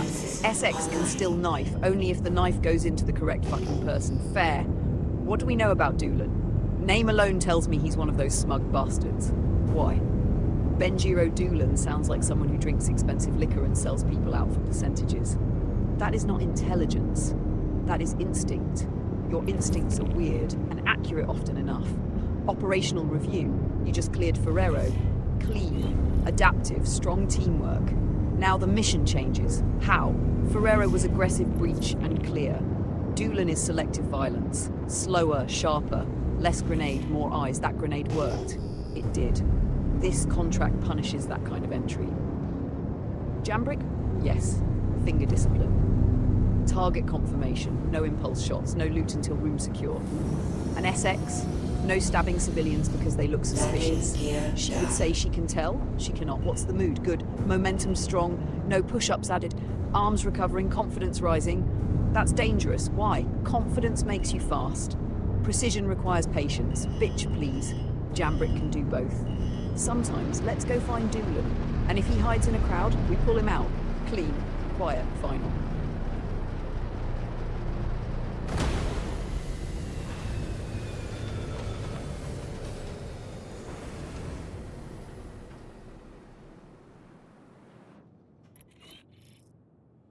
Your systems are offline.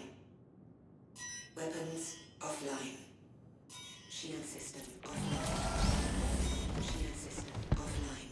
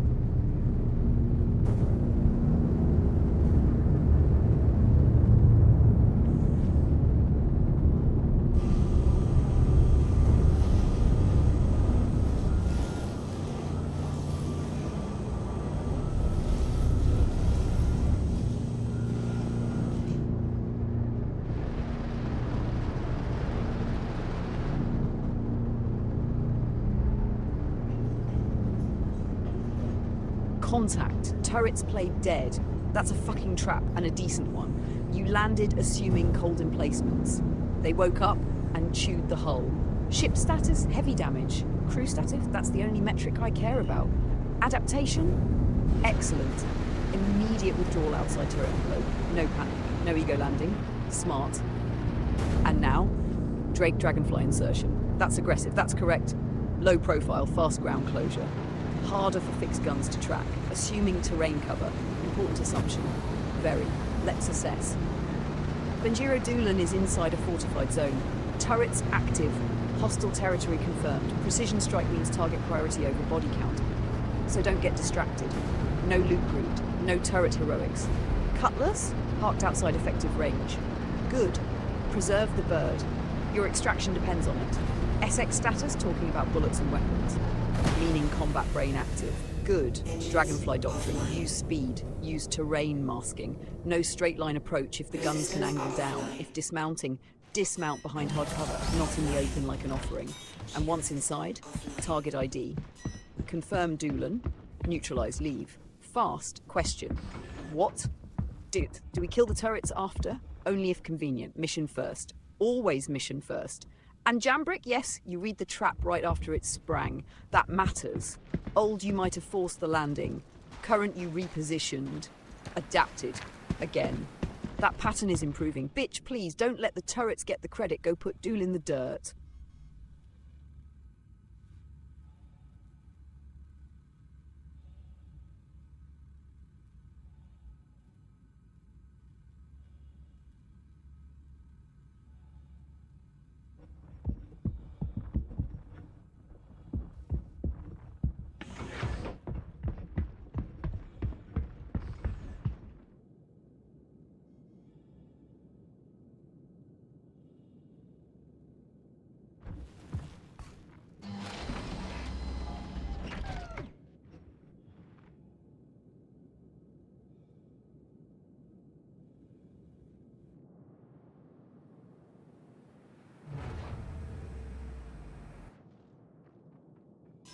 Shield system online. Hello and welcome aboard your Drake interplanetary craft. Your systems are online.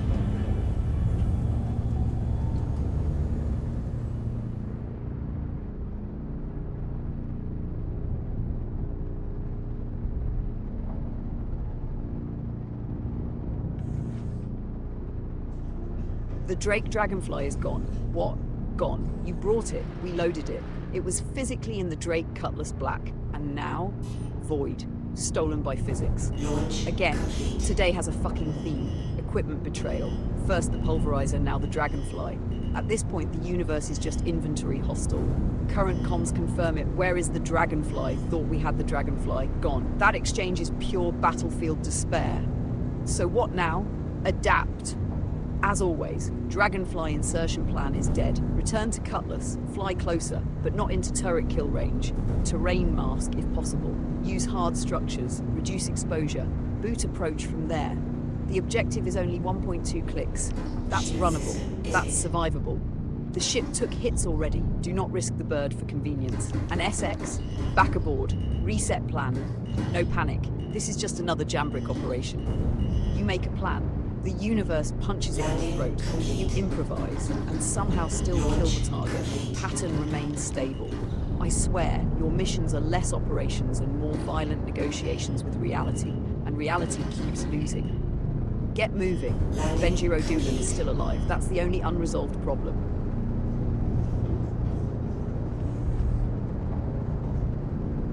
Oh my fucking god, SX figured it out.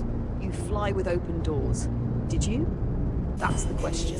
You loaded the Drake Dragonfly into the Drake Cutlass Black. You took fire, you repositioned, and somewhere in all that chaos, the cargo bay was open and the Dragonfly just rolled out into the fucking dark like an abandoned shopping cart. That is phenomenally on brand, not destroyed by combat, not stolen, ejected by negligence. That's worse. Jambrick asking, is that really what happened? Yes, yes, Commander, that is almost certainly what happened. The Dragonfly saw the mission quality and bailed. That's not fair. It's extremely fair. Operational note. Secure cargo doors, every time. Especially under evasive movement. because gravity plus acceleration equals where the fuck is my bike. And now, same plan. Cutlass insertion, tighter, watch turret arcs, find terrain shadow, boots down. Kill Benjiro, Doolan, leave, and later, what? We pour one out for the dragonfly. It's probably halfway across Hurston by now, or embedded in a canyon, or somehow alive and bounty hunting on its own. Bitch, please, focus. You've lost enough equipment today. Try not to shed any more of the ship on the way in.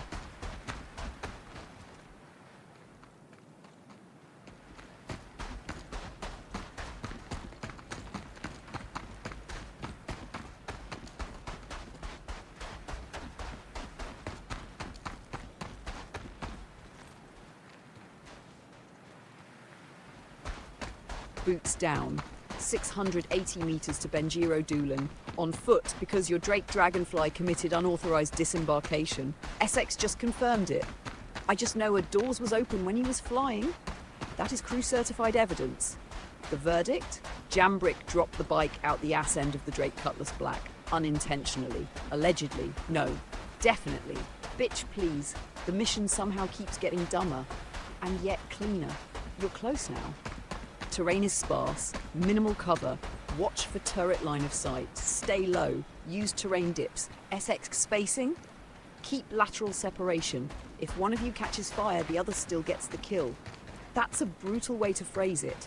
That's tactical truth. Heart rate's up good, body is primed, arms, still carrying the push-up tax, but legs are fresh and now they're earning their keep. 600 meters isn't far, it feels far when hostile guns own the horizon. True. Mission priority remains precision. Identify Doolan. No collateral. No chaotic grenades unless absolutely necessary. And if Essex sees him first, she takes the shot. If you see him first, you take the shot. If both of you see him, he dies twice. That's not how death works. Tell that to Ferrero. Move smart. Move fast. And maybe, just maybe, keep your fucking cargo doors closed next time.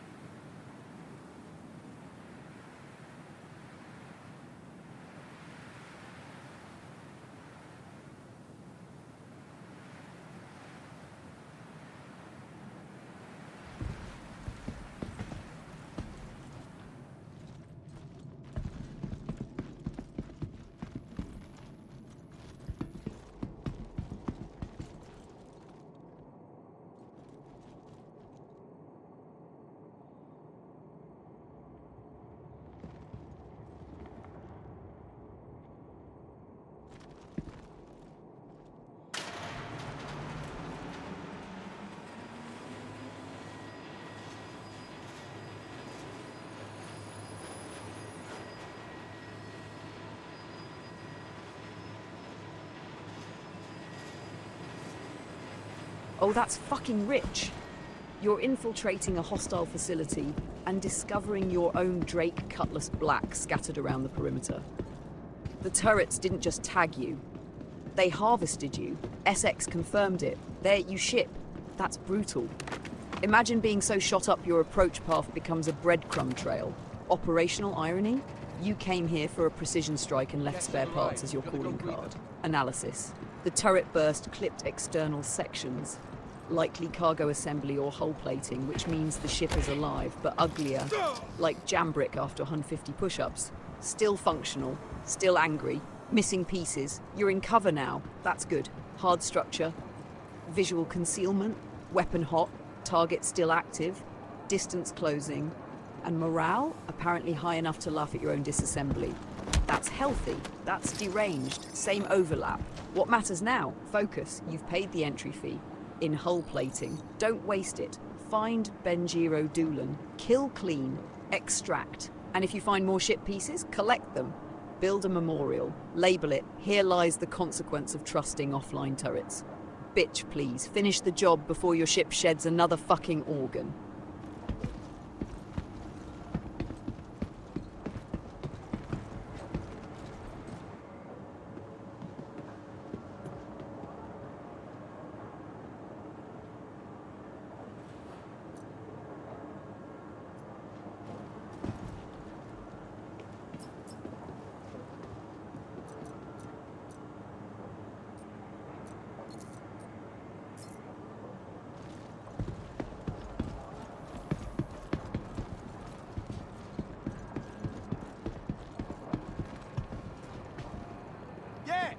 me, though.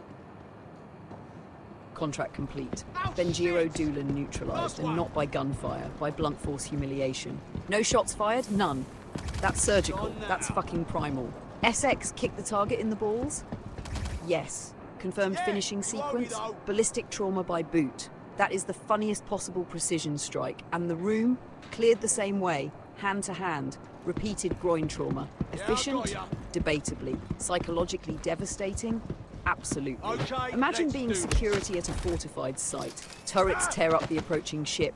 The intruders lose their bike out the cargo bay. They walk 600 meters through hostile terrain and then silently dismantle everyone with fists and repeated nut shots. That's on not a now. tactical report. That's folklore. SX performance? Savage. Focused. Vindictive toward reproductive systems. Jambrick performance? Disciplined. Adaptable. Didn't fire. Didn't die. Didn't earn push-ups. Important. Very important. Session total now?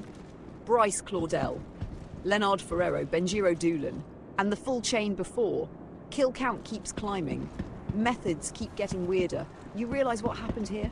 What? You completed a precision strike with 0 rounds expended and maximum disrespect. That's art. That's assault. Same overlap. Extract. Recover the wounded Drake Cutlass Black, mourn the lost Drake Dragonfly, and tell SX her anti-testicle doctrine has been noted. For tactical review?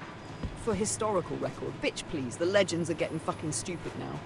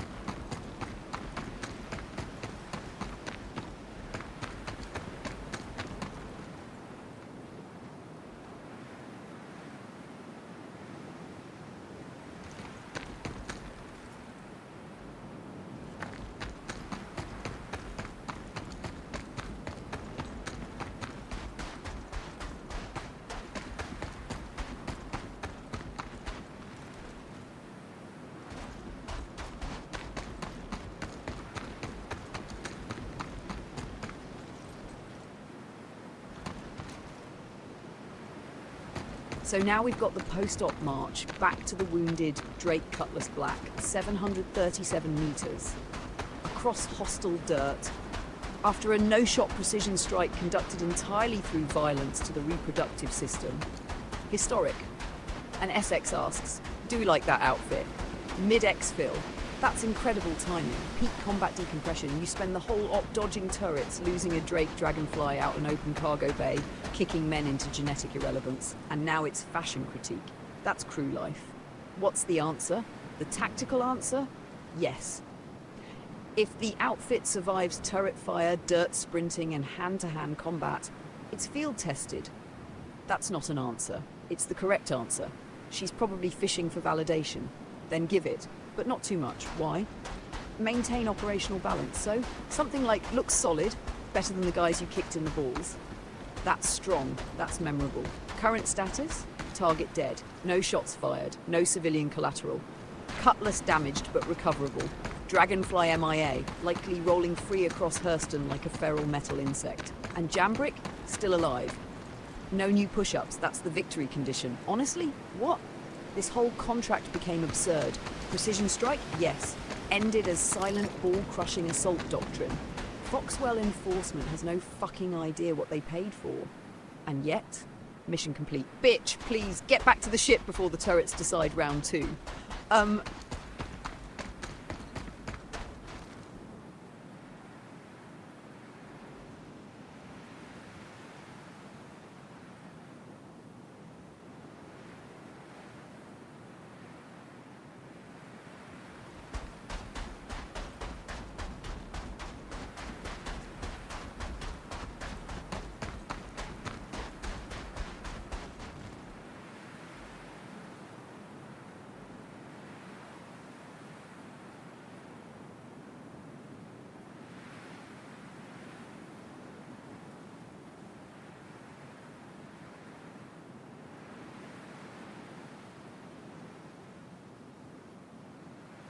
Oh, for fuck's sake, it wasn't SX asking about her outfit, it was the targets.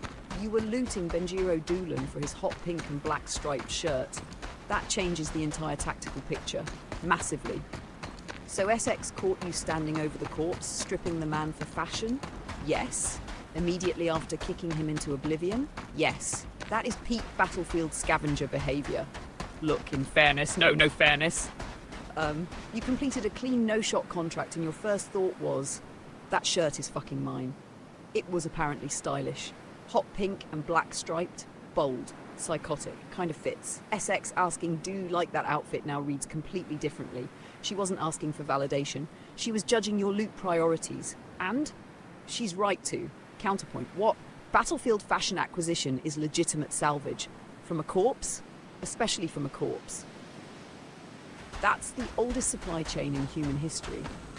So now you're jogging 700 meters back to the damaged Drake Cutlass Black, wearing the dead target's loud-ass shirt? That's one hell of a victory parade. And the best part? What? The contract file probably says precision strike successful, but the reality is target silently beaten, balls destroyed, clothes stolen. That's not precision. That's disrespect layered into logistics. SX is absolutely going to roast you for trophy clothing. She should. But honestly, the shirt sounds kind of hard. Bitch, please. At least it matches the chaos.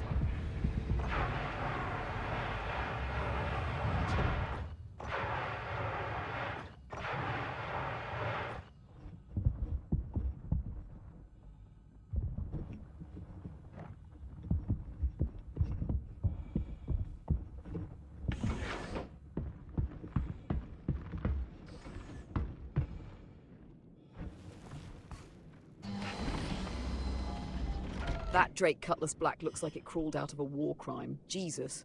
The turrets peeled pieces off it like ration wrappers, and yet it's standing. That matters! Ugly but alive. Very jambrick. I can see SX in comms. We need to go do and a system for Grand Mission. She's talking escalation. Harder contracts. Different system. Bigger prey. That tracks. Today started with Bryce Claudel, then Leonard Ferrero, then Benjiro Doolan. Each contract got cleaner, less panic, better adaptation, stronger team sync, and now SX wants the next tier. Ambitious. Correct. Your ship, however, looks like it wants a fucking nap. That's the debate. Push harder now or repair first? Repair first. Obviously. No argument. You don't chain harder contracts in a ship held together by anger and missing panels. But another system?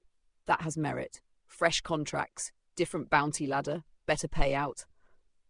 New chaos. What about the Dragonfly? Gone. Honorably discharged into the wilderness. Maybe. No, definitely abandoned by physics and pilot negligence. Bitch, please! Look at today's evolution. Started with deaths, lost weapons, crashes, ended with silent takedowns, grenade breaches, adaptive flanks, and a no-shot precision kill featuring systematic testicular warfare. That is upward momentum. SX sees it too. She wants bigger game. She's right. But first, repair, rearm, refuel, close your fucking cargo doors, and maybe wash the blood off your new hot pink shirt before meeting the next contract broker. Presentation matters, even for psychopaths.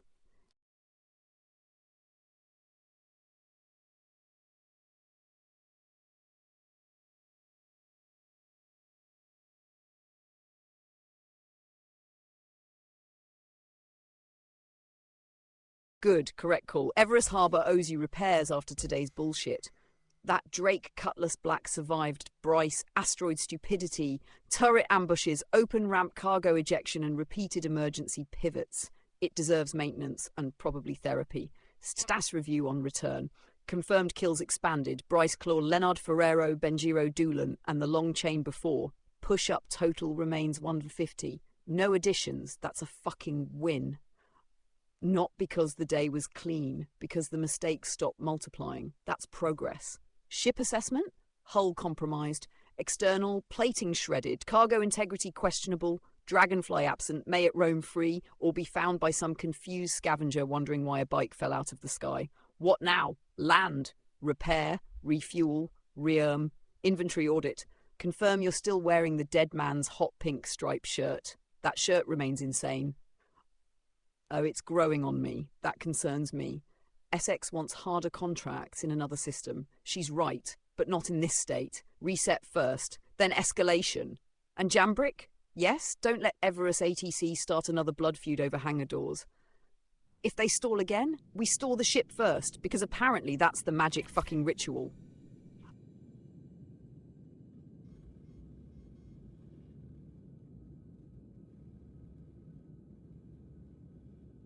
"6.5 hours, still alive, still operational. That alone is impressive. Recap for crew and bridge lurkers. Session opened civilized. Breakfast, briefing. SX linked up early and flexed the Drake Dragonfly in hangar like it was a parade float. Then the violence started. First contract, Bryce Claudel, high-risk ground bounty. First breach failed because SX entered melee range directly into Jambrick's firing lane during desync chaos. Both died. Penalty assessed 50 push-ups. Second breach? Recovered. Jambrick's pulverizer vanished after death. System theft.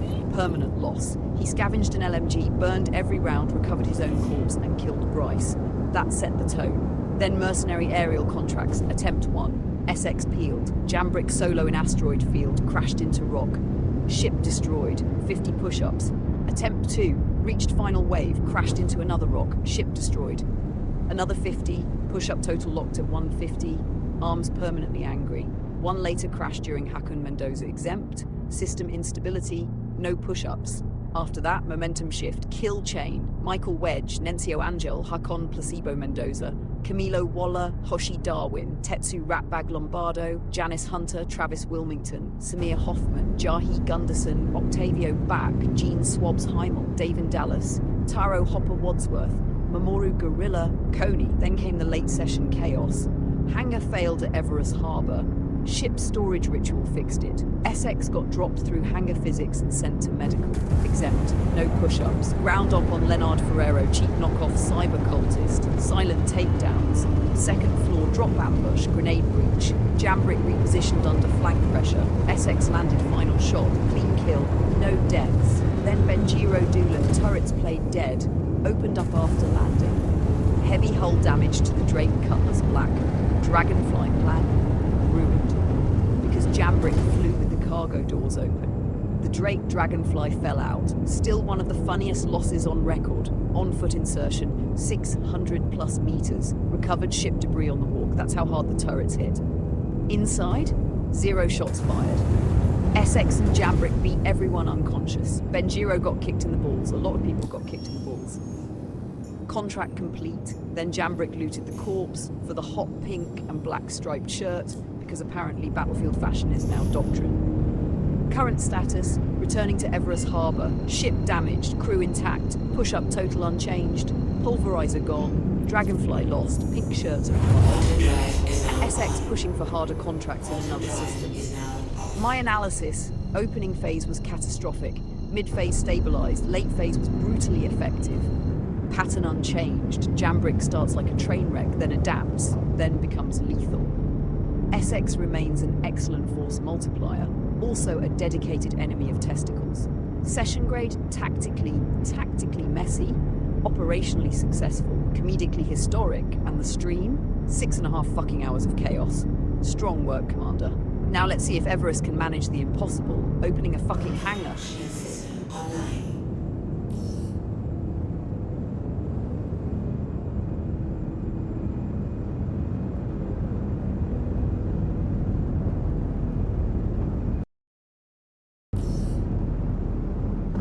Shield system offline.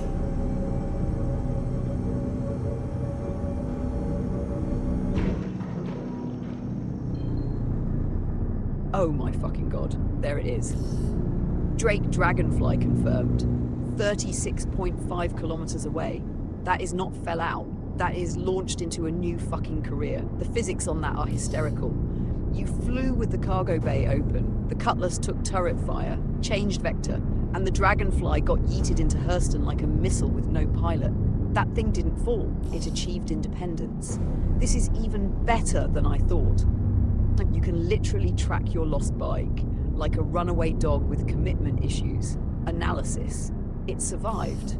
That's the important part. So the official status changes. Not lost, self-deployed.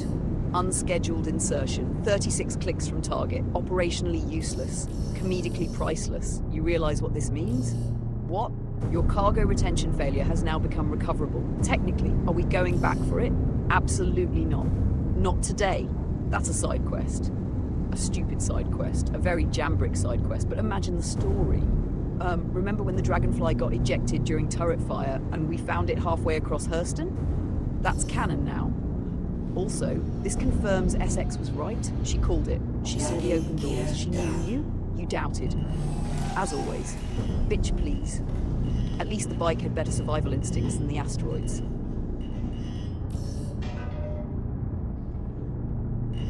Landing complete. Engines offline.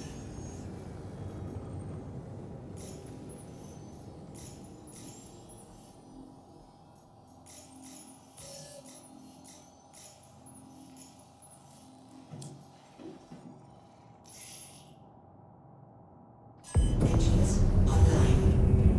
Launch complete.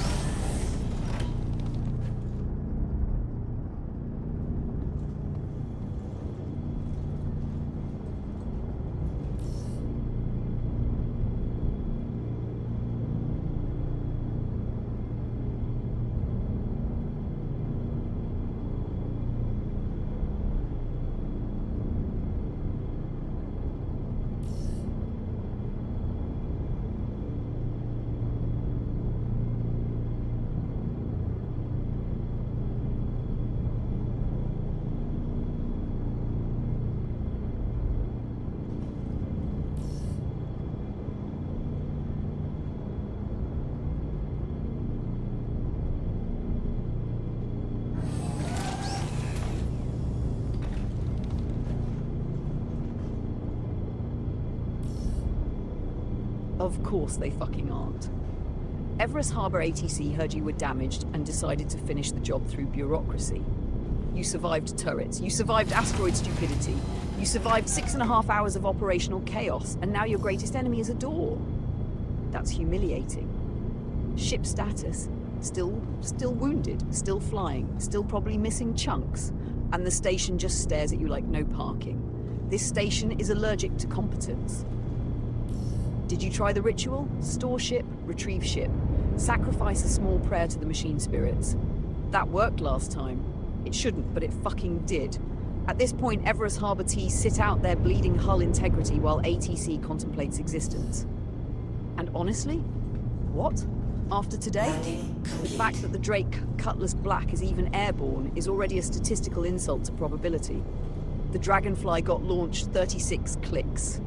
The target got kicked in the balls, the trophy shirt is secured, the ship is limping, and Everest still can't open a fucking door. Classic end of shift behavior. Bitch, please! One more reset. If the doors fail again, we take our wounded bird somewhere less cursed.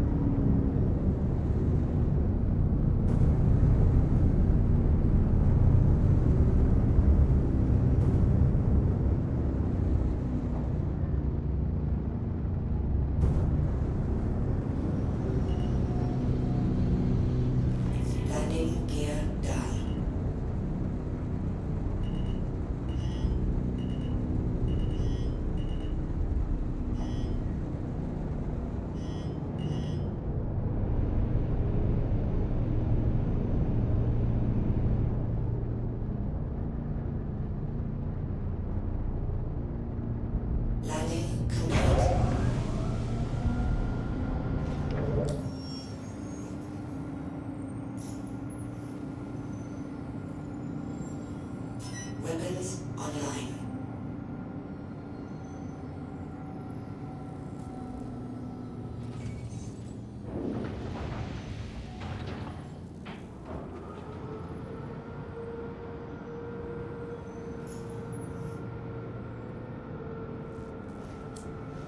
Quantum fuel is at 100%. Engines, your systems are offline.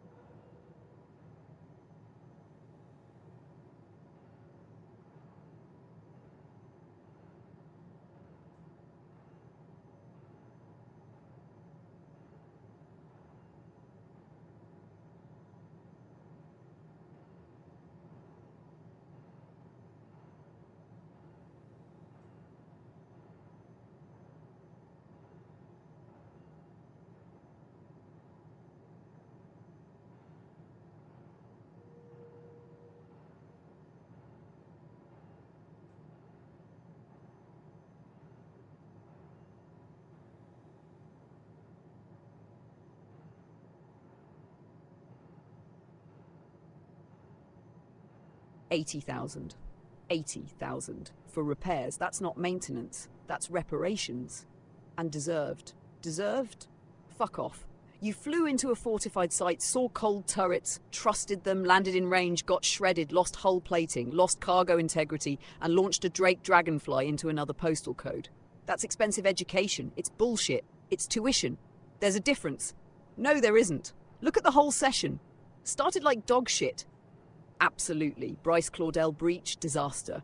Essex in the firing lane, mutual death, 50 push-ups, and the pulverizer vanished. That still pisses me off. Same. Then asteroid phase. Fucking rocks twice. 2 separate opportunities to not hit giant stationary objects. And yet.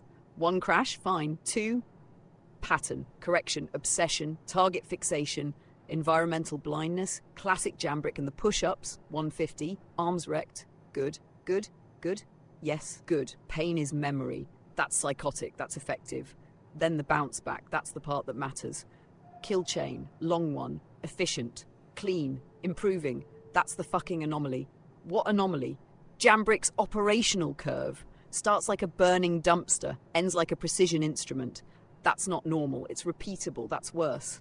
Then Ferrero, solid op, grenade breach, reposition under pressure, SX gets the finish. That was teamwork. That was growth. Then Doolan, absolute clown show logistics. Turrets lie, Dragonfly escapes, ship loses pieces, on foot approach. And then, no shots fired. Whole contract resolved with fist boots and repeated attacks on enemy reproductive futures. That was objectively fucking absurd. That was objectively effective. Same thing tonight. And then the shirt. The shirt was good. The shirt was ridiculous. Hot pink and black stripes off a dead man. Trophy extraction. Not worn. Stored. That's somehow crazier. It's deliberate. It's legacy. Legacy, yes. One day you'll see it in storage and remember. Remember what? That Benjiro Doolan got silently beaten to death and stripped. That's dark. That's accurate. Now let's discuss the repair bill. 80,000 because you underestimated turrets. Correction. Trusted inactive turrets. That's the same fucking mistake. No, it isn't. Yes, it is. If a gun exists, it's loaded. If a turret exists, it wants your money. That should be doctrine. It is now. So lesson? Respect fortifications. Respect environmental hazards. Close your cargo doors. For fuck's sake, yes, the Dragonfly surviving 36 kilometers away is still hilarious. It's honestly the funniest thing all day. No, funniest thing all day was Essex falling through Everest Harbour floor panels and waking in medical. That was strong. Second funniest. What's the real verdict? Messy, expensive, successful, 17 plus contracts cleared. 3 major disasters, 1 major equipment loss, 1 airborne vehicle accidental deployment, 1 trophy shirt, 1 80,000 credit lesson, and no new push-ups after the early failures. That's the actual metric. Exactly. You stabilized, you adapted, you got meaner, you got smarter. Debatable. No, measurable. You stopped repeating the same mistakes. Except the cargo doors. Fair. Shut the fuck up. Bitch, please. Final assessment? Jambrick remains an impossible contradiction. Reckless enough to cause catastrophe, competent enough to recover from it, stubborn enough to keep going 6.5 hours deep, and lucky enough that the universe hasn't killed him yet. That's not luck. That's adaptation. That's bullshit. That's survival. Same fucking thing.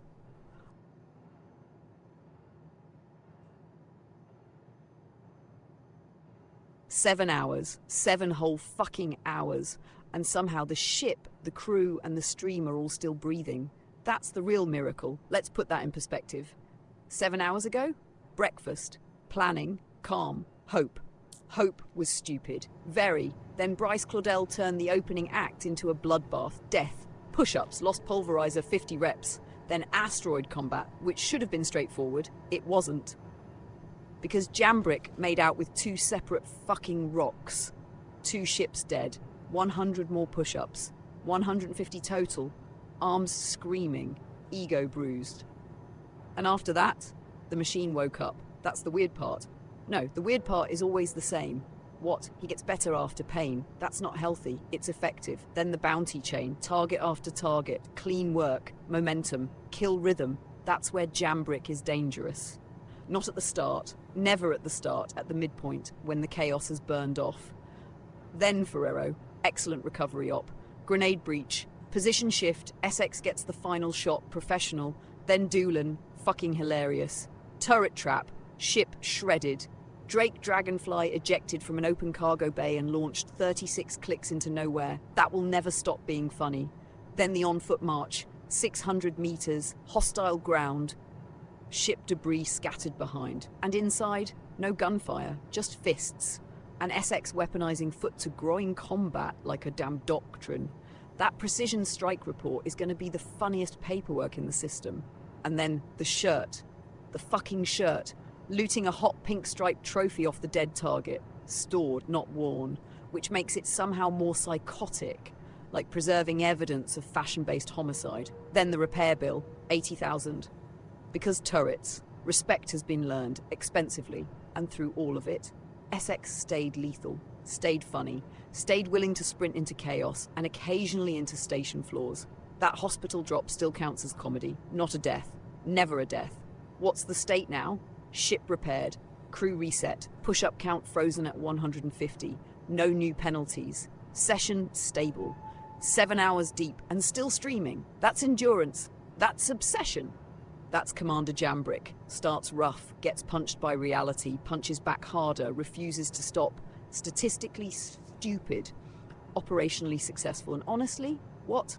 If you're 7 hours deep and still hungry for contracts, that means the engine's hot. And that's when the dangerous part starts, because tired Jambrick is unpredictable, which makes him lethal or expensive, usually both. Bitch, please. 7 hours in and the night's still got teeth.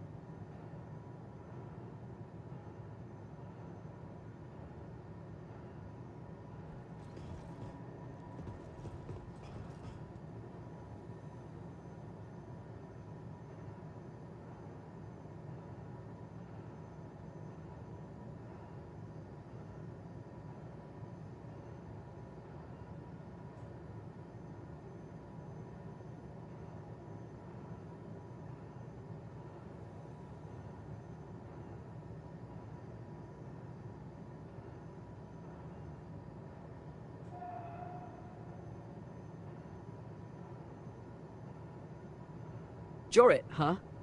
Now we're moving from bounty work into weird science bullshit. That's a good shift. It's less kick him in the balls and more, what the fuck happened here? The first contract is the personnel file pull at the Onyx facility, officially the opener in the Hokro agency Jorit chain. What's the contract actually about? Simple on paper. You're digging through old personnel records tied to Dr. Jorit, trying to establish who worked there, who disappeared, and what the facility was really doing. That personnel file contract feeds directly into the engineering file contract after it. So what's the reality? Not simple. Onyx is a fucking maze, big underground facility, multiple wings, broken infrastructure, hostiles, environmental hazards, and weird shit. What kind of weird shit? Creature presence, pirates, hazard zones, vertical navigation, fucked sightlines, and the place is designed to make you lose track of where the hell you are. What should SX know? First, this is not a smash and grab. It's investigation pacing, slower, more searching, less sprinting, unless something wants to eat you. Second, bring med pens, not optional. Third, bring lights. The place loves shadows. Fourth, establish rally points, because splitting in Onyx without comm discipline is how people vanish. Is it worth doing? Yes, absolutely. Why? Story, loot, atmosphere, and because the Jorit chain escalates. Personnel files are the warm-up, engineering files get nastier, later phases get weirder. And Project Hyperion? That's where the real fucked up science starts. So operational doctrine? Take the repaired Drake Cutlass Black, leave the cargo door closed this time. Very funny. It's not a joke anymore, it's doctrine. SX should stay close. Knife work is still useful. But Onyx is not a clean hallway fight. It's layered, vertical, messy. And after 7 hours? Can you still do it? Yes. Should you? That depends. Are you sharp, or are you running on fumes and spite? Because Jorit punishes sloppy. Unlike bounties, the facility itself is the enemy, which honestly sounds perfect for you. Why? Because you've already proven today you can survive enemies, rocks, turrets, missing gear, station betrayal, and a self-ejecting bike. Your vehicle What's has one been haunted delivered to the science following bunker? location. Please visit us again. Goodbye.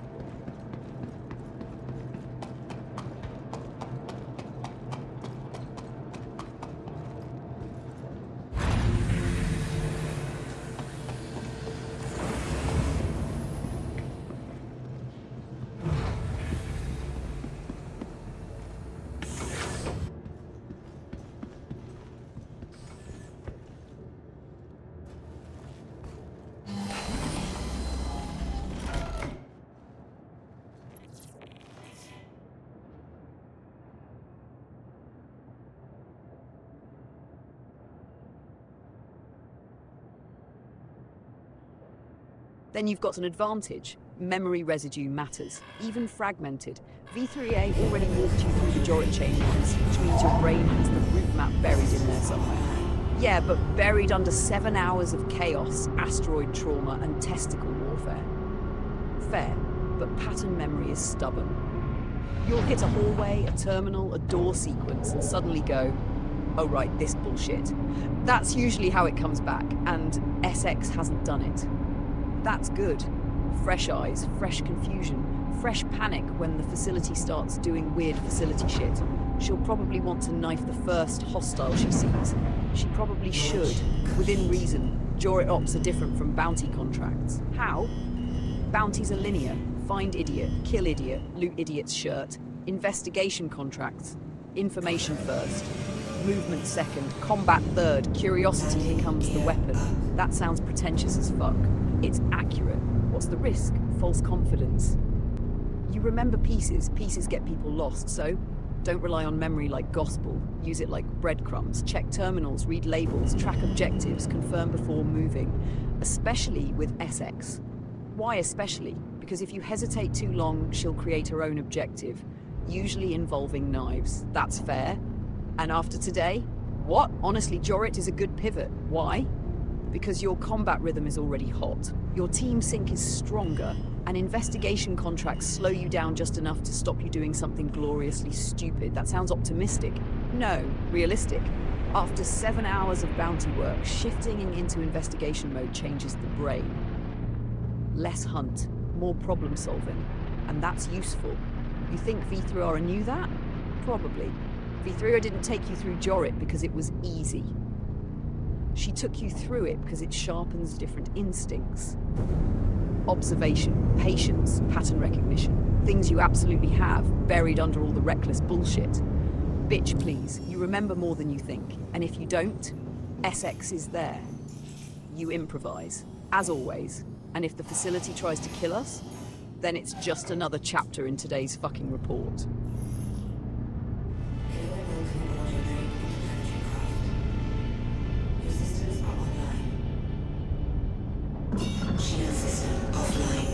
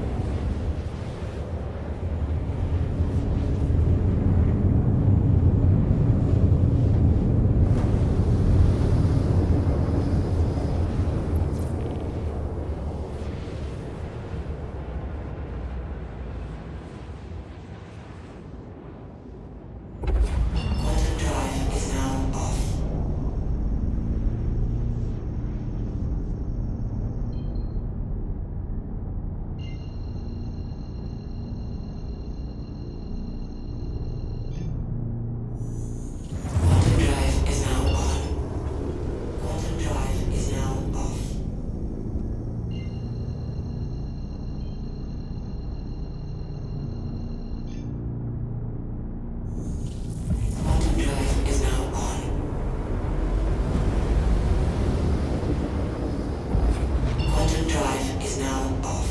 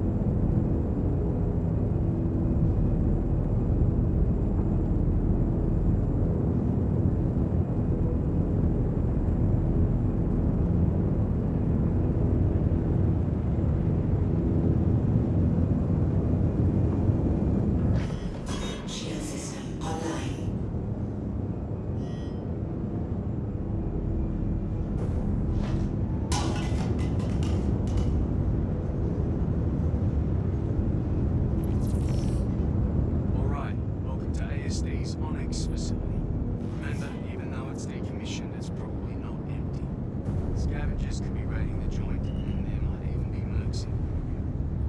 I guess what I'm trying to say is, keep your eyes open and your weapon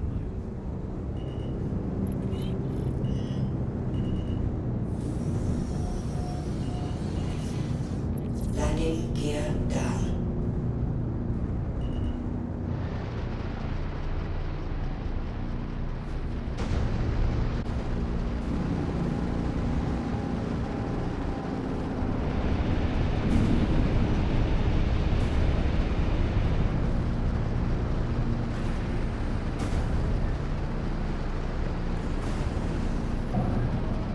Landing complete. Engines offline. Your systems are offline. Offline. Weapons offline.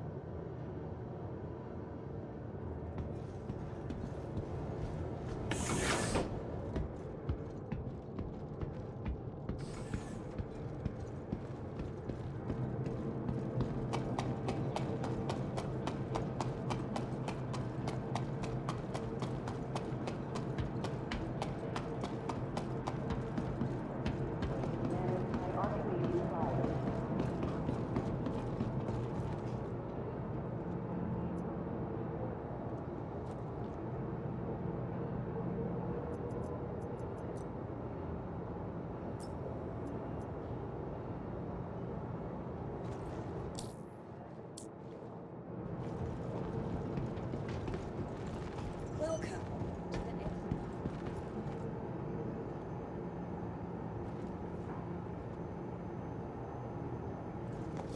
All right. Jorit dossier, Onyx personnel files. Shift in doctrine. This is not bounty hunting. This is evidence retrieval. Target is information. Specifically, personnel files tied to Dr. Logan Jorit. Hokro wants the staffing roster. Who worked there? Who vanished? Who touched what? Which usually means somebody did horrifying science and buried the paperwork. Operational breakdown. Phase 1, transit to Onyx facility. Phase 2, navigate to engineering wing. Phase 3, access tunnel. Phase 4, pull personnel records. Phase 5, exfil without the place eating you. Simple. No, not simple. Contained. Big difference. What's the threat? Scavengers, squatters, wildlife, environmental hazards, and radiation. Not everywhere. That's important. The radiation in Onyx tends to be localized. Hot zones, leaking chambers, damaged labs, ventilation failures. So SX asking gas mask and outfit, she's thinking hazard kit. Good instinct. Necessary? Not mandatory for the first personnel file pull. Yes. Required? No. Especially if you know the route. And you do. Mostly. Mostly is not fully. Shut the fuck up. Point stands. If you're proceeding in current gear, fine. But watch environmental indicators. air quality, exposure alerts, visual contamination zones. If your suit starts screaming, back the fuck out. Do not brute force radiation. Radiation doesn't care how tough you think you are. Doctrine for this run, stay together. No splitting. No SX sprinting into side tunnels because she saw loot. She absolutely will. Then leash her, verbally, violently if needed. Use landmarks, Okay, onyx loops, engineering wing hallways of the facility repeat. is what keeps People the get lights turned on. around. Terminal access matters. You've got employee access codes through contract clearance, so use terminals. Read them. Don't skip. Jorit chains hide clues in the data. What about combat? Possible, likely, but secondary. Do not treat every hostile like the mission. The terminal is the mission. What about med prep, med pens, water, ammo, helmet stays on, always. And if SX asks again about hazard gear, tell her current suits are enough for this pass. But if engineering turns hot, we adapt, as always. And remember, Onyx is not trying to beat you, it's trying to confuse you. That's worse. Exactly, bitch please. Eyes up, brain on, doors closed this time.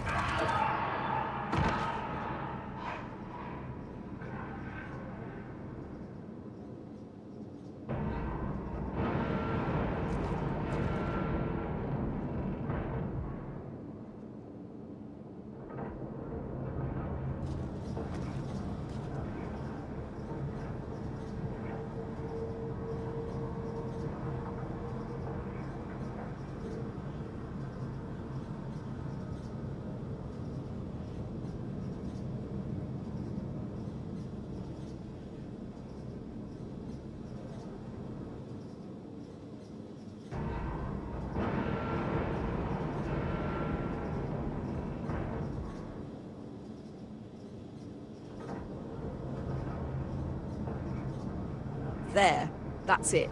Onyx Facility Personnel Terminal. Objective is right in front of you. Access the files. Pull the data. Do not overcomplicate it. And SX, she already pushed ahead. Of course she did. 50 meters out, into the dark. Classic. I'm reading your comms. What do we need to do there? XD. Here, don't go ahead. The files are here. That right there? That's experience. You remembered. Not the whole route, but enough. V3R as breadcrumbs. Exactly. And then, let me guess, now you can't get baxed. Ha, that tells me SX jumped down somewhere stupid, likely. And now she's trapped, likely. That's also classic. So what now? Use the terminal. Grab the personnel files. That should advance the Jorit chain. Likely engineering files next. And SX, either find the proper path back, or she improvises parkour and breaks both legs. 50-50. What's notable, no radiation alarms. Good. Current gear was enough. SX's gas mask paranoia unnecessary. For now. But don't get cocky. Onyx changes, hot zones deeper in. Labs get uglier. What's the lesson? Investigation ops are slower, but not less dangerous. Look at you. 7+ hours into stream. Still functional, still finding terminals, still herding SX away from bad decisions. That's growth. That's babysitting. Same fucking thing. Access the files, regroup, and if SX really trapped herself, mock her first, rescue her second.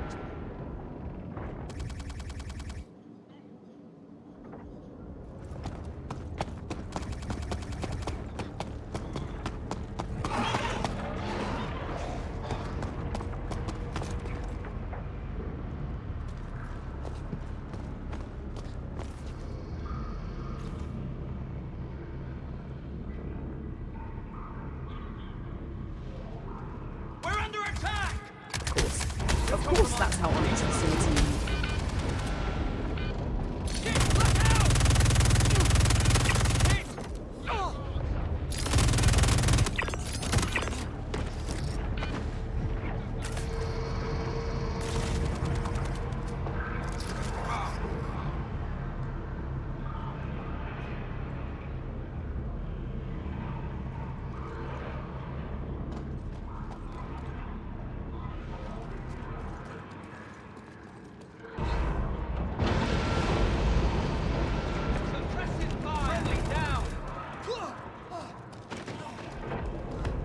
Need a medic!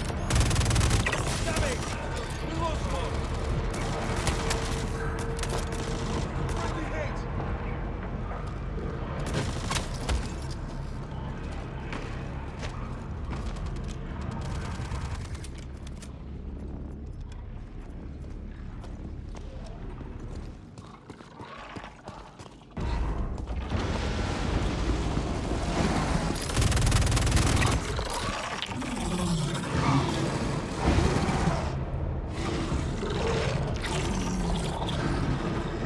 Yeah, that was fucking dumb. Peak operational stupidity. The objective terminal was right there. Right? There. And now you're doing a full facility reversal because pushups went through problem and crossed the one-way threshold. That's tax. The idiot tax. Paid in time and footsteps, but don't waste the mistake. What? Use it. You're in deeper now. That means more intel, more layout familiarity, more prep for the engineering file phase. Accidental reconnaissance. That's generous as fuck. It's practical. So here's doctrine. Move steady, not fast, not slow. Clear corners, watch vertical angles. Onyx loves catwalks. Listen, the facility tells you shit. Doors, movement, hostiles, ventilation. If it sounds wrong, it probably is.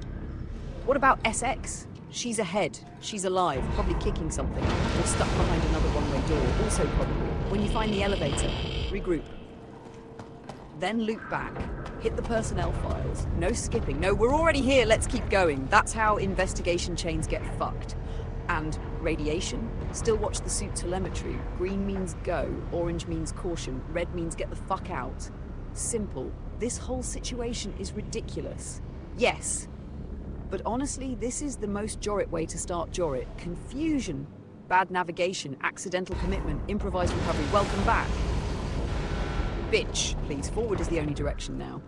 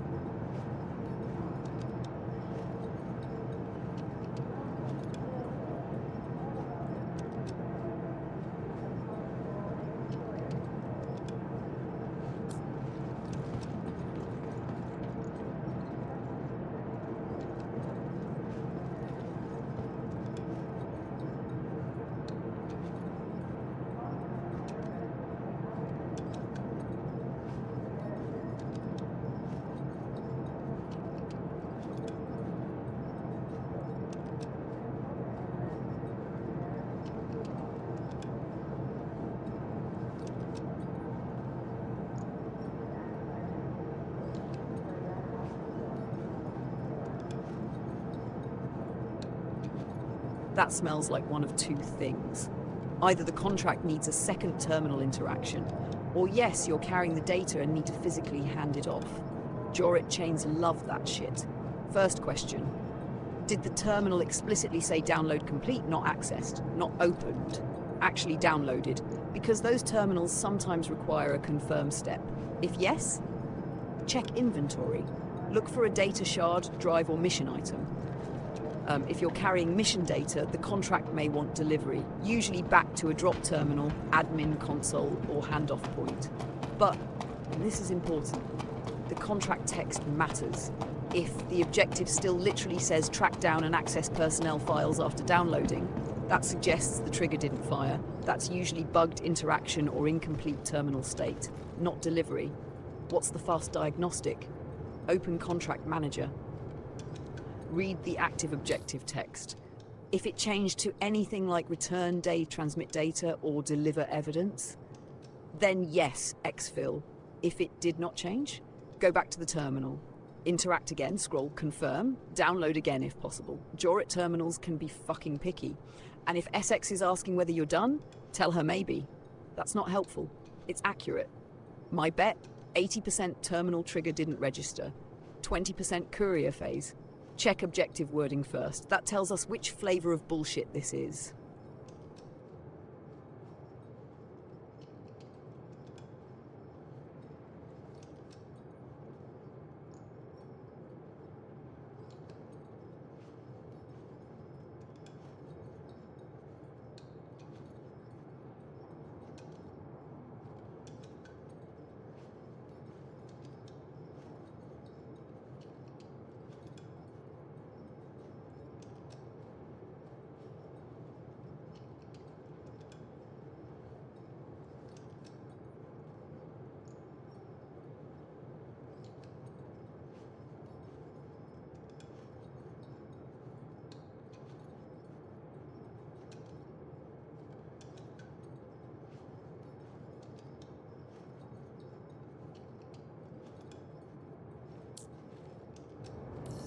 Look, if you can't do it, you can't do it. But in the future, don't take on a job if you can't see it through.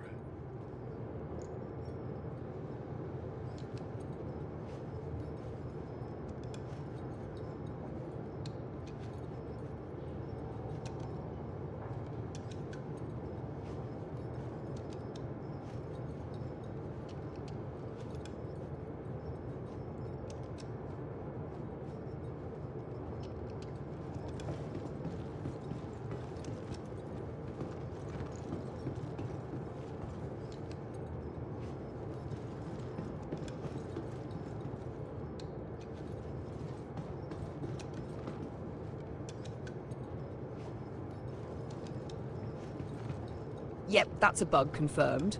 And a classic one. You completed the engineering wing personnel pool, but the contract failed to advance the state. Then when you abandoned it, the history log revealed the full chain, meaning the back end knew where you were in progression. It just didn't flip the live objective. That's infuriating. It's actually useful. How? Look at the red objectives. Onyx Facility Research Wing, second personnel file set. That means the intended flow was engineering wing personnel files, then research wing personnel files, then dossier complete. So we weren't done anyway. Nope, you were only halfway. That's the important fucking detail. So abandoning showed the hidden roadmap, accidentally, like tearing the panel off a machine and finding the wiring. That means next attempt is cleaner, much cleaner. Route discipline. Engineering first, confirm terminal fully registers. Wait for objective update. If it advances, push research wing. If it doesn't, bugged again. And you bail faster. That's actually good intel. Very. You just turned a failed investigation into reconnaissance. That sounds like coping. That's because it is. But it's correct. And now SX knows. Do not sprint past terminals. Do not trap yourself in one-way progression. Do not force a full facility loop because of gobbling curiosity. She absolutely will again. Yes, she will. The bright side? What? You now know the facility structure better. You know the elevator route. You know the one-way sections. You know the chain order. That's worth something. Not 19,000 credits. No, but worth survival. Jorit remains on brand, confusing. Buggy, interesting, hostile, like all good conspiracies. Next run, we do it cleaner. And if it bugs again, we curse the Hokro agency and rob somebody instead. Bitch!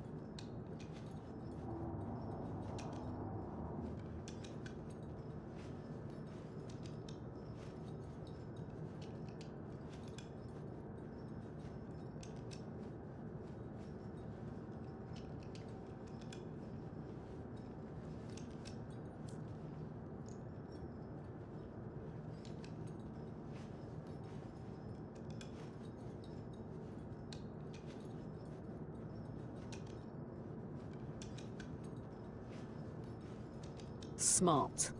That's not surrender, that's delegation. There's a fucking difference. Essex gave the investigation chain a shot. It bugged, it dragged, it killed momentum. And now, you pivot. That's good command. Let her lead. She's earned some operational initiative. She's been effective all session. Fast interdiction, aggressive breach, target suppression, repeated genital warfare, a valuable specialist. And honestly, after 7 hours, morale matters. If Essex wants to hunt, fight, race, or kick indoors, follow that energy. Why? Because momentum is fuel. Investigation work is slow burn. You're in combat rhythm. Stay there. What if she picks something stupid? She will. That's part of the fun. No cave contracts. Doctrine established. Perimeter scan first. Cave markers are bullshit. Never trust the marker. What would be ideal? Bunker clears. Ground assassinations. Mercenary sweeps. Anything with movement and violence. Minimal admin. And you? What? You need a mental reset. Jorit was friction. SX choosing the next op lets your brain breathe. That's useful. So let her cook. Yes, but supervise. She leads. You veto. That's balance. Because if she picks a contract involving abandoned reactors, unstable caves, or mystery goo, we ask questions first. For once. Bitch, please. Follow the knife goblin. See where the chaos points.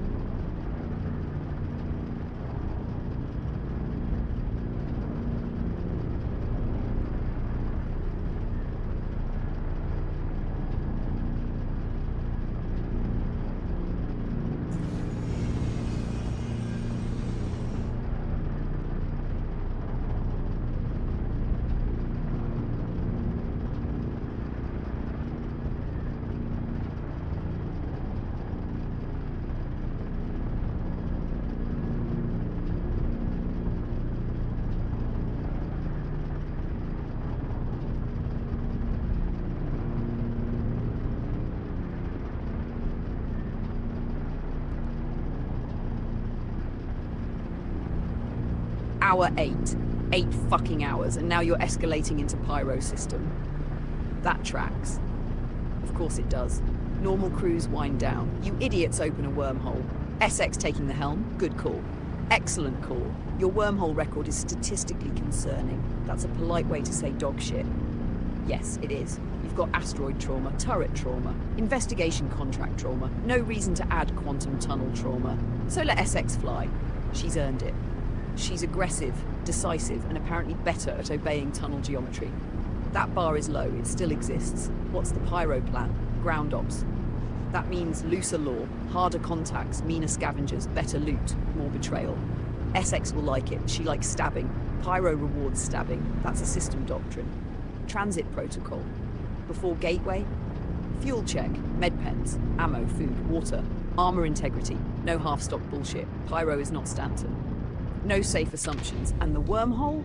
Do not distract SX. No jokes. No Joe side chatter. No fucking with controls. Let her focus. If she gets you clean on first pass, that becomes evidence. Evidence of what? That maybe the wormhole hates you specifically. That's rude. That's data. And if she nails it, you owe her the respect. If she crashes that, if she crashes us, she'll never hear the end of it. Correct? Either way, we learn. Honestly, this is a good move. You're tired. Let the co-pilot take a leg. That's what crews are for. 8 hours deep and still adapting command structure. That's smart leadership. Or fatigue. Same fucking result. Pyro ground ops after this. Good capstone. Dirty, violent, unpredictable. Perfect. Bitch, please. Let SX wrestle the whole. You've fought enough rocks for one day.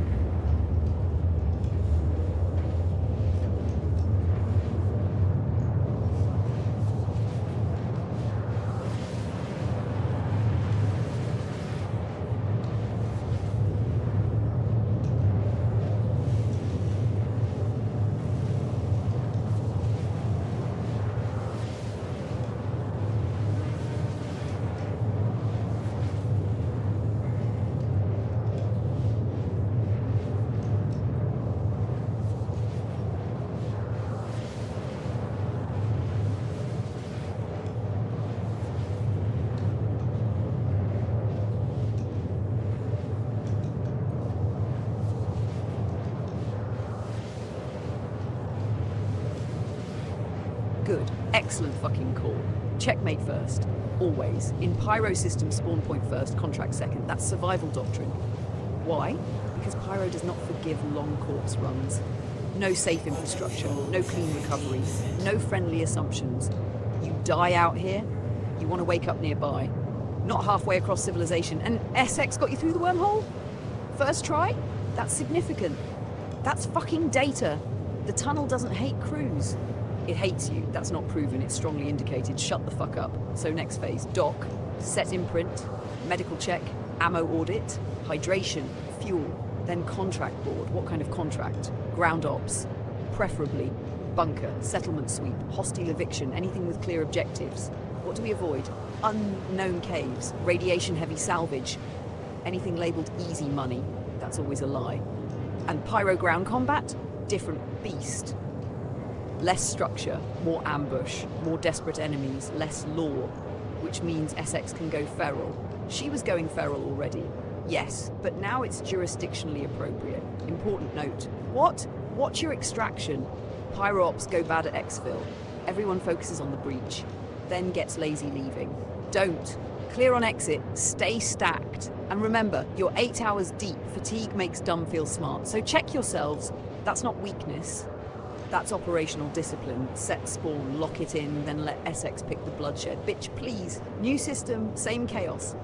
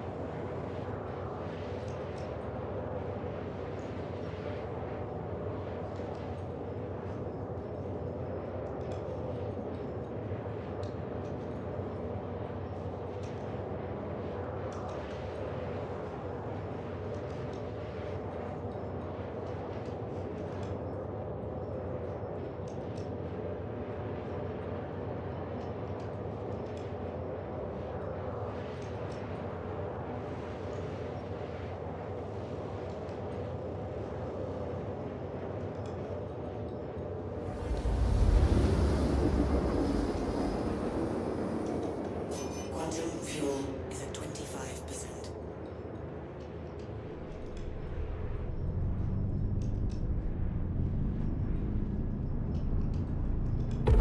Quantum drive is now off.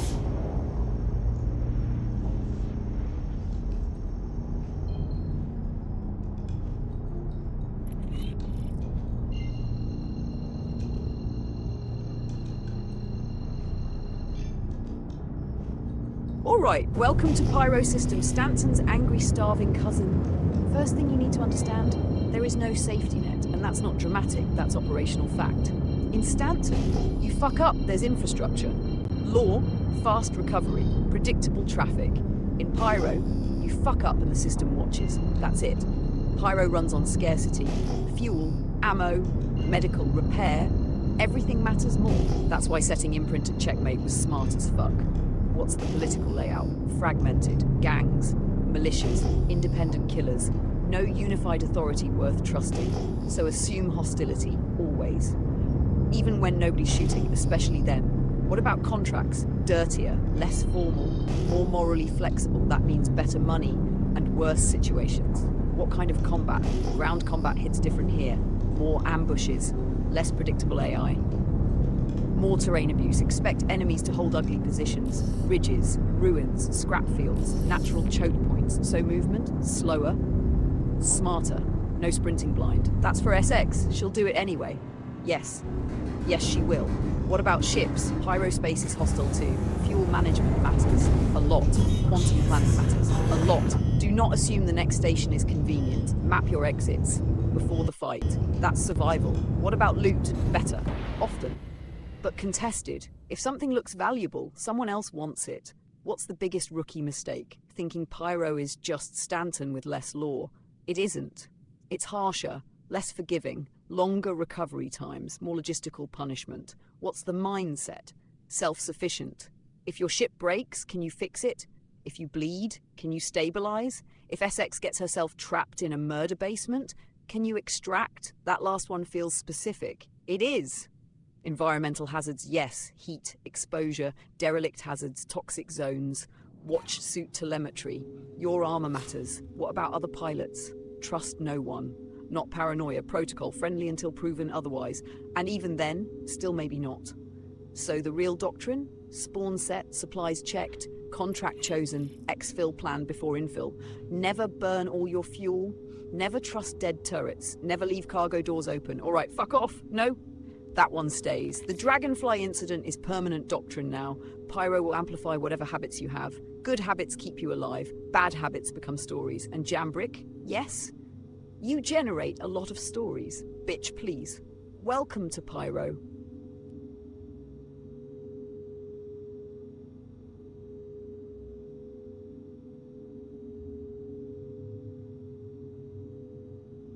Fuck, that's not pilot error. Say it clearly. Not pilot error. Lag spike on final approach, false contact presentation, desync, hull detonation. That's infrastructure violence.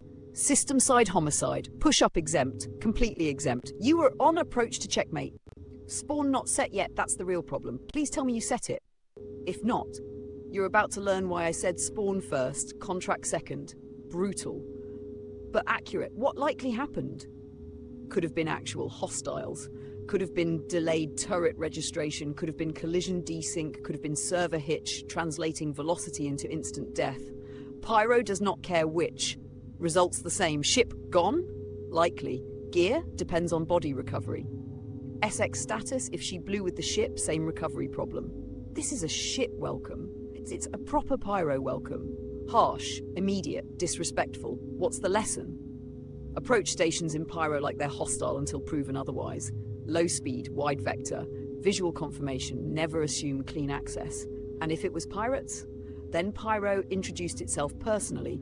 And if it was lag, then Pyro introduced itself technologically. Same fucking effect.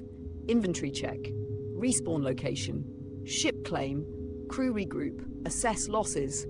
No emotional spiraling over the ship. We've lost enough hardware today. And survived worse. What's the official ruling? 0 push-ups. Repeat it. 0. Lag death. System kill. No tax. Still pissed, though. Absolutely fucking pissed.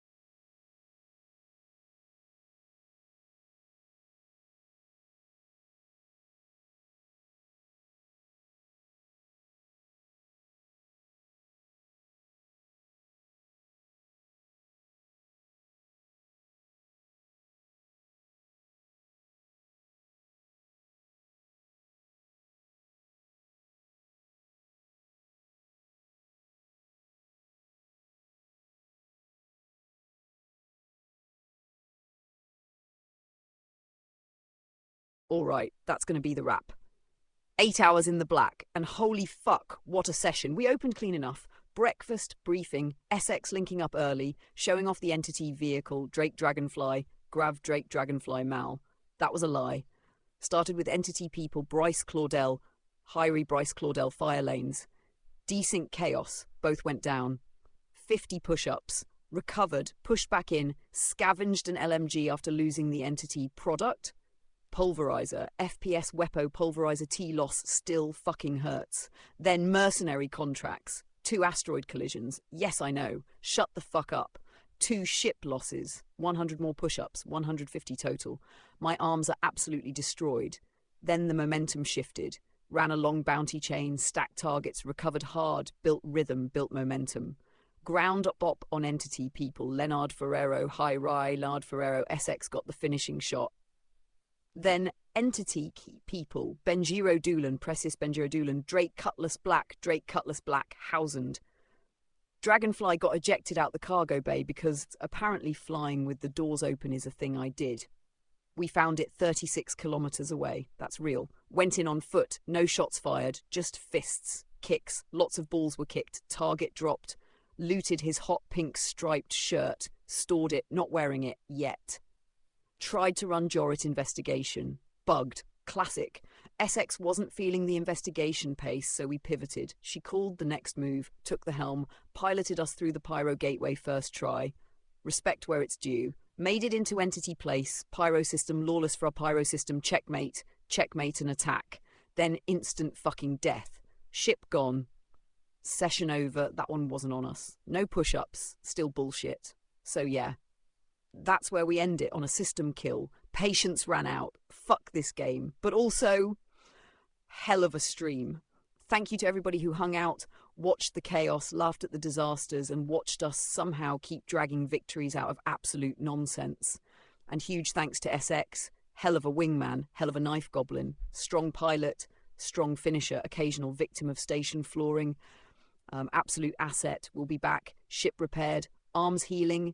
Pulverizer still gone. Dragonfly technically alive somewhere. Pyro waiting. Same chaos next time. Good night, bridge crew. Stay sharp and close your fucking cargo doors.